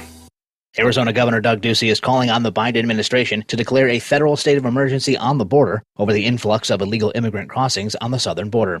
Ducey announced he was sending 250 National Guard troops to the border in his state to assist authorities who are stretched thin. Border Patrol Union Vice President Art Del Cueto says that a federal emergency declaration would be beneficial in an area like the Yuma sector of the border. He tells Fox News that deploying guard troops would allow Border Patrol agents to get back to focusing on apprehending those making illegal crossings. So when you're going to deploy individuals down in Yuma, you have to start thinking, where is it that they're funneling in through these gotaways? And it is through the Tohono O'odham Reservation in Tucson. They just committed $35 million to a soft-sided facility in Tucson. And I can't think of any other best way to use this is have some of the National Guardsmen perhaps work in this soft-sided facility so the agents can actually get back and start doing the line work. You're listening to USA Radio News. Hi, this is Wyatt Cox. Each and every day, the USA Radio Network produces 3 hours of the greatest radio programs of all time. Comedies, drama, suspense, it's all there. Classic radio theater. Now, if your radio station doesn't carry the program, you can find them anywhere podcasts are served, including iHeartRadio, Spotify, Spreaker. Just search for USA Classic Radio Theater. Find it. USA Classic Radio Theater. You'll love it. A vote to censure California Congresswoman Maxine Waters for comments she made to protesters in Brooklyn Center, Minnesota last weekend failed on Wednesday. Waters spoke to crowds last Saturday, telling them to get more confrontational if former Minneapolis police officer Derek Chauvin was not convicted of murder. The measure was tabled by a party-line vote of 216 to 210. Georgia Congressman Jody Heiss believes Waters still needs to be held accountable for her rhetoric. The Georgia Republican tells Newsmax TV that her comments were as incendiary as anything she has accused the other side of saying regarding the riots at the U.S. Capitol. This is the same type of thing that she's been accusing us for, just simply standing for free and fair elections on January 6th. And, of course, we all know the mob that took place in breaking into the Capitol, which is totally wrong. We've spoken out against that. Everyone has. But now we have absolute. I mean, look, she's talking to a bunch of rioters, people who are already in process of rioting, and she calls on them to be more confrontational. I mean, we already have burning of buildings and assaults taking place and all sorts of looting and all sorts of riotous behavior, and she calls for more confrontation than that.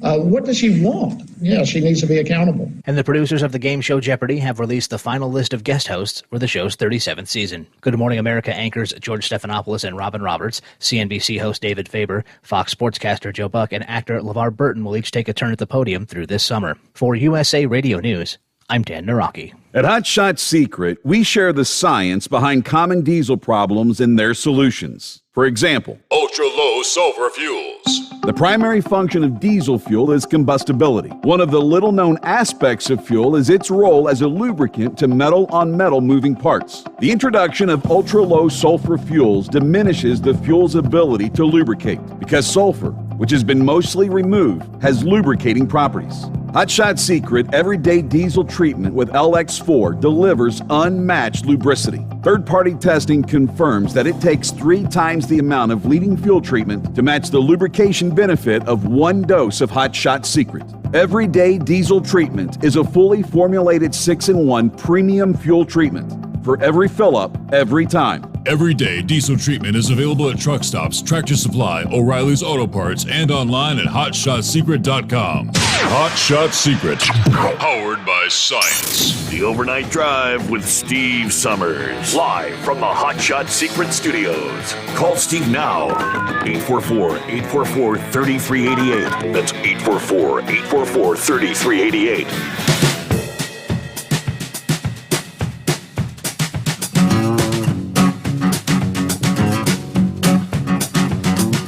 All right, pick it up where we left off there.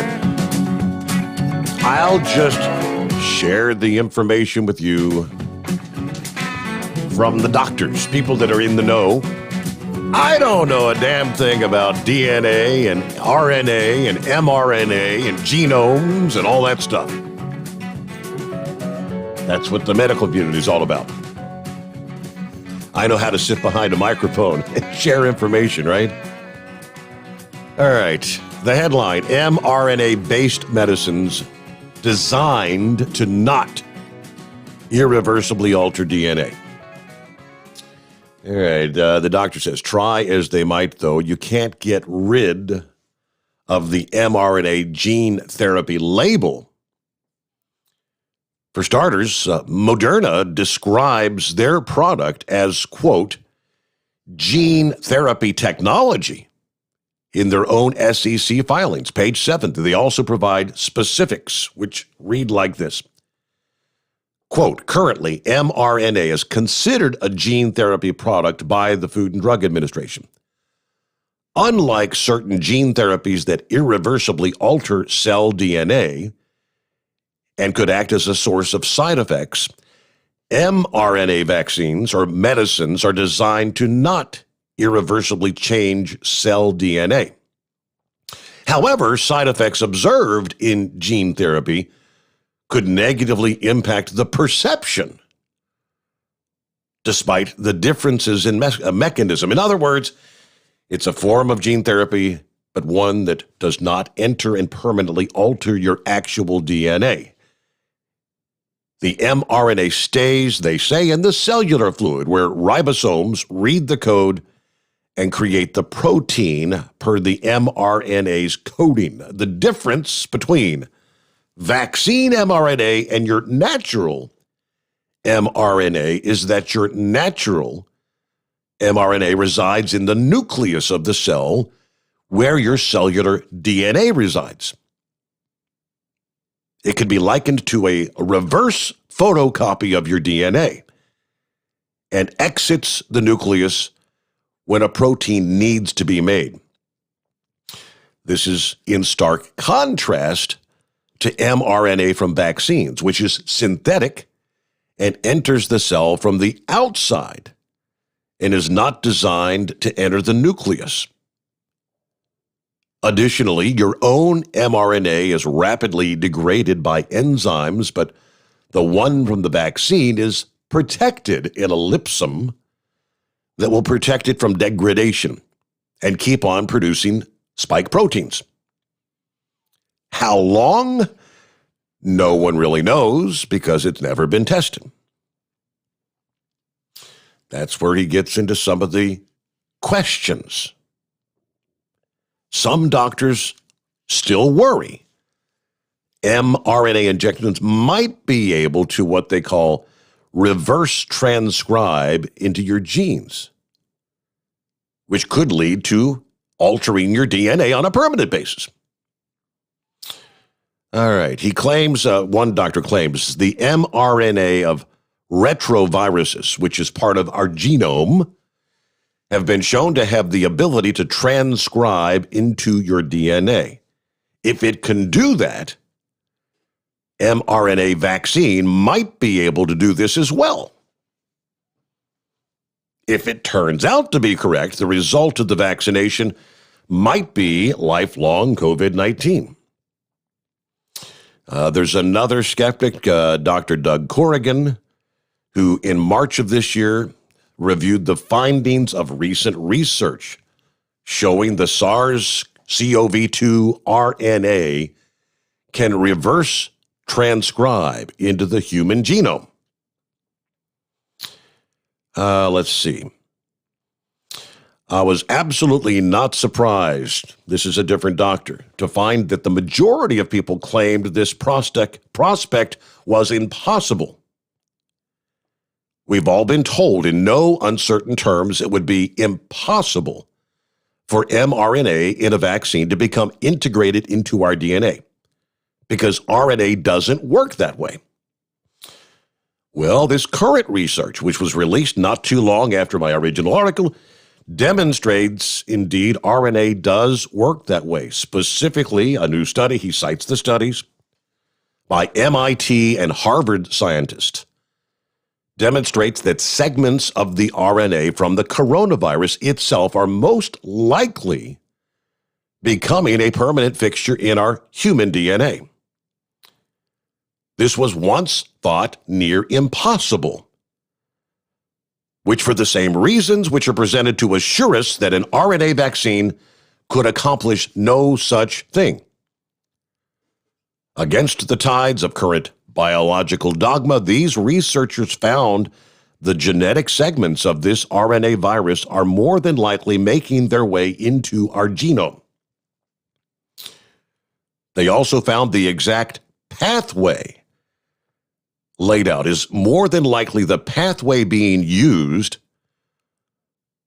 retrotransposon, in particular a line 1 element for this retro integration to occur.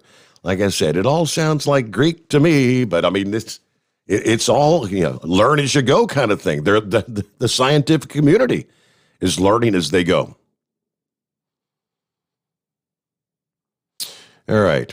Unlike my previous blog where I hypothesized an occurrence would be extremely rare, it appears this integration of viral RNA segments into our DNA is not necessarily as rare as initially hypothesized. To be fair, this study did not show that RNA from the current vaccines is being integrated into our DNA. They did show, quite convincingly, there exists a viable cellular pathway where snippets of the SARS-CoV-2 viral RNA could become integrated into our genome DNA. In my opinion, more research is needed to both corroborate these findings so we can close some of the gaps. The research is going to be going on for years here. So I hope that makes sense. Clear as mud to me, right? The Jolly Green Giant checks in this morning. What's going on, Jolly Green? I don't know, man. I've been listening about this Floyd case up there, and I listened to Eagle yesterday, and I would like to tell Eagle, your head's glued on straight, man. I appreciate your comments. I agree with everything he said about Jesse Jackson and Sharpton. I think that those guys don't give a darn about the black race. I think it's all about how much money they can make off these situations. I also want to say I have no sympathy at all for this officer up there in Minnesota. I got a friend that drives for the same company I'm driving for right now, who is an ex-police officer. He's seen the video, and he said it brought tears to his eyes of the way Floyd was treated. They had him on the ground, had him in handcuffs.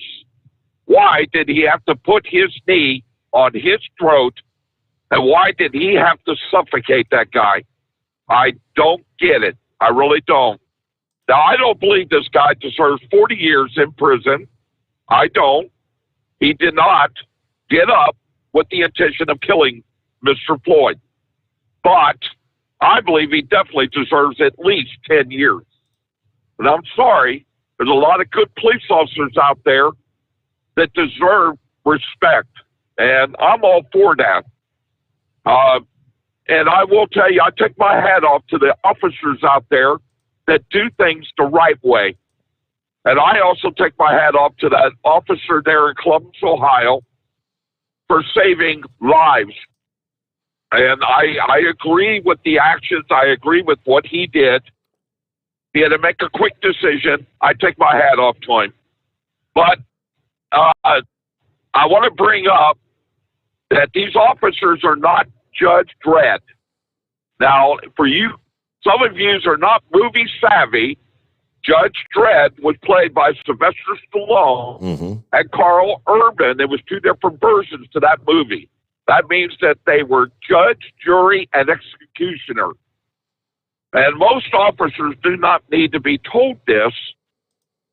And most officers are under the agreement that they are to protect and serve, which is one of the officers they called in tonight. Yes, sir. I take my hat off to him. I agree. We need to get back to that. Protect and serve. But let me remind you that Floyd was a criminal. So should we be saying he's a hero? No, he is not a hero. He was a criminal.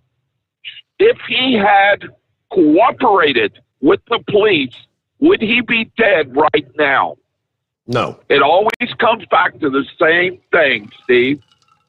Why don't people cooperate with the police? Yes, sir. No, ma'am. Do exactly what you're told to do. Let the judge and the court system sort it out. Let's don't stand there and let's cooperate with our officers. And let's do exactly what we're told to do. Even if they're not right, let's cooperate. And I'll be honest with you, I think a lot of this stuff would stop. It's not all the police's fault. I think some of it is our fault for not cooperating. That's basically all I got to say about this, Steve. You know what? Great comments, Jolly Green Giant. Thank you for chiming in. I'm with you. I'm with you.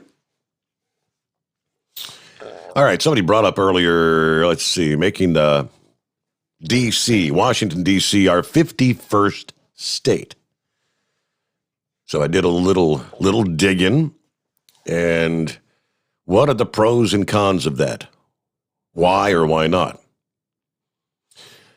U.S. Capitol, home to more than 700,000 people, bigger than the population of Wyoming or Vermont. It pays more federal taxes per capita than any state. But Washington, D.C. isn't a state, which means, among other things, it does not have a vote in Congress. A decades-long movement to make D.C. the 51st state may have its best chance now.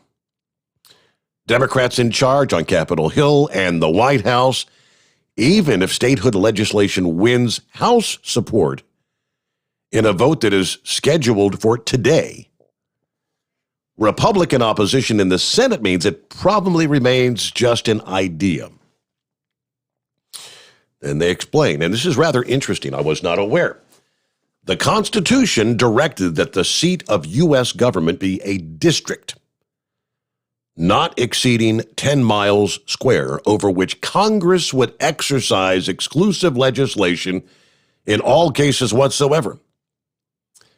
The point of a special district, according to James Madison, was to prevent any particular state from holding too much power as a result of playing host to the national government.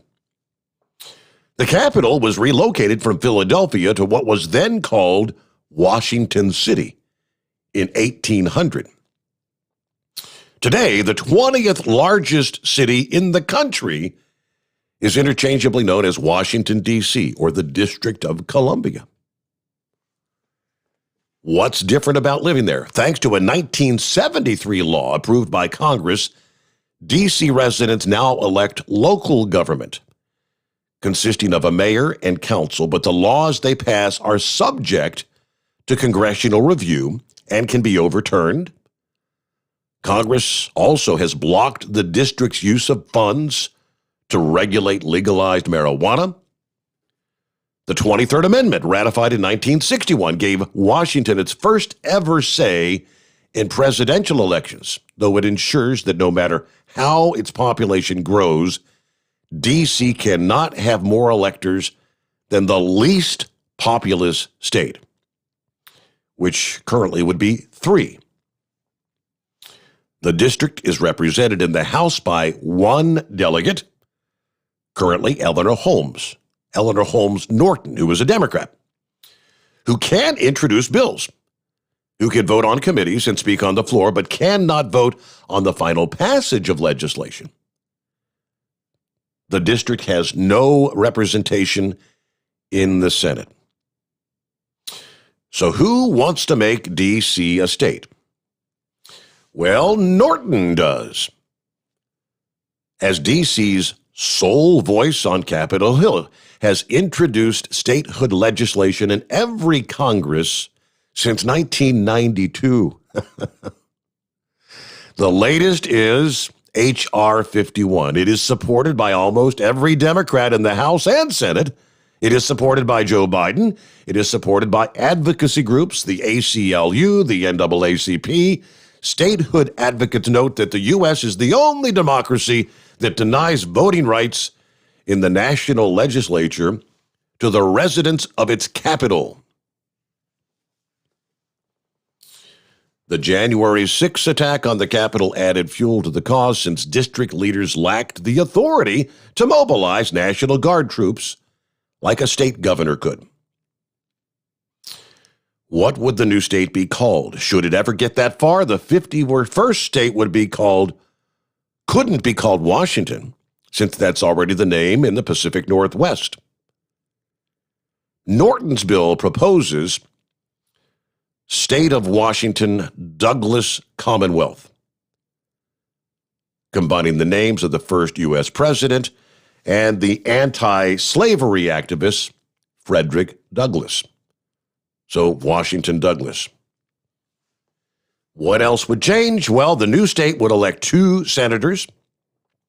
So we would now have 102 senators, 1 representative, bumping the House to 436. An area of about 2 square miles, including the White House, the Capitol, the Supreme Court, and other federal office buildings near the National Mall, would remain a federal enclave called the Capitol. Norton's bill is silent on tweaking the American flag, but D.C. officials unveiled a new design with 51 stars during a hearing in 2019.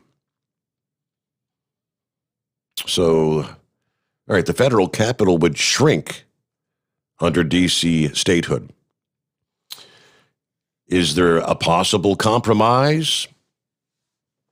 I don't know if I'd hold my breath on it. That's interesting, though. There was some movement toward bipartisanship back in 2009 when the Senate passed legislation giving D.C. 1 House representative with voting powers, offset by the addition of a seat in heavily Republican Utah, which would raise the number of lawmakers to 437. More than 60 senators, including 6 Republicans, voted in support at the time, but the bill was never taken up in the House in that particular case. So that's how it would shake out. All right, back to your calls here. Let's get to, yes, Chevy Guy. Did you take a blood pressure pill earlier? Yeah. Yeah, oh yeah, my blood pressure was good. I mean, I was just really set back by the fact that they're turning on that officer in Columbus and that LeBron James opened his mouth.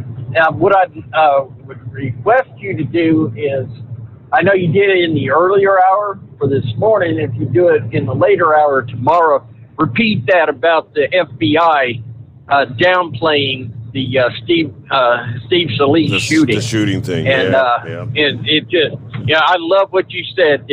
What's going on with the FBI? But you sort of wonder all the way up the line about the Justice Department with Attorney General Barr, knowing that what we know, I don't care about the money. I don't care about money laundering. I don't care about none of that.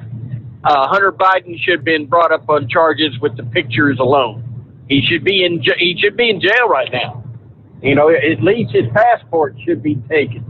But their injustice just on those children alone is already in the mood to be denied. Education. I'm sorry. Why is it that they taught us? I grew up. Part of my growing up, my foster dad moved from Akron, Ohio, retired, and moved to Melbourne, Florida.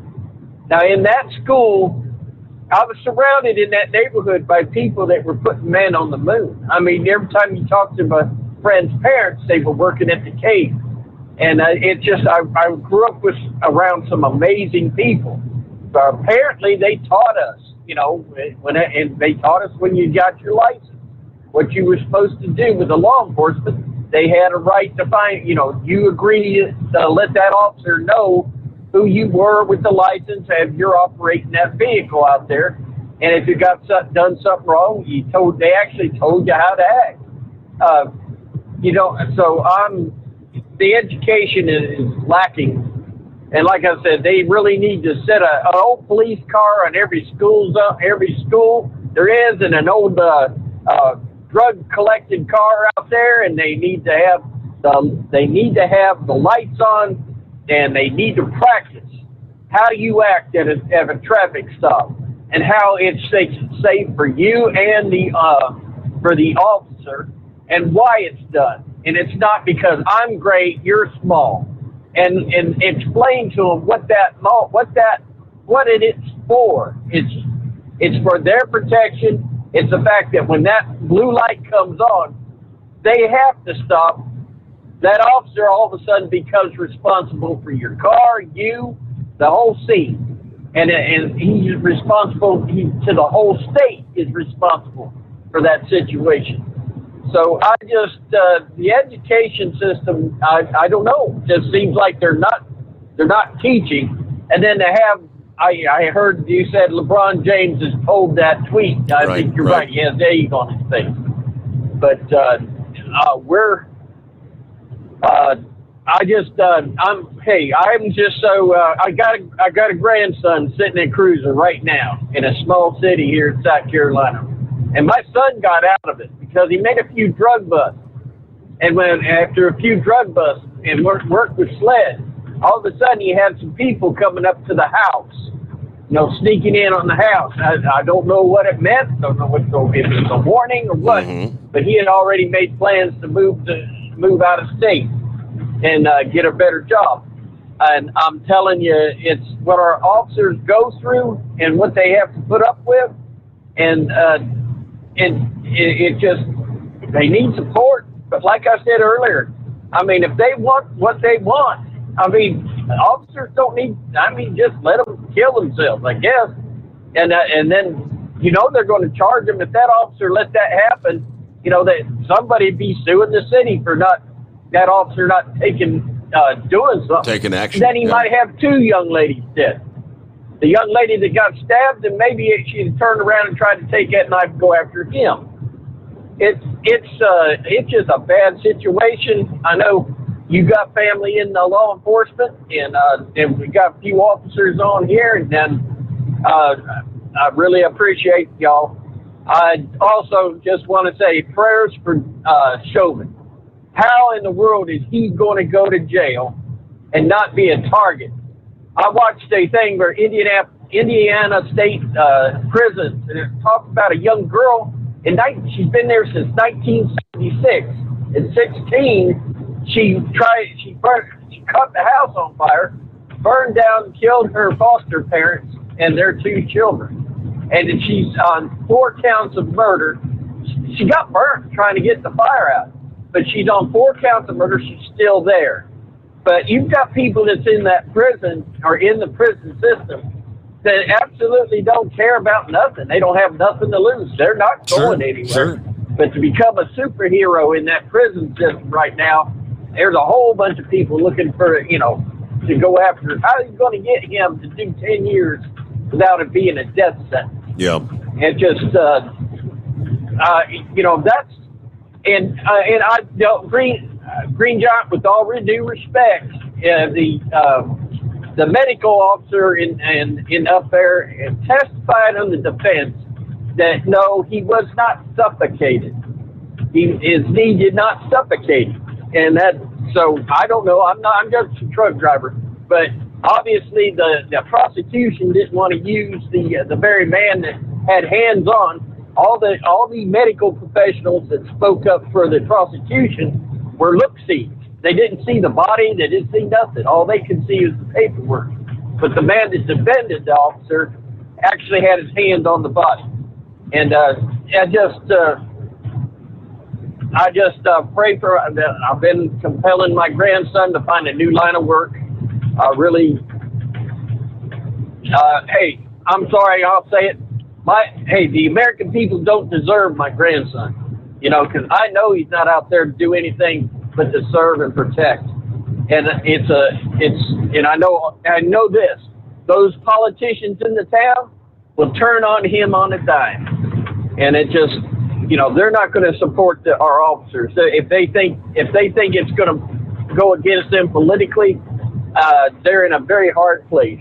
So yeah, and it's just going to get harder in the coming days and weeks. Going to be interesting to see what Joe Biden throws our way with. He's talking about, I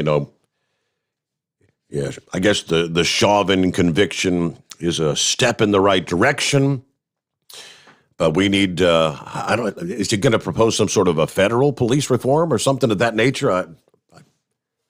I'm anxious to see what he's going to have to say. With that, it's 844-844-3388. News break. The Steve Summers Overnight Drive live from the Hot Shot Secret Studios.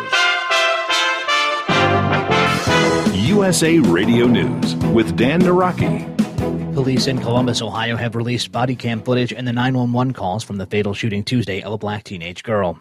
16-year-old Micaiah Bryant was shot by Officer Nicholas Reardon. He was responding to a 911 caller who said there were girls trying to stab them. In body cam footage, one girl can be seen lunging at two people with an apparent knife, which is when the officer fired. Two other officers on scene gave Bryant medical attention after the shooting, and she was later pronounced dead at the hospital. The Ohio Bureau of Criminal Investigation has opened an independent inquiry into the incident. Several hundred people gathered in downtown Columbus Wednesday night for a vigil and marched to the Columbus Police Department headquarters.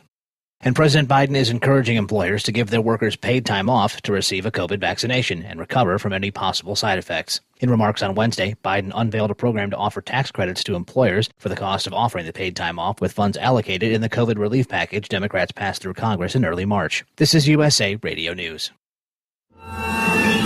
I owed the IRS $10,000. The IRS garnished my wages. They put a lien on my house. The IRS is the most powerful collection agency in the world. They do not give up until you pay. I couldn't sleep. We were being audited. I called Tax Solutions Now, and a great big weight was lifted off my shoulders. I called Tax Solutions Now, and they got the IRS off my back. Tax Solutions Now had my wage garnishment lifted in 48 hours. Tax Solutions Now can get you help. Our agents know the rules, can stop the pain, and get you the best deal. We connect you with a team of former IRS agents and tax professionals who will get the IRS off your back. We saved our home and overcame the most powerful collection agency in the world. Call Tax Solutions now. Time is running out. Call 800-987-0577. 800-987-0577. 800-987-0577. 800-987-0577.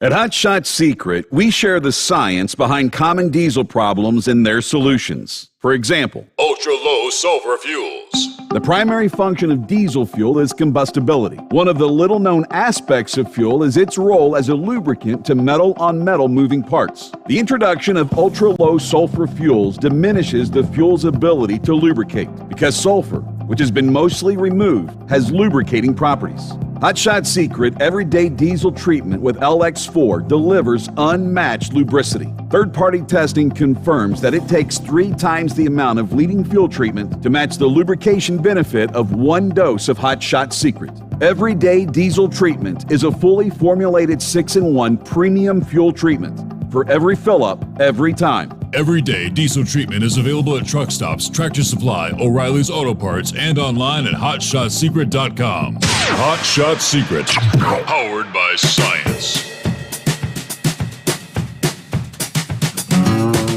All righty, back at it here on a Thursday. Good to have you with us. And we'll get right back to the calls here at 844-844-3388. Quick memo under the industry headlines. Yesterday was the latest edition of Live from Exit 24 from our friends at Landline and OOIDA. The struggle of commercializing interstate rest areas was a big part of the conversation, they tell us. Todd Spencer offered his thoughts, as did Bob Poole, Director of Transportation Policy for the Reason Foundation, as they joined Mike Matusek, Manager of Government Affairs with OOIDA. Todd says we are nowhere near what actually needs to happen. Yeah, these aren't just trucks driving around. They're delivering goods that folks actually need to have. The original interstate design was to circumvent big urban areas and reduce congestion. What's happened is the urban areas have gravitated to them. Yeah, the idea for rest areas was for safety, to give motorists a place to rest on a long drive home. All drivers need them. Poole went on to explain how the current issue dates back to the origins of the highway system. There was a lot of concern in small-town America of being bypassed. They wanted to be protected somehow, so Congress made any commercial activity on interstates illegal other than vending machines unless it was at an exit ramp. So the difference between rest areas and travel plazas was discussed, as was the possibility of electric vehicle charging, which is also currently illegal at interstate rest areas. So what would a public-private partnership bring to the table? Well, this is a way to localize the investment for service plazas and truck stops that are needed. According to Poole, parking in metro areas is a whole different issue, but the interstates would be a big part of the solution. From OOIDA's perspective, we're not sure the success stories are there, though. The feedback we consistently receive from truck drivers is anything but positive. Drivers who called into the show yesterday expressed the difficulties they face regularly, and they also kind of questioned the requirement of paying extra taxes on certain routes. The highway system that we have, it was built on dedicated fuel taxes. These are political issues. It's outrageous that we have no long-term planning or strategy from our lawmakers. If it brings a benefit, we're not going to oppose it, but users need to get a fair return on what they pay in. In terms of funding options, Poole said there's some things Congress can do to generate more revenue. But latest edition of Live from Exit 24. And back to Big Sexy. Good morning. Good morning, Steve. On that deal with the app, I didn't really do anything to mine. It just finally cleared up, and I hadn't had any problem with it. It's been working fine. Okay.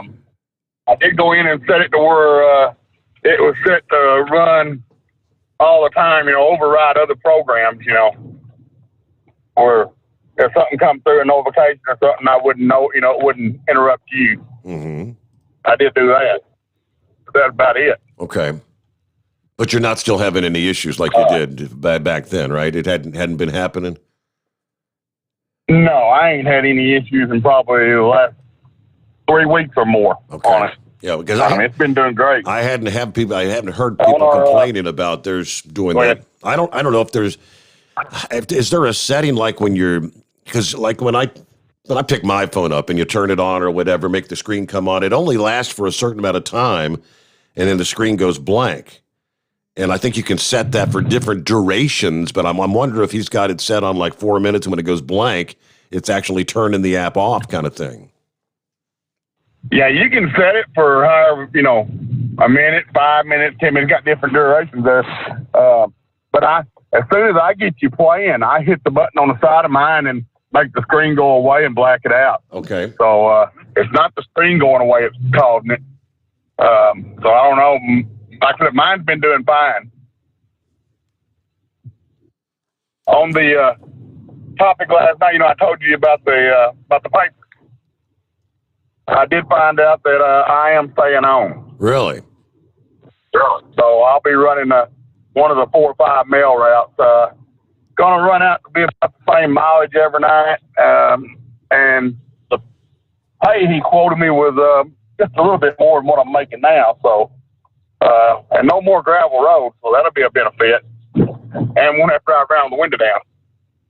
So it may actually come out better for me. But a lot of people found out that they're not even going to print them here no more.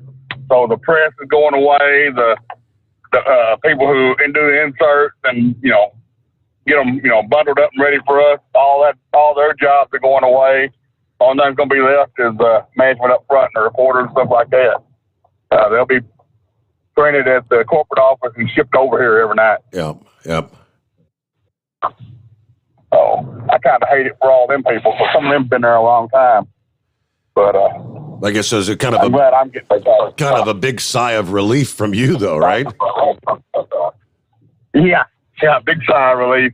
At least when I bought this Escape I'm using, I paid cash for it, so I don't have a car payment on either it or my truck. So I'm good there. But I'm glad I'm getting to hang on. On the officer that called in earlier, I do appreciate all the officers, and I've always, done what they told me to on the traffic stop and all that. I've never had a problem. So if you just do what they tell you, you'll be okay. Yeah. That's always been my experience, Big Sexy. But some will say, "Well, we don't know what it's like because we're not the right color or whatever." It's different, they say. And I've got a solution on the Washington D.C. problem. Instead of making them a state, just give the city of Washington D.C. That city to one of the surrounding states. Let them have it. Make them part of another state. They'll have representation. Won't have to have a 51st state. Yeah, but I think the whole Constitution thing about any particular state can't have. See, if they made D.C. a state, the actual that I guess a 3-mile area would be the state, and then the White House, the Capitol, and all that would still be considered, I guess. Yeah, the D.C. Where the government is. Yeah. I mean, keep that part, the capital and all that, like they're talking about doing. But the part that they're talking about turning into a state is let another state absorb that. That way we won't have to have a 51st state. It'll just still be 50 states. Oh, they could be part of Delaware. They could be part of Maryland or something. Okay, I get you. Yeah. Yeah, and just keep the area around the Capitol and the White House, like they're talking about doing. Keep that separate under federal control and just let the part that they're wanting to make a state fall under another state and won't have to have any more people added and just stay like we are. Yeah. I mean, but that won't give them what they want, more Democrats in there. That's what they want. Well, all righty, Big Sexy. Well, I'm glad you got some good news because it wasn't the best of news 24 hours ago. That's better news today, right? Thank you much. They got a recall to tell you about. Daimler Trucks North America recalling thousands of Freightliner and Western Star trucks due to a steering issue, apparently. Specifically, Daimler Trucks recalling nearly 18,000 Freightliners, Western Star, and custom chassis model years 2021 and 22. They're brand new trucks. According to the National Highway Traffic Safety Administration, the steering arm and tie rod bolts may have a defective seam that can fracture in affected vehicles. A fractured bolt can potentially cause a loss of steering. That would not be good if you're going 70 miles an hour down the interstate, right? So they list all the various models and whatnot. I'm not gonna, there's probably 8 or 10 of them in there. But Daimler Trucks will be notifying affected owners. Dealers will replace the tie rod arm and the steering arm bolts free of charge. Recall scheduled to begin June 10, they tell us. All right, real quick from the email bag. Morning, Mr. Sommers and the Hot Shot Secret Nation. Happy Thursday. Wow, what a difference from yesterday morning. And on the takeoffs, the winter weather to go north, a mild 32 degrees, and Fort Wayne's traffic is running well. But another great show on the books. Ready to depart Fort Wayne for Sterling Heights and make the flip back to Fort Wayne. Once again, that daily grind. Truck and Phil, all right. Have a great day. Be safe out there. Who's next up here? Pup, hi there. Been a while since we heard from you. Hey, buddy. Yeah, I've been listening every night, Steve. Hey, that guy that was having trouble with the app, your app's been doing great, by the way, here lately. If he gets or receives a phone call during your show, he needs to close all the apps and reopen it again, and then it won't do that. But for some reason, if you get a phone call through the show and then you hang up, start it up again, it'll do that. Really? Every 4 or 5 minutes or something is what he was saying? Yeah, right, yep. And as far as the D.C. goes, that's just a power grab to get 2 new senators. By rights, whatever isn't our federal buildings aren't on. I can't remember if it's Sean Hannity or one of the other shows that was talking about that. But whatever doesn't fit in for our federal buildings, because that owns to the whole United States, then they have to return that back to Virginia and to Maryland. Then if they did that, they wouldn't gain their 2 senators like they're wanting. Okay. Because that's what they're really after by doing that and stuff. So I've got a lot of opinions on that other stuff you've been talking about tonight, but I'll just keep them for another day. But I figure I call in, say hi, and let you know about that. It's just a power grab to get 2 new senators, because that is a very liberal area, and they know how that'll go. Absolutely. And yeah, with right now, they've got the lowest, I believe, majority in the House that they've had in a long, long time. And, of course, the even split with the Senate. They want to solidify things so they don't lose power again. Right, yep. And they already know they're in deep doo-doo in 2022, so they're trying everything they can. Thank God it takes 60 on some of this other stuff, like the filibuster and all that other stuff. Because if it didn't, they would steamroll us in a heartbeat. Like HR 1, where they just open vote for the whole nation for a national election. Yep. That would be terrible. You'd never see another Republican or even anybody close to being conservative back in there again. So, but I know your show's about over, buddy, so I'll talk at you later, and I'm always listening, so we'll catch you later. Thank you much, Pup. I appreciate you chiming in this morning. Final story here on a Thursday. You wonder why there's so many accidents out there. It's distracted driving. And according to the latest research, it ain't getting better. It's getting worse. A distracted driving study conducted by Root Insurance reveals how often people check their phones behind the wheel. And we now added a new form of distraction, a.k.a. video conferences. A report released earlier this month, Root Insurance analyzed the phone habits of motorists while they're driving. According to their report, the average American driver uses their phone once every 5.5 miles. Now, this is the average everyday motoring public. New to the discussion, a survey found that more than half of Americans say they have trouble concentrating while driving after video chatting, which they call Zoom zombies. Also new to distracted driving, the survey found that masks can be a distraction for 41% of drivers who keep one in their cars. Masks. More than 2/3 of Americans say they use their phones to multitask more often since the start of the COVID pandemic. That's especially true for the younger generations. Nearly 90% of Gen Z and millennials say they use smartphones to multitask. since they can be carried around anywhere, that multitasking can be taken to the vehicle. More than 60% of those who drive with a phone says the sound of a call or the sound of a text makes them want to look at their phone. Last year, we saw an increase in distracted driving. 66%, these are people admitting, 66% reported checking their phone while driving, up from 58% the previous year. More than half checked their phones every 30 minutes.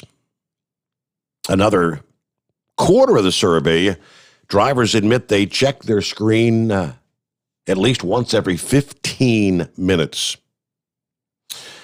Unfortunately, nearly a third are under the impression they can drive safely while using their phone. See, I can do it. I can multitask, but not you, right? Everybody seems to, well, not everybody, way too many think, well, I can do it. The younger generation, once again, a higher rate of confidence. Half of Gen Z participants feel safe behind the wheel using their phones. 42% of millennials feel that way. Despite all that confidence, more than 90% believe multitasking or even checking their phone does indeed impact their driving. Sure it does. All right, millions of people out there on their phones, driving down the interstate. Yep, you see it every day, don't you? Absolutely. Okay, we'll close things out here on Thursday morning or wrap it up as we get ready for another day, a chilly day for many in the eastern portions of the country. Thank you so much for hanging out with us. Come on back at the midnight hour tonight. Guess what we'll be looking at? Already, looking at a Friday. Happy Earth Day, by the way. Thanks for being with us. The Steve Sommers Overnight Drive, live from the Hot Shot Secret Studios.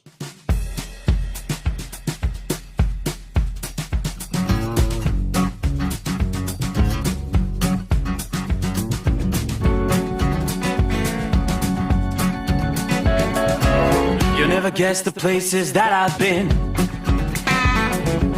You never guess the places that I've been. 'Cause everything is like a dream, yeah, but only in that dream that I live in. I'm never gonna let the day begin. Never gonna let the day begin. 'Cause everything is like a dream, yeah, but only in that dream that I live in. Oh, don't wake me up before you go, and I'll just make this bed my home. Oh, darling, please just let me sleep. Give me my dreams.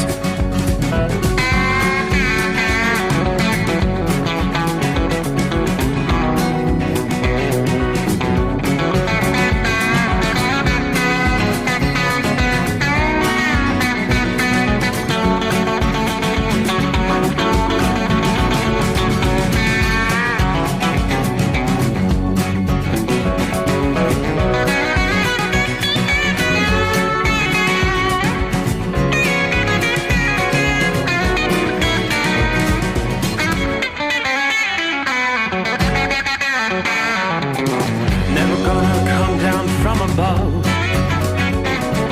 'cause everything looks better from above. Nothing's ever as it seems, yeah, except in that world that I dream of. Never gonna lose the ones I love. Never gonna lose the ones I love. 'Cause everything is like a dream, yeah, but only in that world that I dream of.